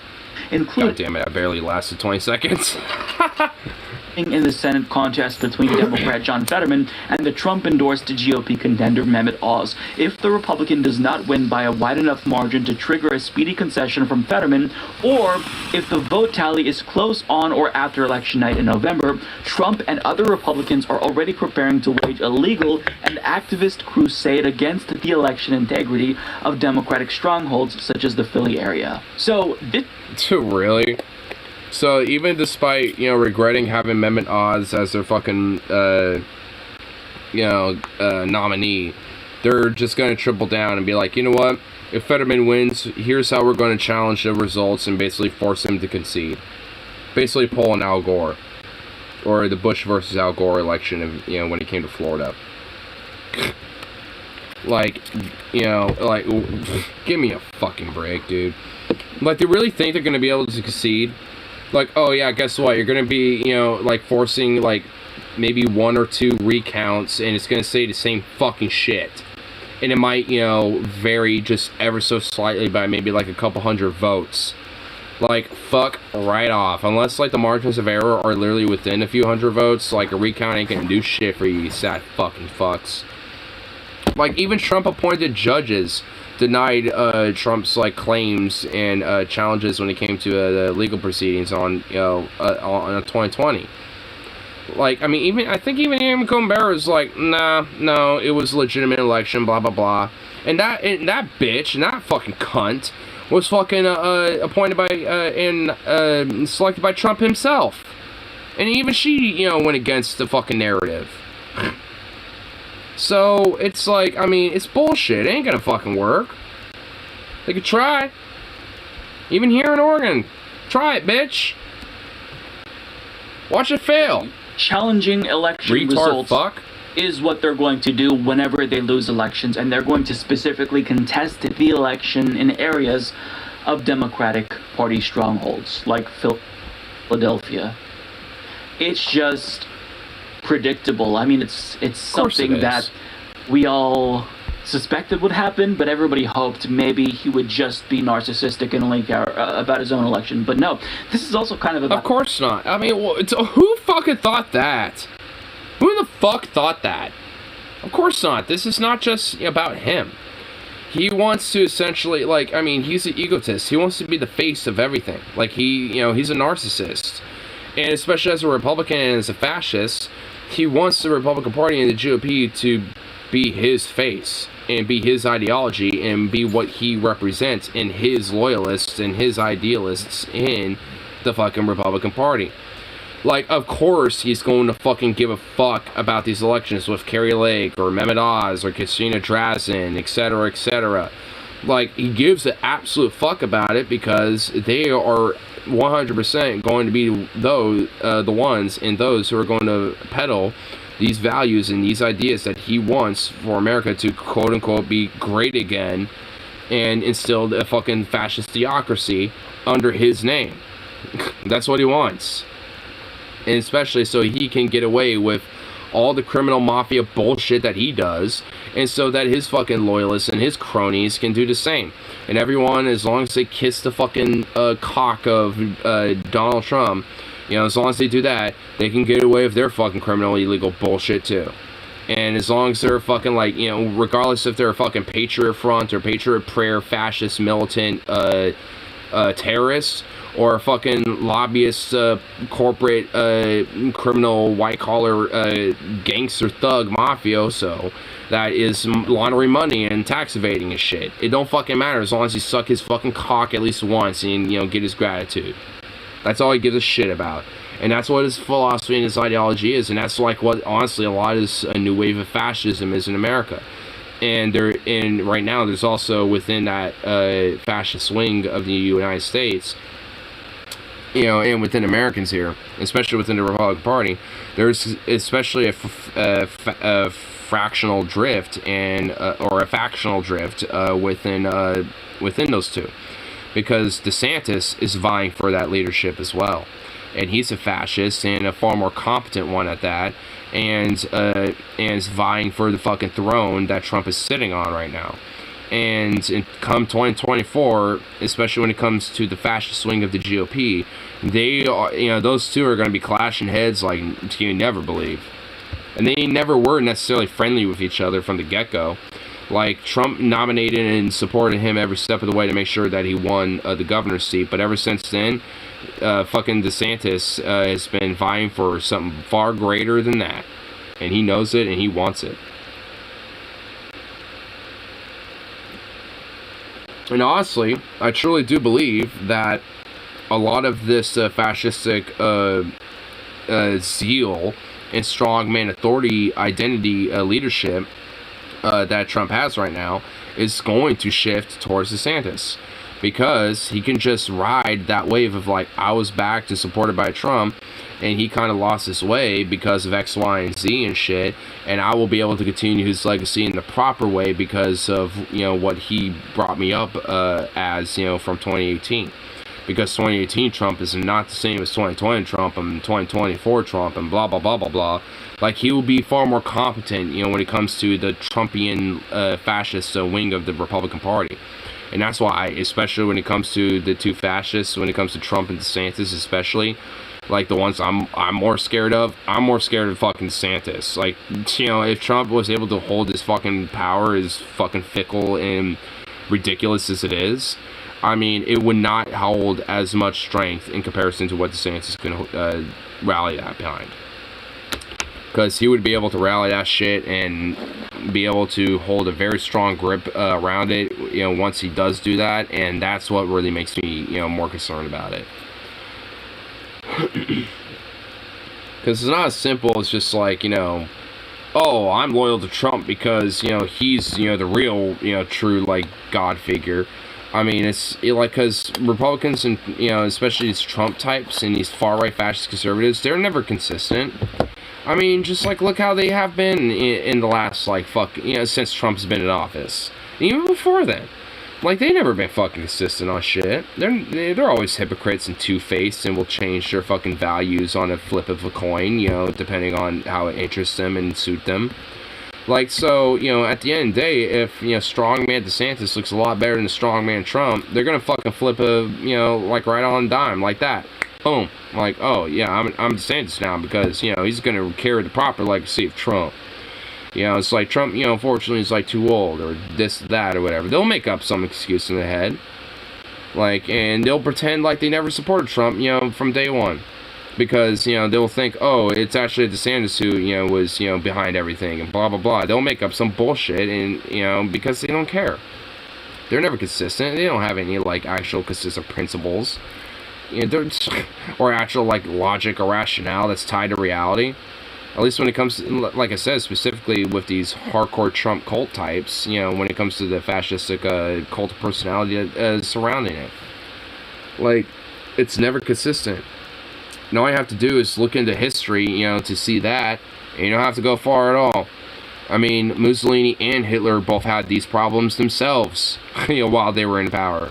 Like the Grand Fascist Council in Italy, you know, was, you know, like, I mean, essentially was filled with predominantly yes men towards the El Duce, Mussolini, but there were definitely elements, especially in its beginnings, that actually challenged Mussolini and, you know, and wanted to prosper a different element of fascism, or at least a different element of how to enact the fascism of Italy that Mussolini wanted. And Mussolini, understanding that he didn't want fucking people disagreeing with him, you know, went mob boss on their ass. And Hitler did the same shit.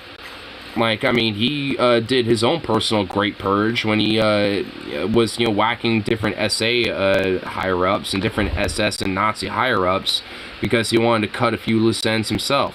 Because they also challenged a lot of, you know, his cult of personality. Because there was different fascists who were vying for that leadership who wanted to challenge, you know, the cult of personality that were surrounding different figureheads of their time. And at that time, it was Mussolini, the El Duce, and Adolf Hitler, the Führer. Like, I mean, you know, so it's just like, huh. Like, I mean, fascists are always doing this stupid shit. And, I mean, you don't have to look that far, you know, to see, you know, this type of shit being done. Especially with the biggest predominant fascist regimes that existed in history when World War II was going on. Because I mean, Operation Valkyrie is another example of that. Where a lot of the Nazi fascist higher-ups and shit realized that Hitler was being irrational when it came to the war effort and shit, and realized he wasn't exactly being smart with the war and enacting and instilling the Grand Third Reich for the 1,000-year Reich and shit. So they wanted to oust him, and they wanted to replace him with a more competent Nazi that would be able to longer and better preserve the 1,000-year Reich. Because Hitler, they realized, you know, in the longer term, was not going to be able to do that. And if they at least had somebody who was more smarter, more diplomatic, at least on the foreign affairs of things, and still doing the shit that they were doing during World War II and leading up to it, they need somebody who was more competent, you know, more smarter. And that was at least in some part as to why Operation Valkyrie was going on, and also why, at least, you know, internally, there was a lot of dissent, especially, you know, during World War II, when the war was actually going on. Because a lot of them realized that Hitler wasn't exactly as smart as they made him out to be. Not that he ever was in the first place. I mean, well, I guess he was to some extent. He did have intelligence, but he was never one that, you know, was like totally like, oh yes, I'm like an absolute fucking like smart genius and shit. Like he was like when it came to like art and certain things, but beyond that, he was a impulsive reactionary dumb fuck.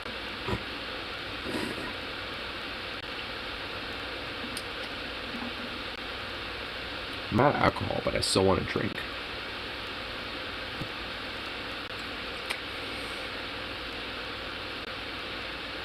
Whiskey and Coke. Do I really want to do that? I guess I could do like most like 95% Coke and like a splash of whiskey in there or something. Kind of keep the buzz going. I just want to keep the buzz going. I don't even want to get drunker. I just want to keep the buzz just steady. Endorsed Mehmet Oz. I'm just gonna let this video play for a second because I've been going off for a while. So he doesn't want it to seem as if his influence is waning. So he has this interest in challenging the results in states where his own endorsed candidates also fail, and that's what it's seemingly looking like he's going to do. So I cannot emphasize how destructive this is to democracy. If he just said the 2020 election was stolen and left it at that, that would be harmful, as I stated at the beginning of this video. But he's not just doing that. Every single election going forward will be challenged by Donald Trump. Now, it's going to be challenged by Republicans, as we've seen with GOP primaries, but Trump is able to amplify these claims of fraud because nobody has the influence and the clout that he has in the Republican Party. So even though it's damaging when individuals like Doug Mastriano or Carrie Lake say that the election was stolen and there was fraud, it doesn't hit as hard as it does when Trump says it. And this isn't something that occurs in a vacuum. This has severe consequences for elections in the United States. It's killing our democracy. Shit. Now, as a result... I mean, honestly, I was mentioning the whole, like, Al Gore thing earlier and shit a little bit ago. And honestly, I don't think people realize, like, how much of a precedent I think that really truly set. Because, like, Bush really did set the precedent to lead up to some piece of fucking shit like Donald Trump to exist. Because... really do think about it. Where do you think, you know, like, at least in a modern sense of history, does, like, the proto-rigged election shit come from? It comes from, like, the Florida electoral votes and shit from Al Gore and Bush, where Bush challenged that shit, and then coward-ass beta bitch boy fucking Al Gore decided to just accept that and concede to it, even though if you know, broke it down and actually looked at the evidence and the facts of everything, he would have won Florida. But, no, he decided to concede to fucking Bush and shit because, oh, I'm a gentleman, blah, blah, blah, blah. And essentially, at least in, you know, and basically successfully, you know, legitimately rigged election against Al Gore, you know, when he came to Bush, and set the precedent. And it hasn't really been brought up again up until Trump now. And now, essentially, because Trump's the firebrand fuck that he is when it comes to his ass and his fascistic cult of personality, like, from that, I mean, he pretty much, like, you know, like, instilled a lot of the precedent to allow that to happen.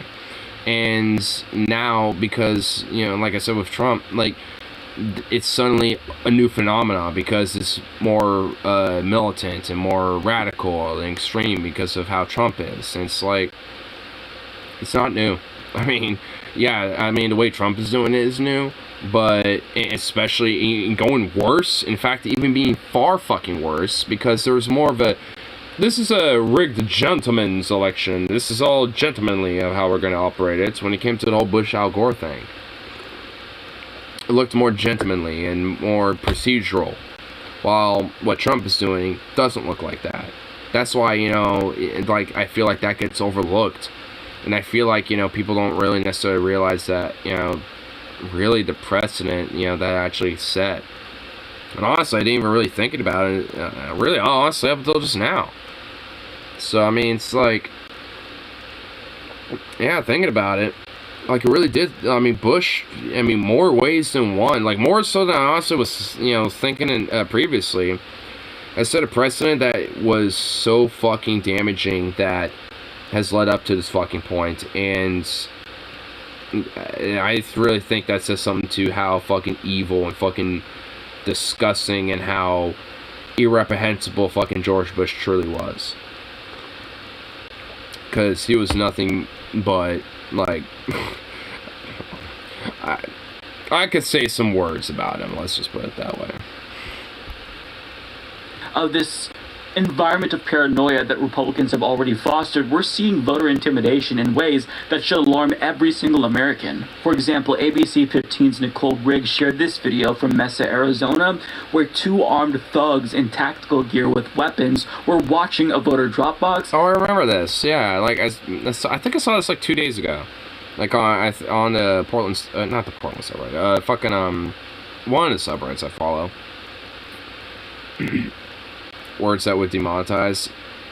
Not just demonetize, but flat out ban me.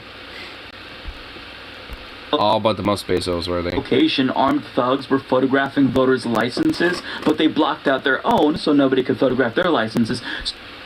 It looks like they literally have cloths over the license plates. I literally would just rip that shit off.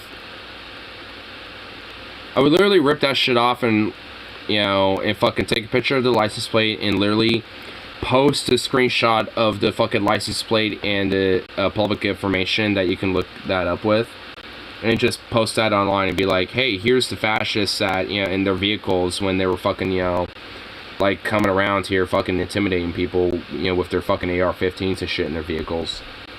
Tried to lift the cloth to take a picture of their license. They grabbed her and they chased her. Now see— oh, never mind. Okay, so she actually did— oh fuck, so she tried. God damn. Well, fuck. I mean, you know what? Go back there later in the evening and try again. You know what I mean? Like, oh shit, I got chased off. Well, you know what? I'll just, like, you know, sneak there. Like, you know, leave, come back an hour later, and just sneak over, and then lift the cloths and just take the picture. And then when they see you again, just fucking bolt. Just Usain Bolt that bitch. You know what I mean? Like, fuck. Because, I mean— like, yeah. Captured a different— I would honestly, like, make it my mission that night, you know, to fucking get those license plate numbers and post them online and make sure they're public. Like, even if they chased me away the first time, you know, just because I'm casually doing it, I would go back later that day or later that night and be like, no, I'm getting that shit. Fuck you. Being harassed by these thugs who were— plus, I would just slash their tires, too, if I can get away with that as well.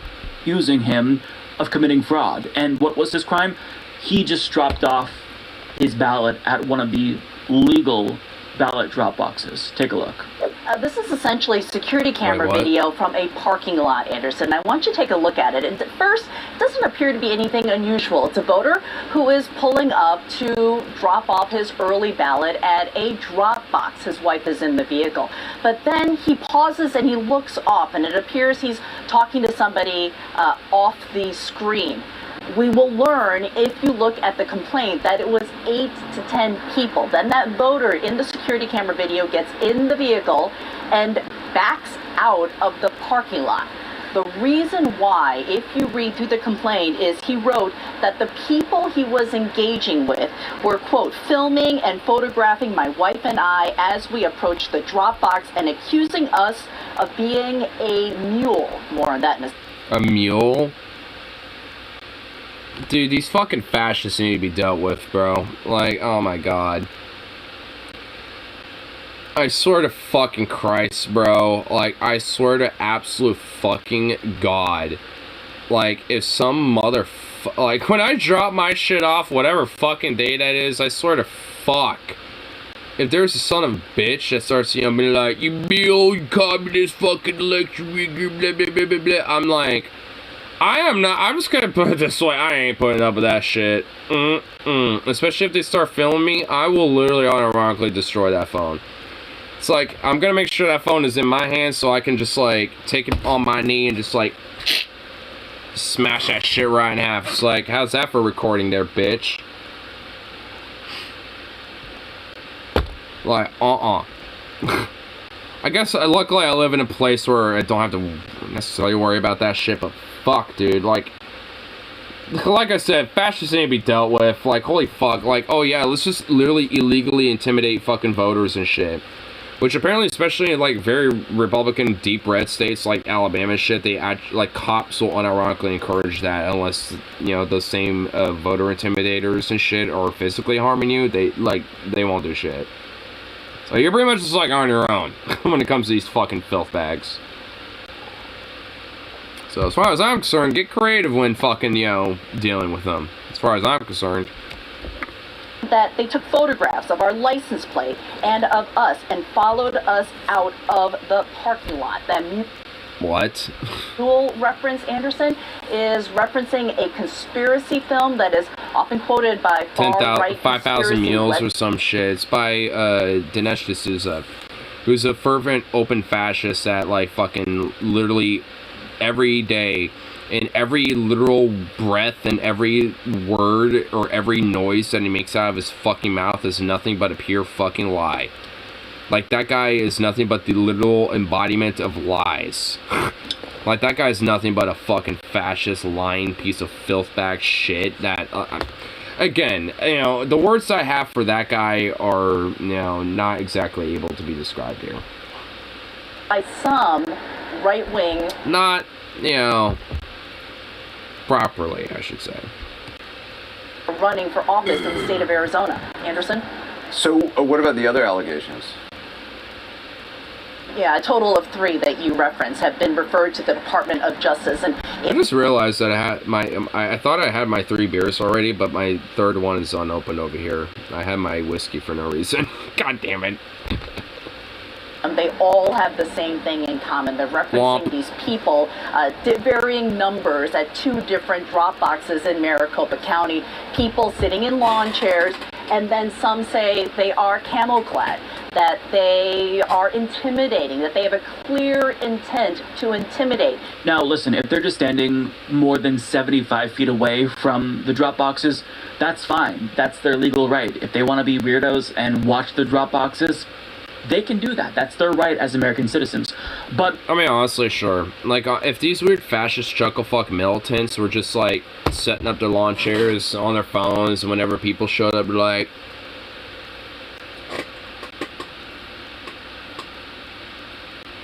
"What's that little fucking commie doing right there?"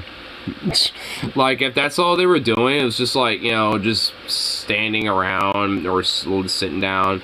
And all of a sudden, they see someone drop their shit off, and they're like, "What?" And that's all they did. No one would care. Like, you look like a bunch of weirdos, but no one's being harmed at that point. No one's being overtly intimidated. People will be creeped out, and yeah, probably legitimately intimidated and, you know, weirded out and creeped out by that. But as long as you don't interact with people and start freaking out and yelling at them and shit, being like, you know, mules or people that are illegally voting, which I don't know how you can do that as an American citizen. I don't know how that's possible, but I guess, you know, you could do that, apparently, according to these fucking jackals.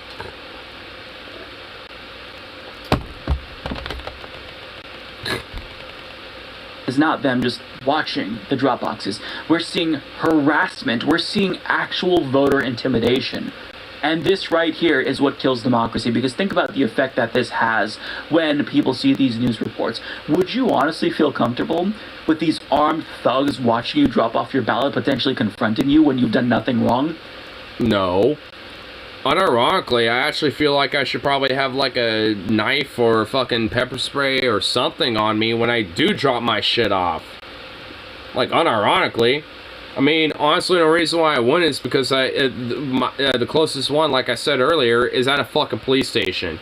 Like, if these fucking pieces of shit want to actually start something, like, I'll just go inside the building and, like, hey, I have people harassing me and they're, you know, I feel like they're a threat to my safety. You know, can you have, you know, one of the police out here at least, you know, deal with them and not have them, you know, like, be near me and blah blah blah while I go back home or go back to whatever I'm gonna do now or do whatever else I'm doing and shit.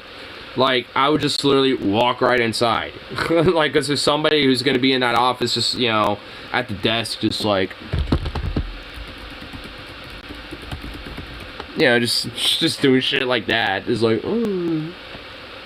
You know, so it's like I just walk in there, you know, and just be like, hey, got a bunch of people who are harassing me, and you know, and I feel like they're, you know, being a threat to my life potentially, you know, or, you know, potentially, you know, willing to risk, you know, put harm to my life. So I like to, you know, have like police be out there to, you know, address them or at least confront them while I leave the premises.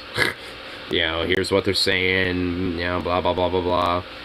You know, it's like I just do that, and then, you know, they'll go out there probably like, hey, what you guys doing, blah blah blah blah blah, blah. You know, and I'll just leave. So they don't, you know, so when they look around and realize where to fucking go, like I'd just be long gone, son. Fuck your ass. Yeah, will they get away with it? Probably. But hey, at least I'm left alone. But if it wasn't at a fucking, you know, police station and shit, I probably would be a lot more confrontational with it. Legitimately. I mean, because, this shouldn't be happening. This is fucking bullshit. Like, I mean, the idea that, like, you can have just, like, gangsters and fucking criminal thugs and mafia fucking piece of shit and, like, white crackerjack, you know, gangsters, you know, sitting around intimidating people just so they can drop off their fucking ballot. I mean, that needs to be strictly, absolutely fucking enforced. Like, 100% of the way. Feel comfortable under those circumstances. So the goal here is to dissuade people from voting. And that is going to be the intended effect. So when you have widespread claims of fraud, anytime a Republican loses their election, or whenever Trump says, when you see voter intimidation happen out in the open like this, this is not a climate that is conducive to a healthy democracy. So I need people to understand, and this is going to sound hyperbolic, but it's not. We are witnessing our democracy dying before our very eyes.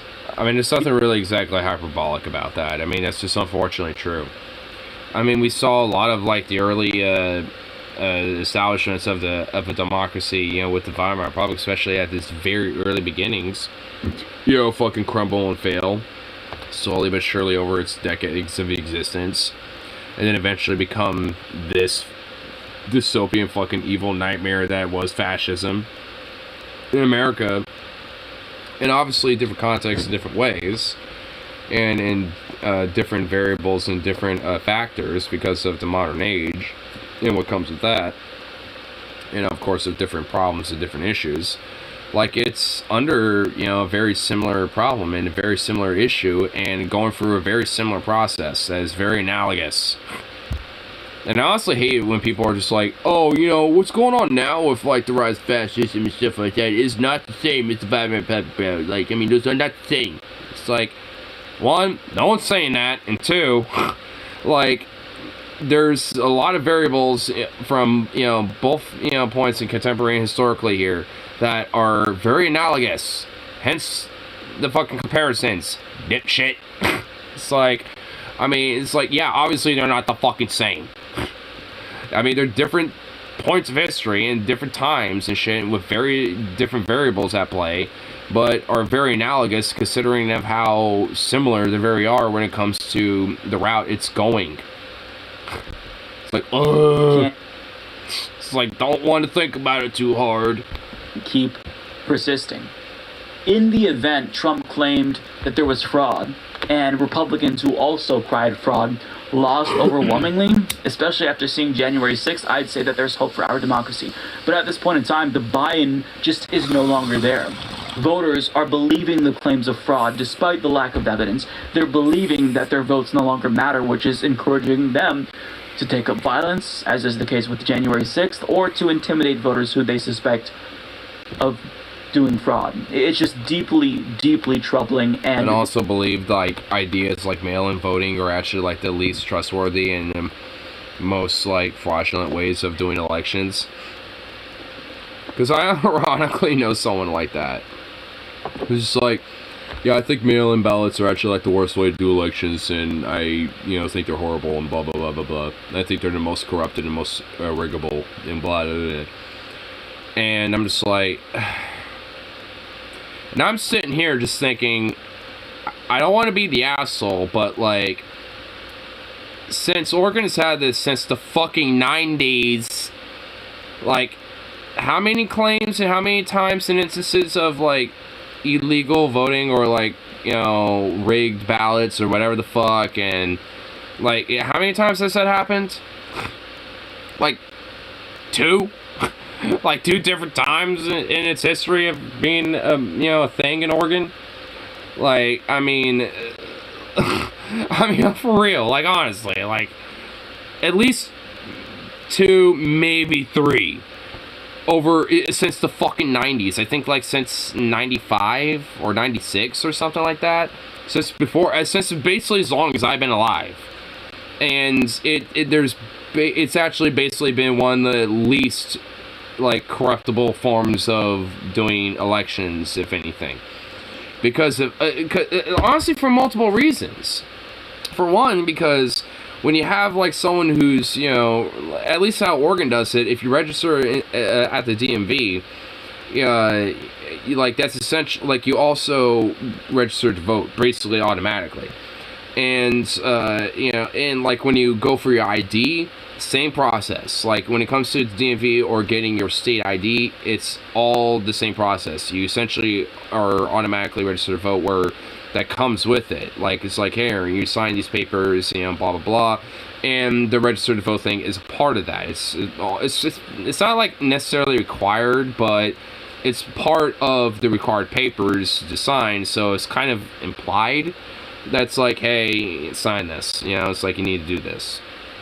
And with that also includes every registered party in the Oregon elections. And, you know, obviously with that, you know, that's how you register to vote. And because of that, like, you know, with that, you know, whatever your address is that you put in for the registered to vote thing, and with all your other information, that's the address they'll use to send the ballot to. And, like, pretty much, unless you're obviously homeless, like, you're going to have an address to where your ballot can be sent to. And, you know, with that, you know, can, like, obviously, you know, like, a couple weeks in advance, get your ballot, you know, or at least 2 to 3 weeks in advance, get a ballot in, and fill it out, and then up until the day of the election, be able to turn it in. And because of that, you get significantly more voter turnout, and you get significantly more precise results when it comes to a Democratic election. Because of that. Because when you have more voter turnout and, you know, more, like, nuance and more, like, you know, numbers when it comes to the voting and shit, that obviously will take some time. But that's also why there is, you know, the time process from the day you get your fucking ballot to the time that you, to the election day and a couple days after the fact, to where all that shit gets collected and counted. Because obviously people turn their ballots in the same day, so there's at least a few, you know, a couple of days or at least a week, or at least I think, it's, I'm pretty sure pretty much like every election day is Tuesday. And I think for counting the votes, it's until Monday of next week, essentially. Or I think Friday. Usually one of those 2 days. Either Monday or Friday. And after that, then that's where the results come in. And, you know, depending on how the results are. If it's obviously very comfortably, you know, someone wins an election like 3 days, you know, like a day after, or, you know, the day of the election, where they're like 70% and the other person's at like, you know, 30, then it's like, unless, you know, the counting after the fact, you know, suddenly shifts out of nowhere, just like, no way that other person's gonna win. Like, so sometimes, you know, a lot of these elections will be called, obviously, you know, the next day or the, you know, 2 days after. But, you know, for other elections, they won't be called until, at least until like Friday or Monday, depending on how, you know, the results come in. And honestly, that leaves, you know, a lot of opportunity to have a more precise result. So it's just like, how, you know, and all in all, like, how in the fuck does that make it more corruptible or more riggable of an election process? Like, if anything, you're actually streamlining and actually making it more democratic and more precise because of that, because you're able to get the voting process to the individual instead of having them, you know, have to go to a fucking, like, voting booth or some shit, wait hours on, you know, wait like 30 minutes to, you know, fucking 6 hours or literally all goddamn day just to fucking vote for like 10 fucking minutes or some shit and have to stand, you know, in a line all damn day. It's just like, I mean, who's gonna want to do that, you know? I mean, but you know, when it comes to mail-in voting, it makes it that more of an incentive to do so, and also makes it just that much easier to do. Because it honestly, I will be personally honest. If Oregon did not have mail-in ballots, or even if or at least didn't have it as an option, I personally probably would be a non-voter because I would never have, or very rarely have the time to do it. You know, I wouldn't have like the day off or like, you know, time in the day to just spend hours on end at a fucking, you know, voting booth area and shit just to vote. Like, I mean, I wouldn't have that in my fucking, you know, time of day.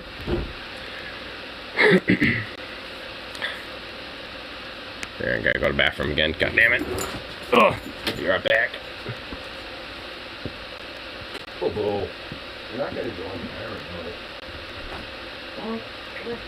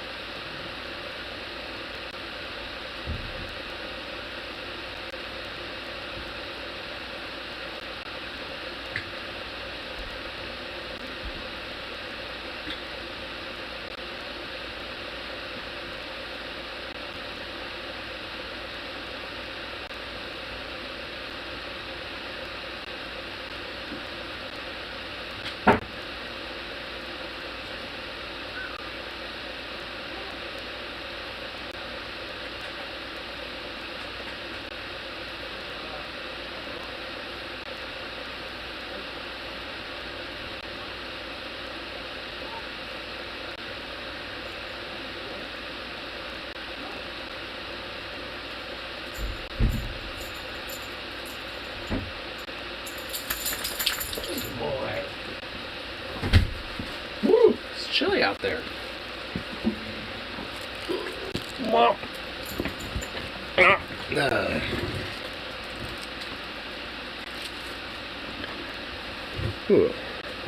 let's check the rest of this little vid out. See what else he has to say. Long in a healthy democracy. Like, we're seeing democracy die before our very eyes. And part of the problem is that Democrats did not do enough to secure voting rights. So all of this climate of paranoia, the voter intimidation, the stop the steal debacles at the GOP primary level, this is all going to amount to even more voter suppression than we've already seen, and things are just going to continue to spiral and get worse, all because of this one narcissistic piece of shit who couldn't admit that he lost the election because he bungled the COVID pandemic. That's what killed democracy ultimately. Just one man, one cult leader who refused to admit for his own ego that he lost this election. Now, I mean, see where the analogies can kind of play when it comes to fucking, you know, the Weimar Republic. I mean, while Hitler was anointed and appointed a fucking chancellor and shit, it wasn't necessarily due to election rigging.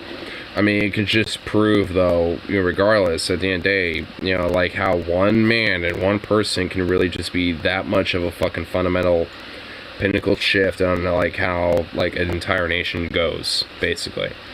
And how, like, you know, its democracy or, like, you know, its, you know, values, you know, could just shift on a fucking dime so quick and over shit. And this is definitely just, like, a major example of that. A healthier state, and people weren't so desperate, they wouldn't have been susceptible to that level of radicalization to begin with.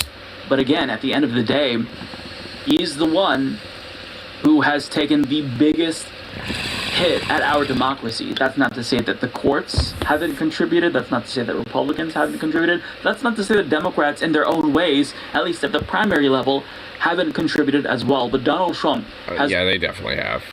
In their own ways, but they have. Done more so than anyone in mainly because of the lack thereof of what they've done. All of our lifetimes to undermine democracy than anyone else. And it's genuinely alarming. And the worst part about this is it's only going to get worse. In November, it's going to be a disaster when we see mass claims of fraud across the country. But 2024, when he's running for president again, just you wait, it's going to get even worse. If you thought that 2020 was bad, 2024 is going to be a lot worse. 2020 was a walk in the park.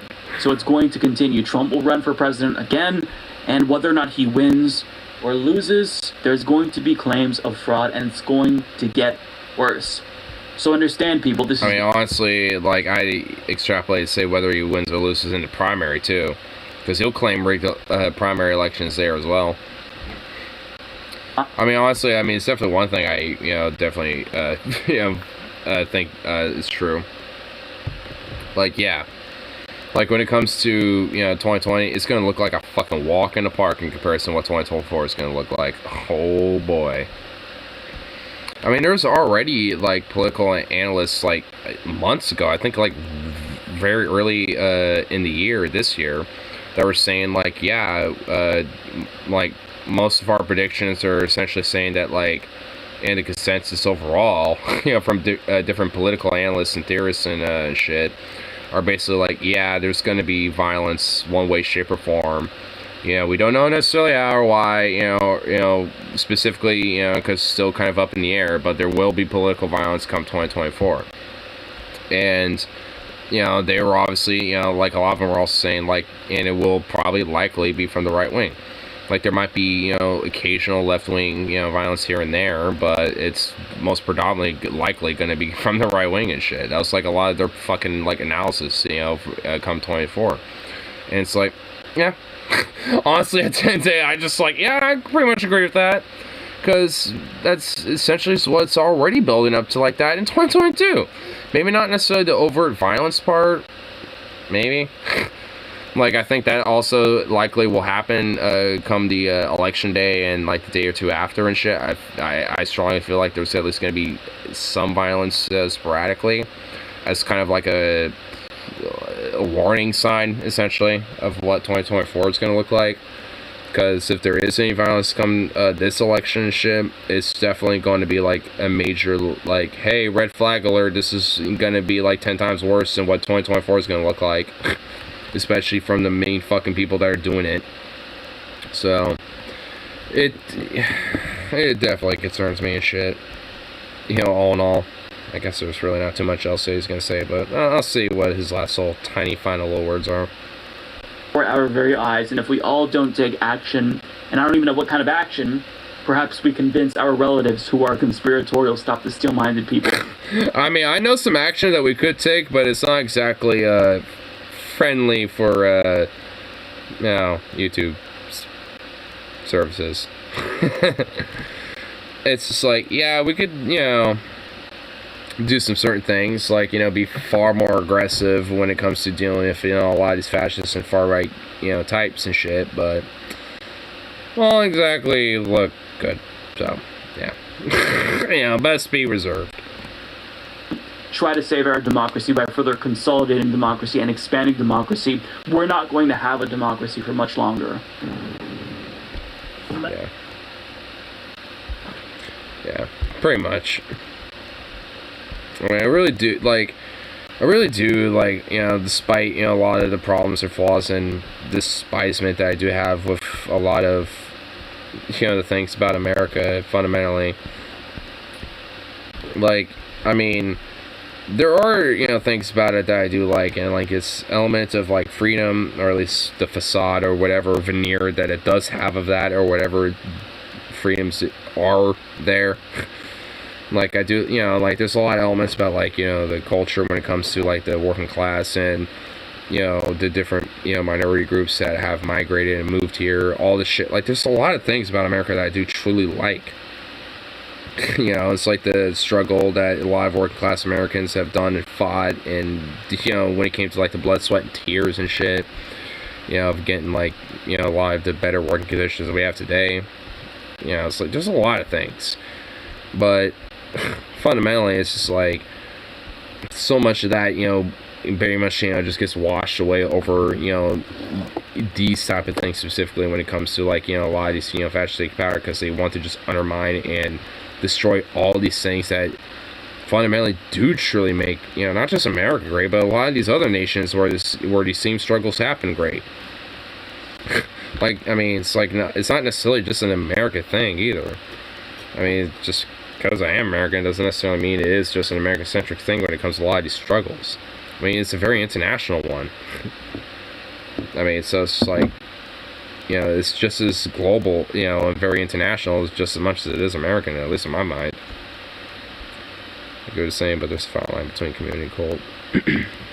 What was it?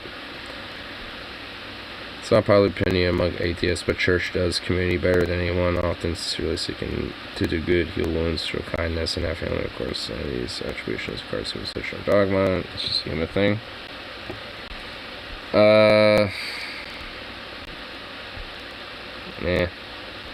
I don't really exactly agree with that. I've seen plenty from churches where what he was saying, like, to do good, heal wounds, show kindness, and have family. Like, I've seen church essentially, I guess outside of the have family part, pretty much do the exact opposite of that.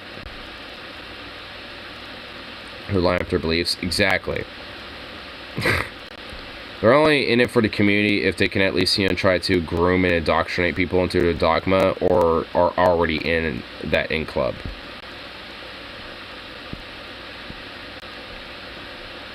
This is the entire conversation. Dodge that crazy bullet. Wait, what is this?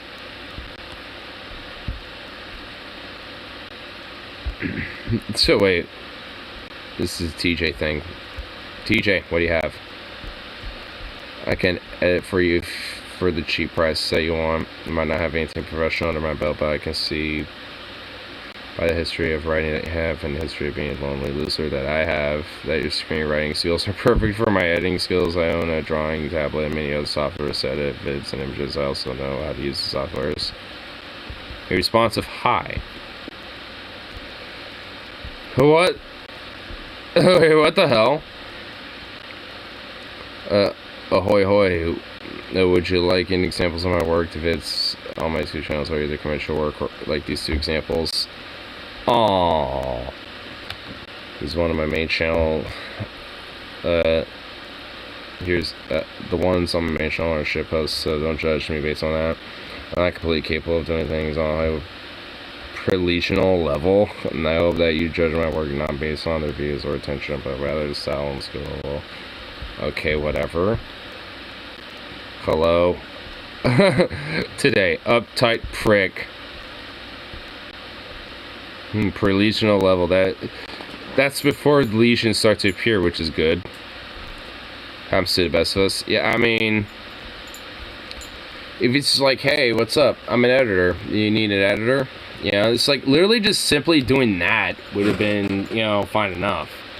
Because even if you respond, even if TJ responded with hi, I would have been just like, hello. You know, it's like, you know, it's like, have you, you consider my question or anything, or you have, or anything like that? You know, I just would have responded with that. You know, and been like, whatever answer he gave from there, I just put him in whatever. But also, if I was just like, hey, you know, how you doing? I'm an editor, and, you know, do you need an editor? You know, it's like, just simply responding like that literally would have been fucking a totally different response than just hi. It's almost like the guys who flip the fuck out when a woman doesn't respond in 0.01 seconds. Dude, for real, though. Damn, still going strong. You popped in here earlier, but then never showed your face again. It's like, what the fuck? I'm going strong. I'm barely been going on for like 3.5 hours, bro. What about your ass cheeks, huh? Sounds like you're just getting weak, boy.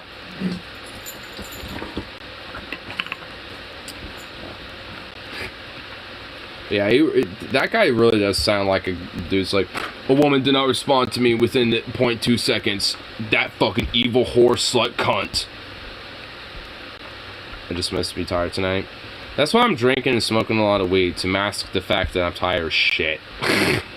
Because I'm the same way, but you know, I'm at least masking it now with other fun things.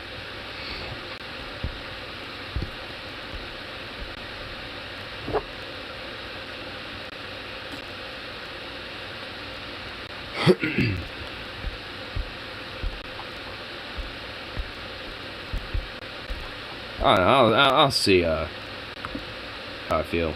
We'll see how long we'll keep going for. We'll see.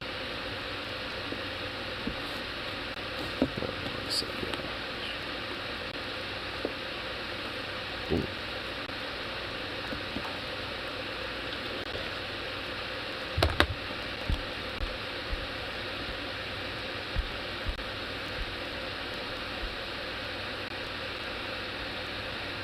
What should DFF steps up to worst corporate rebrands and 2 terrible Roman emperors?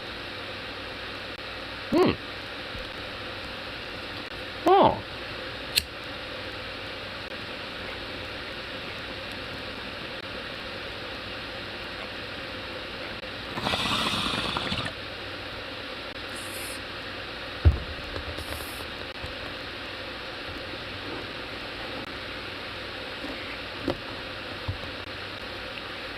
You ignore me, you bitch. Go reject some outright. You stuck up fucking cunt. Perpetual victim mentality with these guys. I mean, it really, unfortunately, always is. Because they basically believe that, like, it's not, like, a little bit of both, where it's, like, society, you know, in some parts play at fault. But yet they literally want to blame fucking everything, even where society isn't at fault.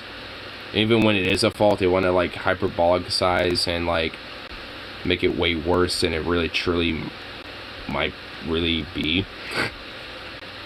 Like, oh my god, like, dating apps and fucking, like, Instagram literally ruined women and blah, blah, blah, blah, blah. It's like, no, it didn't ruin women or whatever the fuck.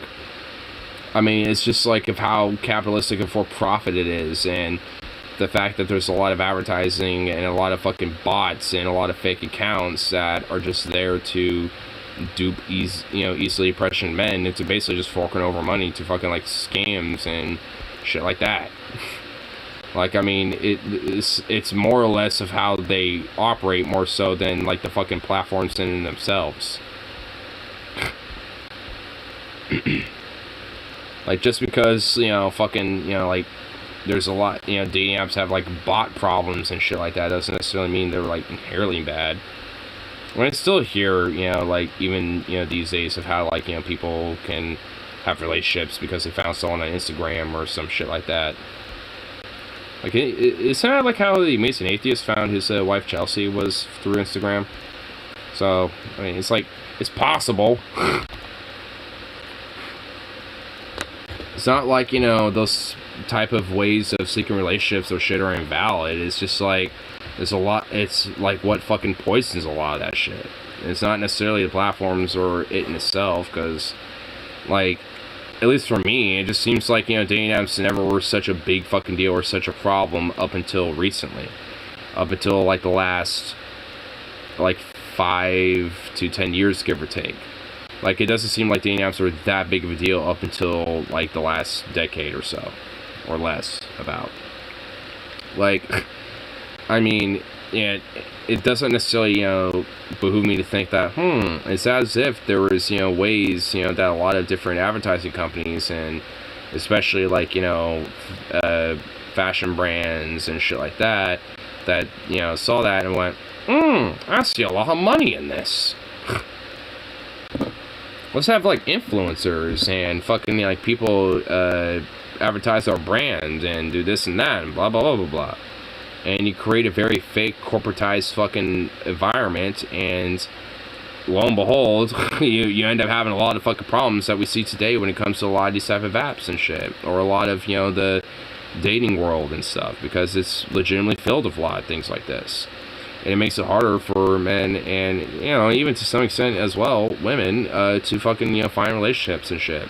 Because they're also taught and told, you know, bullshit that isn't necessarily true to how, like, you know, relationships or how, like, partnerships or sex and shit actually are.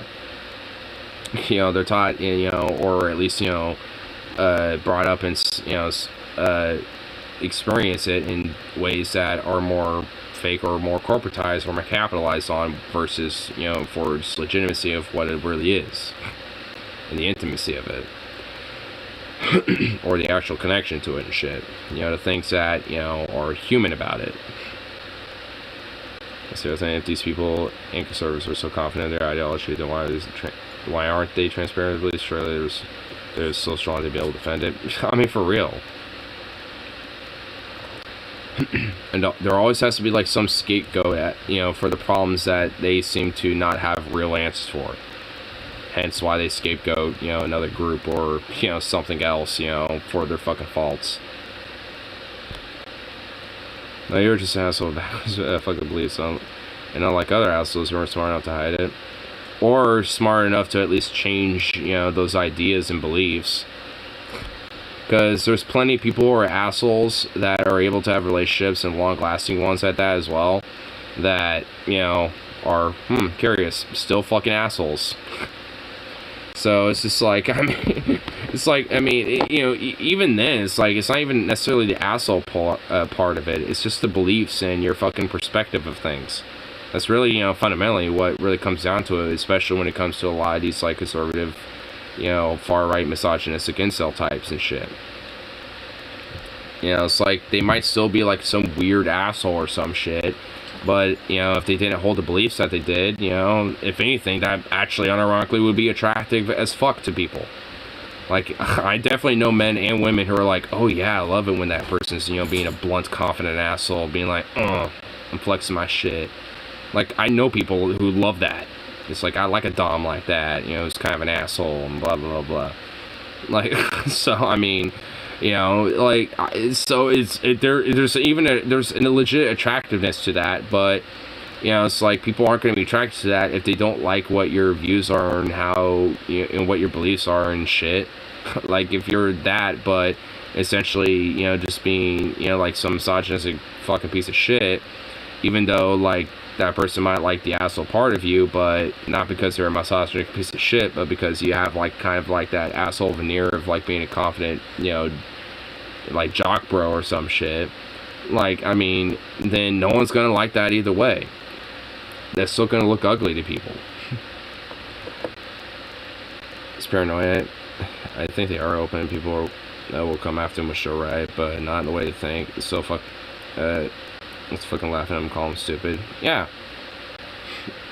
Or just to kind of think they're a goofball and think, like, bro, you really think that? You're just kind of being dumb, bro. Like, if anything, I honestly would rather prefer that than just trying to hide it, because at least then it's like, oh, I guess that idea is kind of dumb. Maybe I should think about that idea. But they hate that, because they hate the idea of self-reflection and introspection. Where it's like, oh, maybe I am incorrect, or, you know, or some shit, or maybe I am, like, wrong on this idea. I have to be right. It's like a mixture of paranoia and egotism, a little bit. It's like a little bit of both.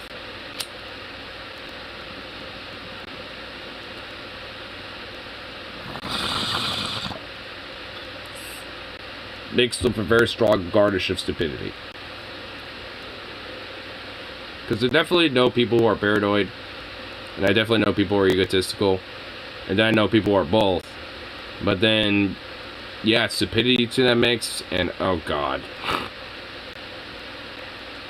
Witnessed a severe burn some months back. Long story short, someone commented on a tweet how girls should close her legs more often, to which she replied something basically saying if only your mom did the same thing. Ooh.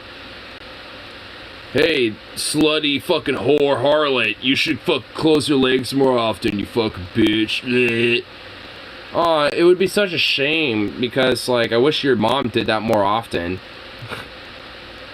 It's such a shame your mom didn't do that herself. It's like, oof. Damn. Wrecked. I mean, how can you have a comeback from that? It's like, fuck. It's like, basically, it's not as, it's like, it's honestly more, it's just as, like, at least when it comes to the logic behind it, just as powerful as, like, your mom should have swallowed, but it legitimately has more of a sting to it.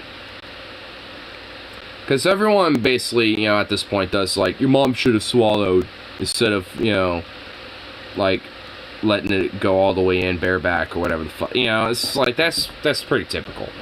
But that's just like a new level of just like, you know, roast right there. I mean, that's some respect, honestly. Doctor, so we need to get the patient in surgery set. What's the damage, nurse? Just sweet. That's 3rd-degree burn, shit! And it's all over the body. It's a total of 100% body 3rd-degree burns. Fuck! This is gonna be a long fucking treatment.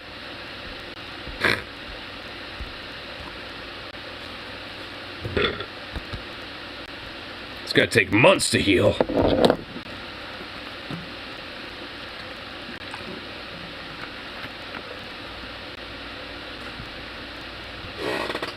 Aww. You look knocked the fuck out, dog.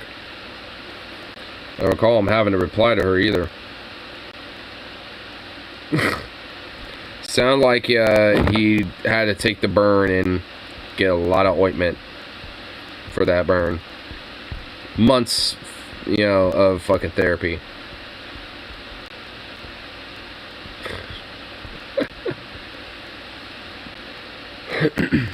Oh, I love it.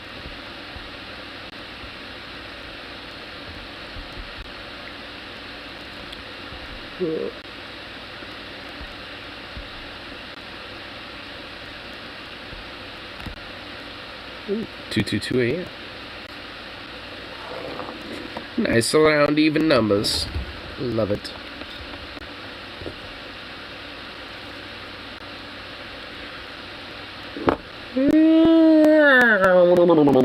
Oh my god, really, brain? That had to happen right about now.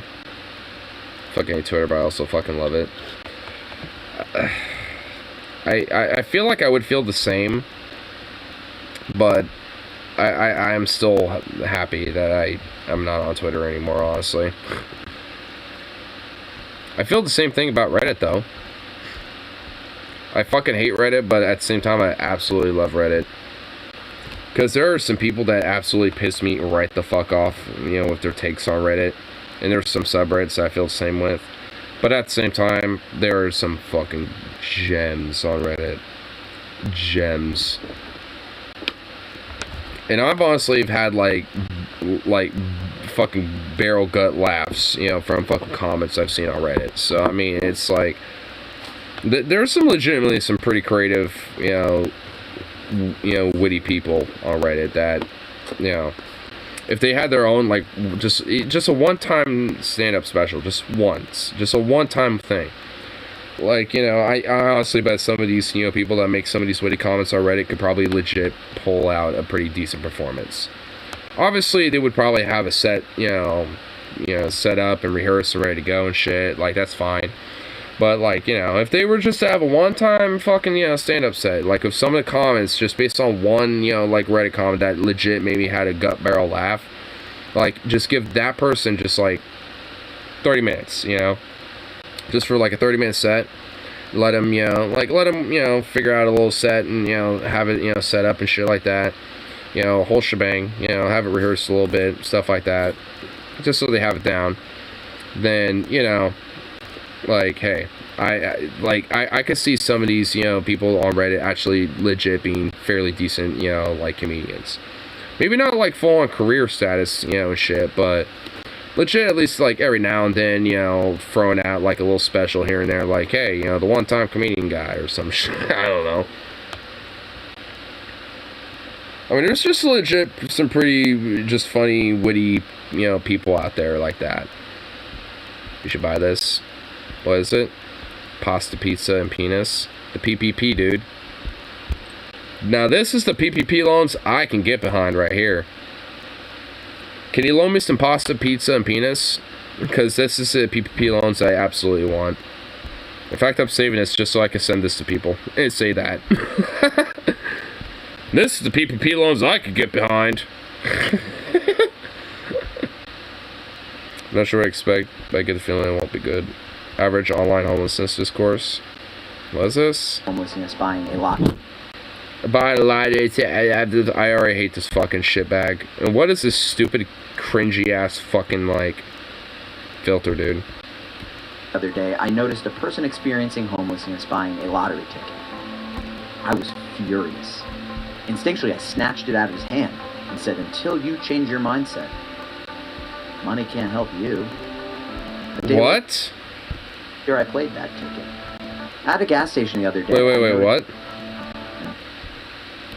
A day later, I played that ticket and won the Powerball. Okay, I unironically, like, I actually got a second and you already were like, fuck this guy. Yeah, and honestly, I'm correct. And you know what? I'm just like, okay, now I really have some choice words. It's like I snatched that ticket away from him and told him to go fuck himself. It's like, is this like a Food God clone?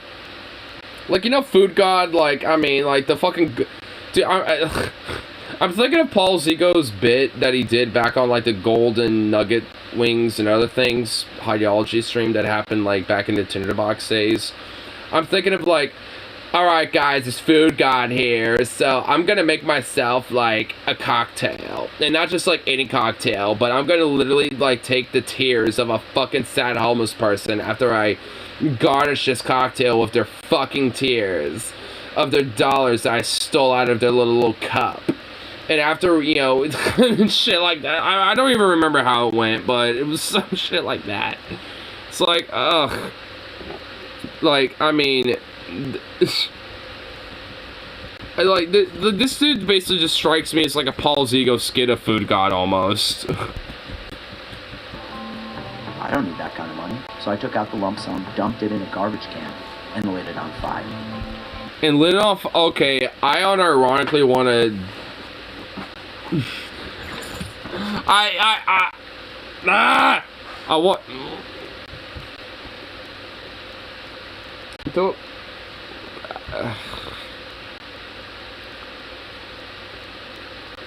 I'm looking at his face and I, like, legitimately want to fucking, like, just real... I just cannot say what I want to do to this guy. I just legitimately cannot say. It's just...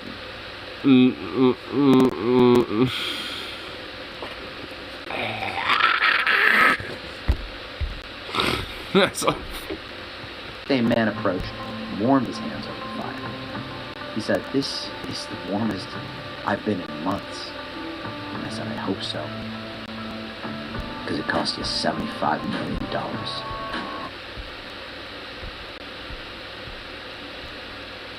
From Billy and Chet on IG, just in case it's all unclear. In my opinion, it's just a lot of... it's just that a lot of people have a ridiculous approach to homeless folks, informed by a host of silly ideas. This is uploaded by a satirical account called Entrepreneur. What? I understood this to be satire, I just don't really know what the message is. Wait, is this satire? Wait, is this satire? Is this supposed to be like some sort of like comedic satire thing? It was satire? I think this might be a part of skit. Yeah. Okay, so even if it is, what the fuck is the... What's the message then of the satire skit? Of this satirical thing? Like...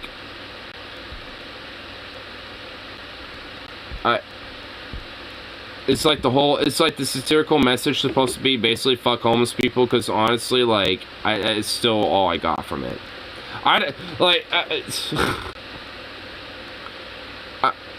I guess just because of, like, you know, I guess, like, the satire is that, like, there are unironically people out there who are so sick of homeless people that they're just this apathetic because, quote-unquote, you know, fucking empathy fatigue, which unironically is a fucking term that at least Portland NIMBYs and liberals around here will fucking say, because they care about the homeless, quote-unquote, but because of how bad it's gotten, that they basically have lost empathy and they're fatigued of empathy, and thus literally could not give a fuck what happens to homeless people anymore. And would basically, you know, be glad if they were literally rounded up by the cops and fucking arrested and thrown away the key for all they give a shit. Like, they don't care anymore. Like, I mean, so it's just like, is it basically just like a commentary of people who are like that? Because if so, I mean, the only thing I'm getting out of that is rage and bodily harm and life-ending events that I could potentially do to people. You know? So it's like, I mean, would you want me to go, like, Mao landlord status on some bitches? Because that's essentially how I'm going to be feeling at that. Kind of got after the whole Bernie money thing.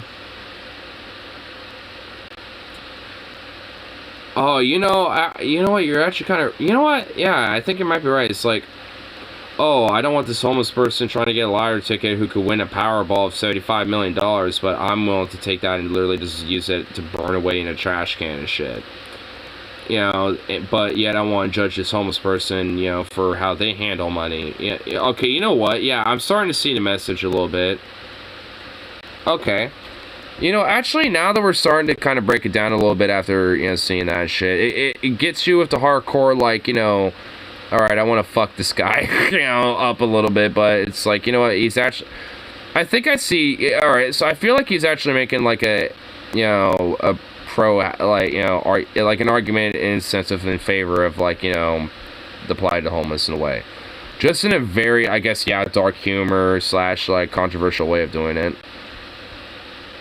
I don't know anything about this dude or his fucking show or whatever the fuck, but obviously they're, you know, edgy or raunchy. And, like, for a clip, I mean, it's out of context. I mean, if, you know, I saw, like, the first and last 5 minutes, you know, from where this clip was, I'm sure I would actually have the context and understand that it was obviously satire. But when it's just like a 40-second clip like that, I mean, yeah, you know. That's the shit, that's the thing about clips, you know, and shit. Like, I mean, it's like, fuck, you miss context, and you're like, oh, this is satire, or, oh, this is why this person's acting this way, or saying this, or blah, blah, blah, blah, blah. It's like, you know, sometimes even 30 extra seconds of context, you know, can mean a lot. Which I guess, you know, listening to the last, like, 10 seconds, honestly, you know, it's like it registered in my head, but it didn't necessarily, like, immediately register what, you know, the point was until you were saying something about it. Especially the satire part of it, too. But still. I guess it still kind of validates the feelings I would have normally, because if, like, someone unironically was, like, very seriously like, yes, I think we should do this, and I advocate people doing this to homeless people, and blah, blah, blah, blah, blah. It's like, if that's what he was actually, if I met someone who was actually saying that, like, yeah, I would feel exactly how, you know, I was approaching that, but, like, I think that's kind of the point of it, though, you know, hence why it's satire, because there are some people that just do feel that way about it. I just say that in a Bosch voice. Was that a Vosh voice? I didn't mean it to be a Vosh voice. Funny enough, I haven't watched Vosh in a few days. I haven't seen any of his videos, kinda. Huh. I mean, weirdly enough, I haven't watched any of his stuff in a minute. Or at least in a few days, so... if that happened, that was unintentional. My guy, my dude. I mean, his voice is actually, you know, pretty easy to mimic, though, honestly, thinking about it. Why am I grabbing this? It's fucking empty. Like, rounding up the home... I think rounding up the homeless and shooting them would be my guy. Based, my dude. My guy. I think rounding up the homeless and shooting them would be you know, poggers and based, my guy. My dude. My dude Arena.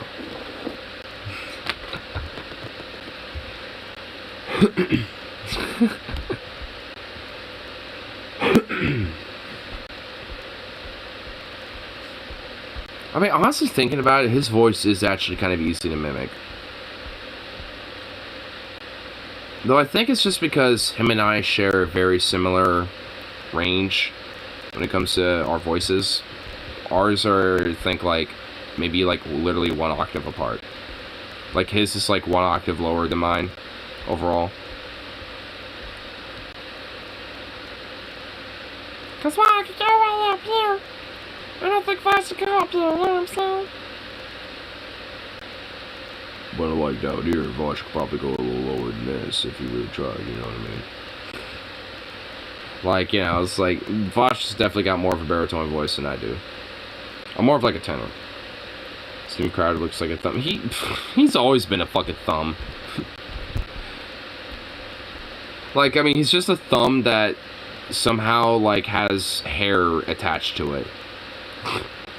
It's like a thumb that has, like, you know, he just, like, smidged dirt on. It's like, you know, it's like smidgets of dirt. That's an excuse for facial hair. It looks like one of those, like, thumb dudes from Spy Kids or some shit. But then again, frankly, a lot of conservatives, especially cops, look like those thumb people from Spy Kids. Just add a face to where, like, the head thumb is, and they would essentially be, yeah, pretty much, like, right on the ball. Steven Crowder is no exception.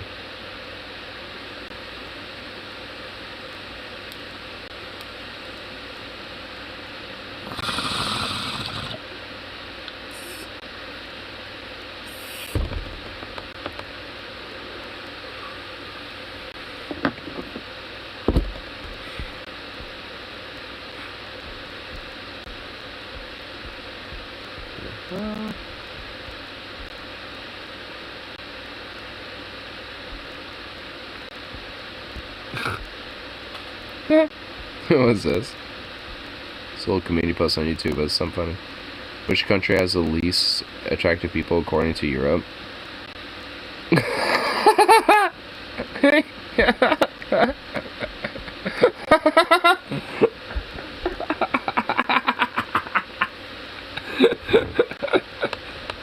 Portugal, England, Spain, England, Italy, England, France, England, Luxembourg, Germany, fucking Netherlands, England, Ireland, England, Poland, England, the Baltic States, Finland, Scandinavia, England, Ukraine, England. I like how Belarus is also Belarus. Hey, Belarus, who's the least attractive, you know, people according to you, Belarus? Us. It's us. What the fuck? I love how England is Belgium.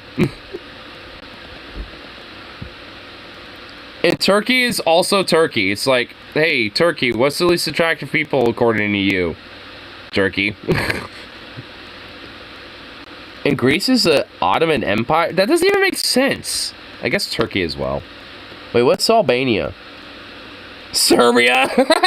And Serbia's Albania! Of course! Oh my god, I'm not surprised!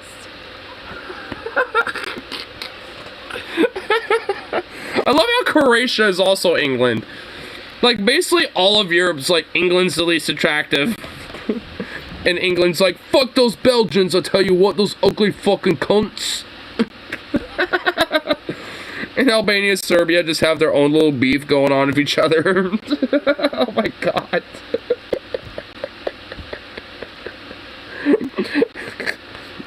Oh my god, this is fucking awesome. I like how Iceland's neutral.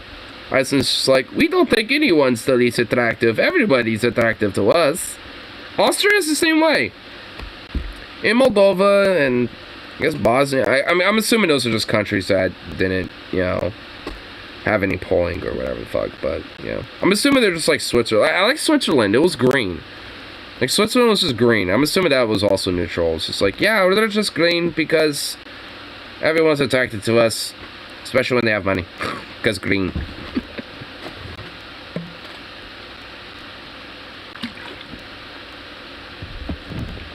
I still love how Belarus is like the least attractive people in Belarus is Belarus.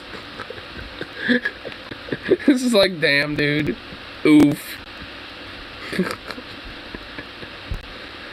Okay, man, I'm glad I saw that. Canada is like the capybara of countries. I thought Uruguay was like the capybara of countries. Because they also literally have capybaras there as well. I guess Canada, I mean, capybaras like being, together, they don't like being isolated. So, if anything, it would make sense if there's multiple capybaras, of the countries, like, and honestly, Canada qualifies. I think Iceland would qualify as, like, the capybara of countries. I think there's at least a few countries, that qualify. Because, like I said, capybaras don't like to be alone. They're social creatures. They like, at least having a few friends. Even if they're not capybaras themselves. Like, if you had, like, one capybara, but at least, like, 5 goats and, like, like, some chickens and, like, a dog or 2 or something like that, like, the capybara will be happy. But if you don't have any of that, then at least having, like, 2 or 3 capybaras is kind of important. Especially, like, a male and female capybara. You want to at least have that. And the only reason why I know this is because Paul, from Ideology, like, he not only had an entire stream on Ideology where he just venerated the capybara for the gods that they are, but also he did the entire DFF episode on capybaras, because capybaras are, I mean, I don't think there's literally any animal that will be aggressive to a capybara. Like, capybaras will be around predators that you would think would eat them, but nah, they're just like, what's up? Capybaras are like, what's up? And the predators are like, damn, you're so chill. I can't even fucking, be a predator against you. You're just too chill. Like, capybaras are literally like the embodiment in like nature, and like the Earth's way of saying that this is what chill looks like. This is what vibe looks like. The capybara is just like literally that on Earth. It's just vibe and just like chill. Like, it's like the natural world has shown us what that can look like, and the capybara is that. It's like, I mean, if anything, the capybaras are, like living what a utopia truly is, and we're just fucking that shit up. It's like we're, if anything, we're fucking with the capybara's vibe. Capybara's just been vibing all this time, and here we are just fucking their shit up. That's why I fucking, treat them like the gods that they are. Gods of Earth. I like how Iceland's on the list. It should be #1. Oh, so I was looking at a list of 50 friendliest countries, having Israel on his confounding bullshit. That is really contradictory. And yeah, why isn't Iceland on the list? Because Iceland was very friendly when I was there. Like, there's only, like, one time where there's, like, literally only one person that kind of looked at me like, tourist. And there was, like, and it was basically just, like, some native dude who was at, like, some of the beaches in the bay that's in Reykjavik at the capital. And, I was just, checking out, one of the cool fucking, this, like, boat that's, like, a little art piece that's on the side of, like, the shore and shit. Like, I was checking that out, taking some pictures, and, like, obviously, that native guy pretty much, just knew immediately I was a tourist, and I just kind of noticed that he was looking at me from a glance, and I just looked at him once, and he just gave me, and I just noticed he had this, like, he just had this look, and the look was just like, you're a tourist, and I already don't like you, just because of that. Like, it wasn't like, get the fuck out of here and I don't want you here type of look, but it's just like, I just don't like you because you're a tourist. It was just like that immediate standoffishness. I'm just like, oh. But literally, outside of that one dude that I remember, like, pretty much everybody else that was there, at least especially for the natives out there, were the most friendliest fucking people, and were actually like, oh, another tourist, cool, what stories do you have? If anything, they were actually kind of interested in wanting to know you and shit, if anything. Yeah, so it's just like, I mean, because if anything, the locals, well, they quite literally know them like their fucking family, probably. So they're probably used to their stories and their bullshit. So whenever they happen to see tourists, it's like, oh, cool, new story, new experience. You know, new person to talk to. So if anything, you know, for them, it's like, oh, shit, cool. I mean, Icelandic serial killer? No, because no matter how much rage people have, as soon as they get there, like, huh, this place is nice. I mean, no, for real. I mean, honestly, though. Like, it was pretty much the same thing for me. It's just like, I mean, because all the stress and bullshit of, you know, having to, like, you know, deal with the flight, you know, waiting for the bus to get to where we needed to go to the car rental place and all that shit. Like, as soon as we settled down and everything, I was just like, oh, it's actually kind of nice.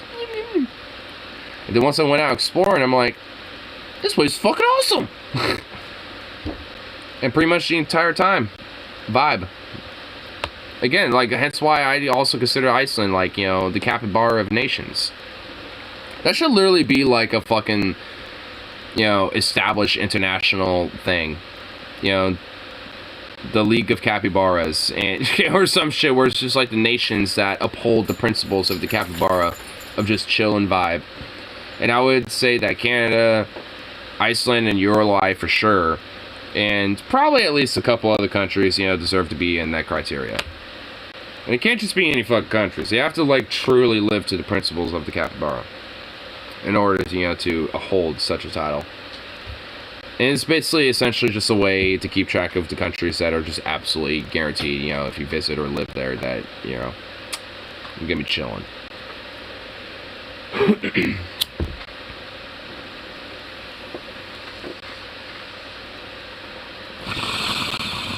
You should come and support the international flag and everything.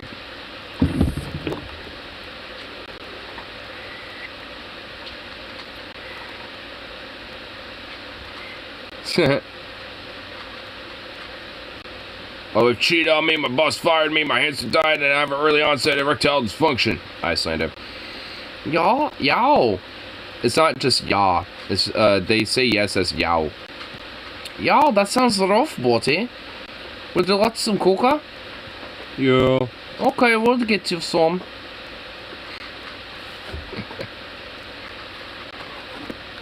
Okay, so we'll get you some.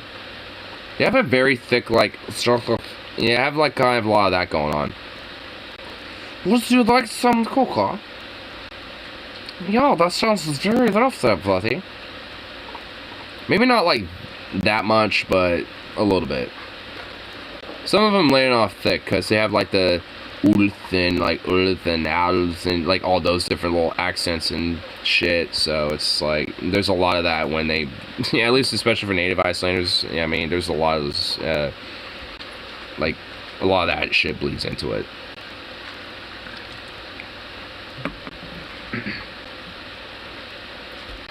But honestly, at least, you know, for some of the women I was talking with who were, like, you know, like at the bakeries or the bars and shit, when they had that going on a little bit, when they were talking, I'm not gonna lie, it was kind of cute. It's like, god damn it, I really fucking... It's like, if there was a country that I would straight up just live, it would be Iceland, because, like... And I would just straight up, like, live in Reykjavik, maybe, you know, just, like, because honestly, like, the little neighborhoods and shit in Reykjavik, like, I was checking out some, like, the little neighborhoods that they have there. Like, some of, like, their suburbs, which aren't really necessarily suburbs, but it's pretty much their equivalent of it. And then, like, some of their apartment blocks, like, both ends of it, like, the apartment blocks and, like, their little, like, suburbs and shit were fucking so nice and cozy, and it's just like, oh, what the fuck? It's like, I mean, it almost really legit kind of felt like some of the more cozier parts of Portland, but just, like, 1,000 times better. Because, I mean, weirdly enough, Portland, at least specifically, has a weird mix of, like, kind of European-esque / American-esque, like, not just, you know, government structure, but also with, you know, at least some places in Portland, you know, infrastructure-wise too. And because of that, you know, there's like, you know, some parts, especially of Reykjavik, that kind of reminded me of Portland, but just legitimately like 1,000 times better. Like, honestly, where it was just like, I mean, a lot of like, you know, some of the like artwork that, you know, would be like, you know, on the walls or like, you know, sides of buildings and shit like that. A lot of that like nice close knitness, a lot of like the, you know, cool underground music scenes. Like, there was a lot of things that kind of, you know, were very reminiscent of Portland, but it's just, I mean, at the end of the day, we're just legit better. I mean, honestly, I was just like, God, I legit kind of felt at home a little bit. I mean, you know, it's not because of like some weird ancestral calling or whatever the fuck. I mean, even though I am Scandinavian, at least in part, you know, and shit. But it's just because, weirdly enough, their government actually cares about their fucking people, and they actually have good socioeconomic conditions, you know, at least when it comes to the bare minimal of what is given for their people. Even like, and also I even looked it up. There's I think at least last time I saw, like, I think in like 2019 or some shit, like Iceland literally has like 150 approximate, give or take, homeless people. And I saw literally one of those camps while I was there, and it looked really nice. It actually kind of looked like the dude purposely was homeless. Like, you know, they had a whole tent set up, but they literally had like a nice little like setup going on. Like, you know, it was kept up with, like, you know, there's like a clothesline where they had like a little, you know, washing station and shit, like, you know, an OG, you know, like washboard shit and everything. Like, I kind of, you know, I didn't walk up to it and look at the camp, you know, directly, but I saw it off in the distance when I was walking around, you know, just at one of the more bigger parks that they have there, right next to a college. And it basically, yeah, I mean, it just looked really nicely well kept up. Like, obviously, you know, I could tell that the person, you know, wasn't maybe inherently outright down on her luck, so to speak, but if anything, maybe probably chose to be that way. Which, if anything, that implies that, you know, even though they might have 150-something homeless people in Iceland, there's probably an off chance that maybe those people probably chose to be that way. Because even here, I know people that, you know, or at least I have known people that, yeah, you know, for X, Y, or Z reasons, I, you know, am purposely, you know, prefer to be homeless instead of having to, you know, like an apartment and paying rent, you know, or whatever the fuck. And in a way, it's actually, you know, it's not like, you know, they're doing drugs or fucking, you know, just not able to afford it or anything like that. It's like they could, but they just purposely are homeless because, like, you know, if for whatever reason, honestly, I see it too, honestly. Like, they're more freer from a lot of the fucking strains of the system in that way. I mean, it's, you know, because they're able to find loopholes, like, you know, going to like a truck stop place, you know, where they can take a shower or some shit, or maybe they know friends that, you know, they can crash at for a night or two so they can't take a shower there or do laundry or something. It's like, I mean, there's loopholes that people, you know, that purposely stay homeless know, you know, to exploit in a sense, because they might have friends or family or whatever, where they can at least, you know, have, you know, some assistance, but just personally prefer to be homeless. And I've known people like that, and it's like, I mean, it's way harder in America to be that way than it is in Iceland, for example. But yet, you know, for some reason, even here, there's people like that. I don't know why, like, but yet there is. I mean, if socioeconomic conditions, like, for example, in Iceland, were the way they were here, I could probably get it more because, you know, it'd probably be more literally a personal, you know, like, just thing at that point, you know, because, like I said, I've known people like that before. I mean, hell, there's even, like, you know, a part of me that's like, hell, if there was a way to economically and feasibly do it and do so sustainably, I'd fucking be quote-unquote homeless and shit. Not necessarily, like, literally off on the streets just roaming around or something, but have, like, a little setup somewhere, like, you know, in, like, a little forested, you know, thick, dense part of a park, you know, where, you know, it's isolated and, you know, no one's really going to see. But yet very easily accessible to a lot of, you know, places where I can get food or hang with my friends, stuff like that, go to my job, blah, blah, blah, you know, go get washed up, etc., you know. I mean, plus with Zukov, you know, it's like I don't have to worry about people intruding on my shit because he's gonna bark at every tiny little fucking noise anyway. So, it's, you know, like, I mean, it's not like I wouldn't be able to do it. And honestly, there's part of me that would be fine with it in a way. But, you know, I don't exactly have all the access to, you know, these loopholes that, you know, I'm referring to, especially in America. That's why, fuck that. I prefer this. I prefer the roof in my head. And also, I like my electronics staying not wet and exposed to elements. That's another thing. Average capitalist versus Icelandic homeless. I got more stuff than you. Congratulations! I get to have a lot of my money. Good for you. Damn it, I have more shit and you cannot be happier than me. What the fuck? Why are you happier than me, you son of a bitch? Because even me being homeless, my government at least still somewhat cares about me, you ass. And I still can at least appreciate the happiness of the natural world around me. What in the fuck? What is... How did she even... Wait. Yeah, what in the fuck am I looking at? Wait, so this is a... Oh, dude. Yo, what the fuck? Okay, I see what's going on here. Ah, my god, my fucking head. Like, it doesn't hurt, but it feels weird. Like, this is weird to look at. Because it makes my head feel weird. Like, it doesn't hurt, it just feels weird. Because I actually, like, because honestly, I think, how did she? Plastic surgery, I think.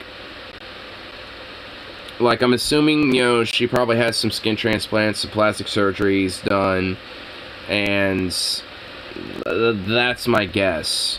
And also because there's a lot of piercings, I'm assuming, you know, in all that, I'm assuming there's, like, an element of, like, you know, there's no actual, like, nerves attached to any of that. You know, like, I mean, that's just fucking, like, I mean... You do you, like, it's kind of cool, like, I'm not, you know, saying it's not cool, but it's definitely, God, it makes me feel weird looking at it, like, I'd get used to it after a while, but, God, well, my head, it really feels weird now. Her mom was a buzzsaw, her mom was a buzzsaw, hope that isn't dangerous. I don't think it is, because, I mean, there's been people who've done body modifications and shit like that that have been pretty whack. And honestly, that's not even necessarily the most extreme body modification I've seen people do. So, I mean, it's like one of the more visible ones, I would say, you know, that stand out. You know, like, but it's not necessarily the most extreme thing I've seen. Because I've seen people literally do body modifications where they're like where their hands or like feet, their face, and like, you know, their whole head, like they change like fucking everything. Which is, you know, I don't dog against, like, I'm a transhumanist, like, I'm actually for shit like this, in a way, you know, but it's, like, I mean, because this is a lot of the proto-beginnings of, like, more advanced transhumanist, you know, type of surgeries that people can do, eventually. So, it's, like, that's why I'm, like, it's weird, you know, looking at it, but at the same time, it's kind of cool, and I'm just like, oh, shit, you know, it's, like... This is what transhumanism, you know, has in store. I mean, this is kind of like the early beginning, so it looks a little weird and kind of creepy, honestly. But, I mean, it's, you know, like, when it gets more advanced and, like, more commercialized and, you know, like, you know, and all that shit, like, it's gonna be really fucking cool what people are gonna be able to do with that shit. There's gonna be a lot of cool stuff people will be doing. Because once it gets more advanced, I mean, people are gonna do a lot more advanced, you know, complicated shit with body modifications. Like, even, you know, not just like tails, but maybe even full-on functional ones too. On top of just who knows what, you know. So it's like that. So at the end of the day, I'm for it.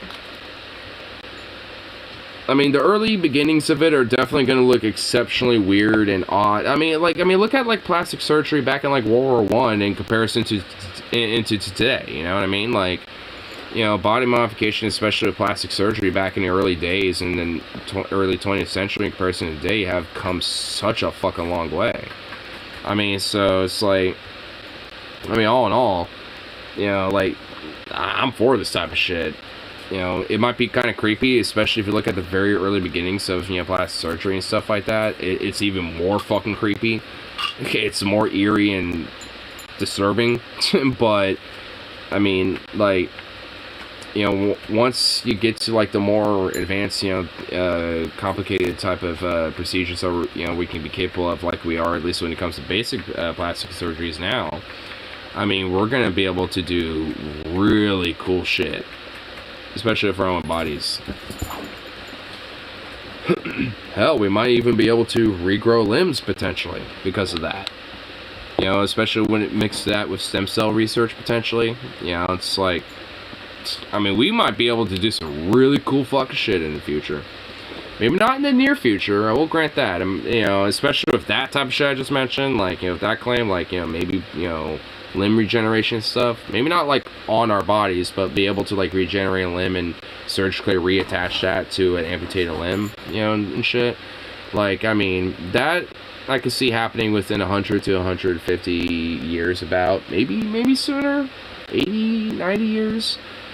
You know, at least like the proto beginnings, like what we're seeing, you know, with body mods like we just saw, you know, like early beginnings. Like maybe that arm might be very numb and you might barely be able to use it, but given enough time and advancement in that type of technology, you know, we might be able to get far better at that. And we already are kind of doing that with prosthetics as in itself, because we have, you know, nowadays, like, there's a lot of really cool advanced prosthetics that are attached to, like, some of the nervous system of your amputated arm. So, like, just merely thinking about, like how you normally would with your regular arm, like, me just doing this, like, if, let's say, you know, I had a prosthetic instead, like, there's a lot of advanced prosthetics where just merely thinking this will make the prosthetic do that. And it's just like, I mean, and that's just within like the last like 10 to 15 years, you know, making advancements like that. I mean, so it's just like, I mean, even the last like 20 and shit. So I mean, like, we've come like a real far away when it comes to like body mods and like more transhumanist based type of like surgeries and shit like that, and like prosthetics and, you know, things like that. I mean, especially really fundamentally like the last like 30 to 40 years, that's really been like the biggest pinnacle, I think. But especially like the last 20. And it's just going to get more advanced as time goes on. Quack? What is this quack? I want to see a quack. Because all the quacks have moved south for the winter. Wait, is this the same picture? I think I sent the same thing. Yeah, you did send the same thing. You sent the same thing. It keeps bringing up the same picture of the chick with her crazy mohawk. Yeah, I just realized she also has it on her fucking, like, neck. I just noticed that on her fucking body mod. She also has it on her fucking, like, neck all the way up until where her shoulder blades meet. God damn it. Well, hey, I mean, honestly, it gave me an opportunity to realize that her body mod went further. And I noticed, you know, that on top of it, like, now my neck feels weird on top of my head. I noticed the head mod way more until I noticed, like, that fucking neck, and I'm like, okay, now my neck feels weird. My head and neck now feel weird. Nonetheless, it is still cool. Oh my god. Breaking news, this duck is happy, and someone told him he was cute. Goddamn, this duck is indeed cute and happy and sweet. That is a cute looking duck. Oh, that's so adorable. Adorable little duck. There, fucking right click. Well, I did fucking click it. Well, I didn't have to right click it, I had to index finger click it.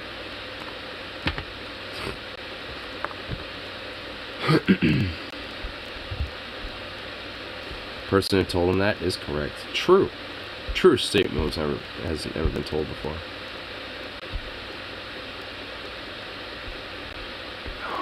Victoria 3's out? Victoria 3? Yay! I love Victoria 2. Now Victoria 3's out? Yes! Yes! That might explain where Venom's been all this time. He's been playing that all day. Now he passed out, woke up again, playing that again, and then passed out again, not realizing I was on. Now he's definitely passed out. Until he feeds his horses at 5 a.m. Which actually, that technically is like an hour from now. Do I really want to go out now? Have him wake up and be like, oh, wow, you're actually streaming right now? Sun's up, I'm feeding the horses. I didn't realize they were up all night. See, that's when my friend Rip City can come in and be like, damn, still going strong. That's when he can claim that. Scary story.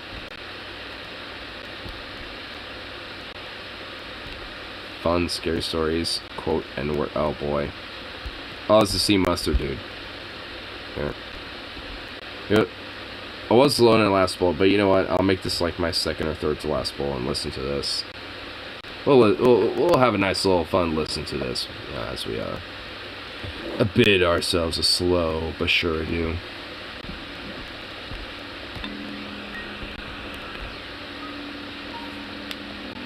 Oh boy, there's a lot of Klansmen in the background. I just noticed that. Oh man, this story. Oh boy.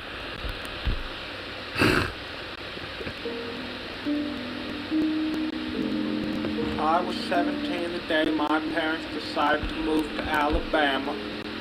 Oh, now I wish Venom was here. He could tell me if anything about Alabama from here on is accurate, because I guarantee he's going to say yes. My mother's aunt became ill and needed someone to care for her. And my mother, being the sweet woman she is, decided it would be her. I didn't mind, to be honest. I was a loser at school, and I was excited for a fresh start. However, it didn't realize that this school was going to be much, much worse. Shut up. It's story time, asshole. You can silence yourself, sir. All the kids at my new school were white. So I, being the only black guy, stuck out like a sore thumb. Uh-oh. And these weren't your average cheese-loving, meme-sharing white people either. These were the kind of white people who drank Mountain Dew religiously and aggressively... Oh my god. He doesn't even need to be in Alabama to describe this, because funny enough, one, my dad basically was friend with the only black kid in town, let alone school, when he was in Montana, growing up. And also, he religiously drinks Mountain Dew. Not so much anymore, but he did. It still kind of does. I still see him have Mountain Dew every now and then. On my first day, I was... Uh-oh. Is this some foreshadowing about what I should be aware of with some biology that I got going on here? And told to take my black ass back to Africa. Okay, my dad was not like that. He was friends with the only black kid in town, so that was not going on. Okay. The second day I was referred to as an ape. And by the third, I had heard every racial insult in the book. I don't understand the appeal of regular Mountain Dew radioactive sludge. I mean, it's okay, I guess. Honestly, I would have preferred if it was like in a Slurpee or something. Like, I mean, which is, I think, why Baja Blast took off so much the way it did with Taco Bell and shit, because people were like, oh shit, Mountain Dew. But it's in like a Slurpee form. Like, I mean, people were like, oh shit, this is actually kind of good, including me, personally. Like, if they had regular Mountain Dew in that form, I think I'd like it a lot more. I mean, honestly, because it's like, it's okay, but, like, it's literally even fundamentally way worse for your teeth than even regular soda.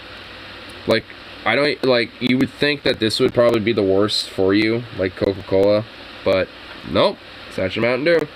I think it's like 4 times worse than Coca-Cola, and Coca-Cola is like 2 times worse, or something like that, than, you know, just regular sodas and shit, like Pepsi and stuff.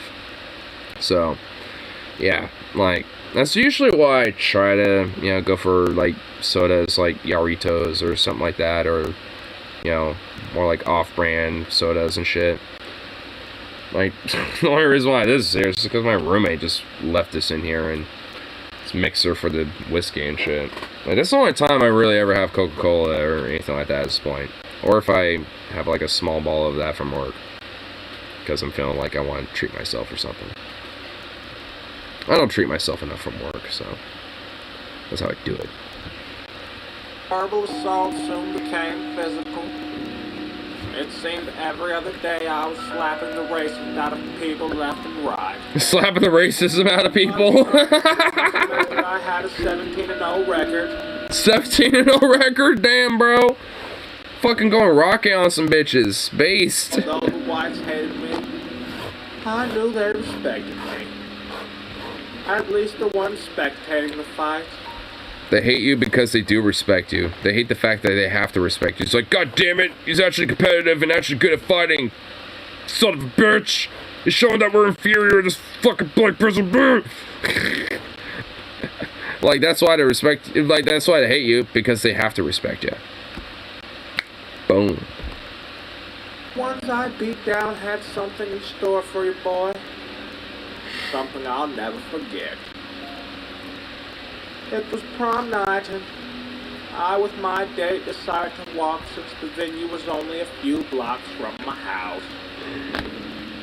What was going to be a swell night turned into some straight bullshit. Halfway through the walk, we noticed whispers in the distance. Do you hear that, Curtis? I sure do, girl. Sounds like a raccoon. A raccoon? The only coon here is you. A voice said from the shadows. Uh-oh. 17 clan members and a golden retriever soon appeared from the wooded area. Ah, shit. Aw, shit, here we go again. Wait. How many did you say? 17 clan members. 17.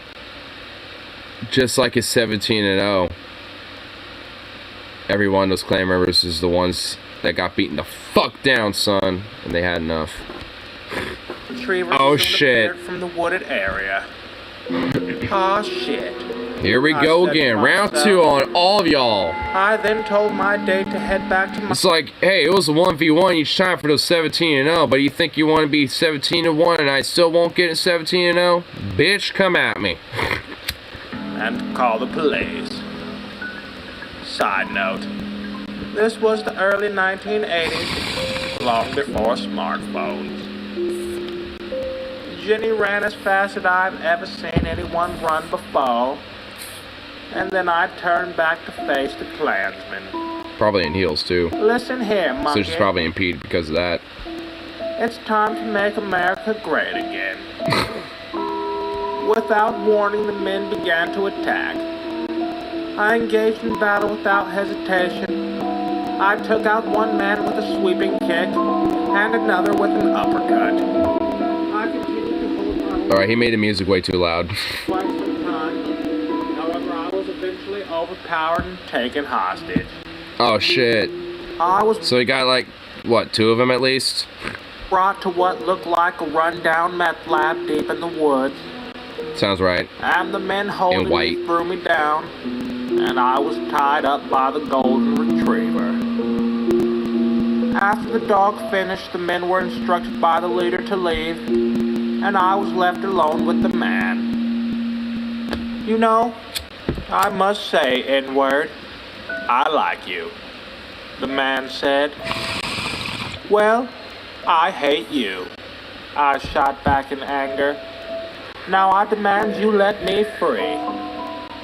The man laughed and told me he'd remove my restraints shortly, but not until the transfer was complete. Before I could clarify what he meant by transfer, 3 men in the golden retriever, now wearing a lab coat, returned. How's the golden retriever? Okay. And with them they had... So, there's caveats. There's foreshadowing about that, isn't there? Highly advanced machinery I've never seen before. Confused and still infuriated, I began to demand answers. What's with the machines? I mean, fuck that. I'd be fucking trying to break out of that shit like fucking Arnold Schwarzenegger from Total Recall, being like, yeah! Just breaking out of the fucking restraints and shit, dude. You know, it's like, that's what I'd be doing. Dog wearing a lab coat. The man again began to laugh his sinister laugh. Then he explained everything. You see, N-word, since I was a child, I've always known two things. One being that the sun will rise, and that I hate black people. I hate the black skin that you were cursed with, so I dedicated my life to finding a cure. After years of failure, and on the verge of quitting, I finally found the solution to rid the world of you. You know what's funny? Honestly, I was debating on whether I want to mention it or not, but you know, fuck it. But like, like, trust me, it'll lead up to it. But like during the Lewis to Clark expedition, actually, because they had I'm pretty sure he was a slave too, but they had a black man along with their expedition and shit. Like when they would pass through you know, different native tribes and visit their you know, camps and stuff, and you know, do some trades and shit, they would look at I forgot what his name was, but they would look at the black man, basically be like, "Why are you so dirty?" And literally quite literally tried to scrub the black off of him. To basically, it's not like curing the black away, but like literally they tried to scrub it off of him and like literally like wash him down, probably like he's never been washed down before. Like honestly, he was probably the most squeakiest clean son of a bitch that, you know, like out of that entire expedition, frankly. Because like so many, you know, different like natives in these camps would be like, you know, because they haven't seen black people before. I mean, up until that point, so they just literally thought he was just straight up covered in like mud and dirt. So they just straight up like would make him like the cleanest fuck ever, just trying to, you know, clean him and wipe him down, thinking, oh, he's just super dirty, you know, let's clean him. Why do you have this guy so dirty? Let's clean him really quick. But I mean, all they were doing was just making him like probably the most sanitized human on that entire expedition. But it was just kind of all like for naught, because like, guess what, you can't cure it or clean it away or anything like that. It's just kind of a little funny aside though, just because it's something that I remember about like Lewis and Clark with his with the Oregon Trail and shit, or at least the Lewis and Clark Trail specifically, because it's kind of, I mean, you know, it's just kind of like a random little funny, amusing little story of like, you know, when, you know, someone hasn't, you know, seen a black person before, you know, and they're just like, this person's super dirty, let's clean him. And it's just like, incessantly like clean the shit out of him for hours, thinking that like, why is he not getting clean? How like caked is this mud? What the hell? Mr. Dog, would you please give our friend a demonstration of the black extractor? The black extractor? What the fuck? And began to operate the machinery as the three hooded men brought in the black test subject. What the fuck? So wait, they had a test subject just ready to go? Wait, so why did they grab this dude? This is some get out shit. Get out shit. The men then tied down the poor black men as the dog initiated the black extractor. A beam of energy shot towards the man. 'Cause you ain't black, Jack. In a white aura. Screams of terror filled the room as the man was transformed before my eyes. The black extractor sure lived up to its name. The man was stripped of every last bit of black he had. What once was a if you didn't vote for me, you ain't black, Jack. pretty cool black guy was now a pasty shell of his former self. I stood in shock, not able to comprehend what had just occurred. When I was asked if there was any more questions. Just one, I responded. Who taught that dog to tie a knot? Having untied my restraints while watching the demonstration, I broke free to the dismay of the Klansmen. Immediately I was met with brute force. However, I easily took down the golden retriever and the four men. I told my parents what had occurred, and right then and there we decided to head back home and put my aunt in a nursing home. Wait. You skipped a lot of details of how you escaped and went back home there, bud. Okay, her with that. Cut to the chase and went home. I luckily never crossed paths with those men again, and I hope I never do. And for the poor man that had the black taken out of him, I hope you find peace. Hope you find peace. Damn.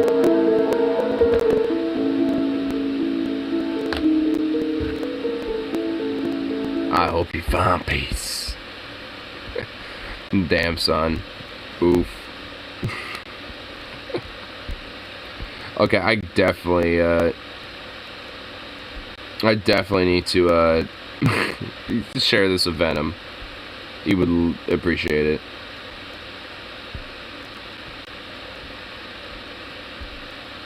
Someone commented, wait, how's there Trump presidency stuff in the 80s? It's all I can have. Well, actually, the whole Make America Great Again didn't start with Trump. That, I think, actually started with Reagan. I think he stole that from Reagan, who was, well, the president during the 80s. So, and technically, the whole election and campaign and stuff was during 79, you know, so. I mean, yeah, that would explain, at least the Make America Great Again shit. But the whole Get Out stuff, yeah, so he's looking back on the past and using metaphors from the current time. He's saying, however, I can explain the Let's Make America Great Again line. Well, I did. Everything else that he mentioned there is actually explainable with, like, the whole Get Out and stuff and everything. But no, the whole Make America Great Again line, that it didn't even necessarily start with Reagan. I think he stole for some other fuck. But the whole Make America Great Again thing, that, at least when it came to, like, at least on a presidential campaign level, started with Reagan. And Trump stole from him. So, and he was around during the 80s. So, that would at least explain that part. There is indeed an explanation. In fact, I'm going to leave that video up just so I can go to that comment and reply to it after this poll. To be like, actually, there is an explanation. Then I'm going to get myself some food. I'm hungry.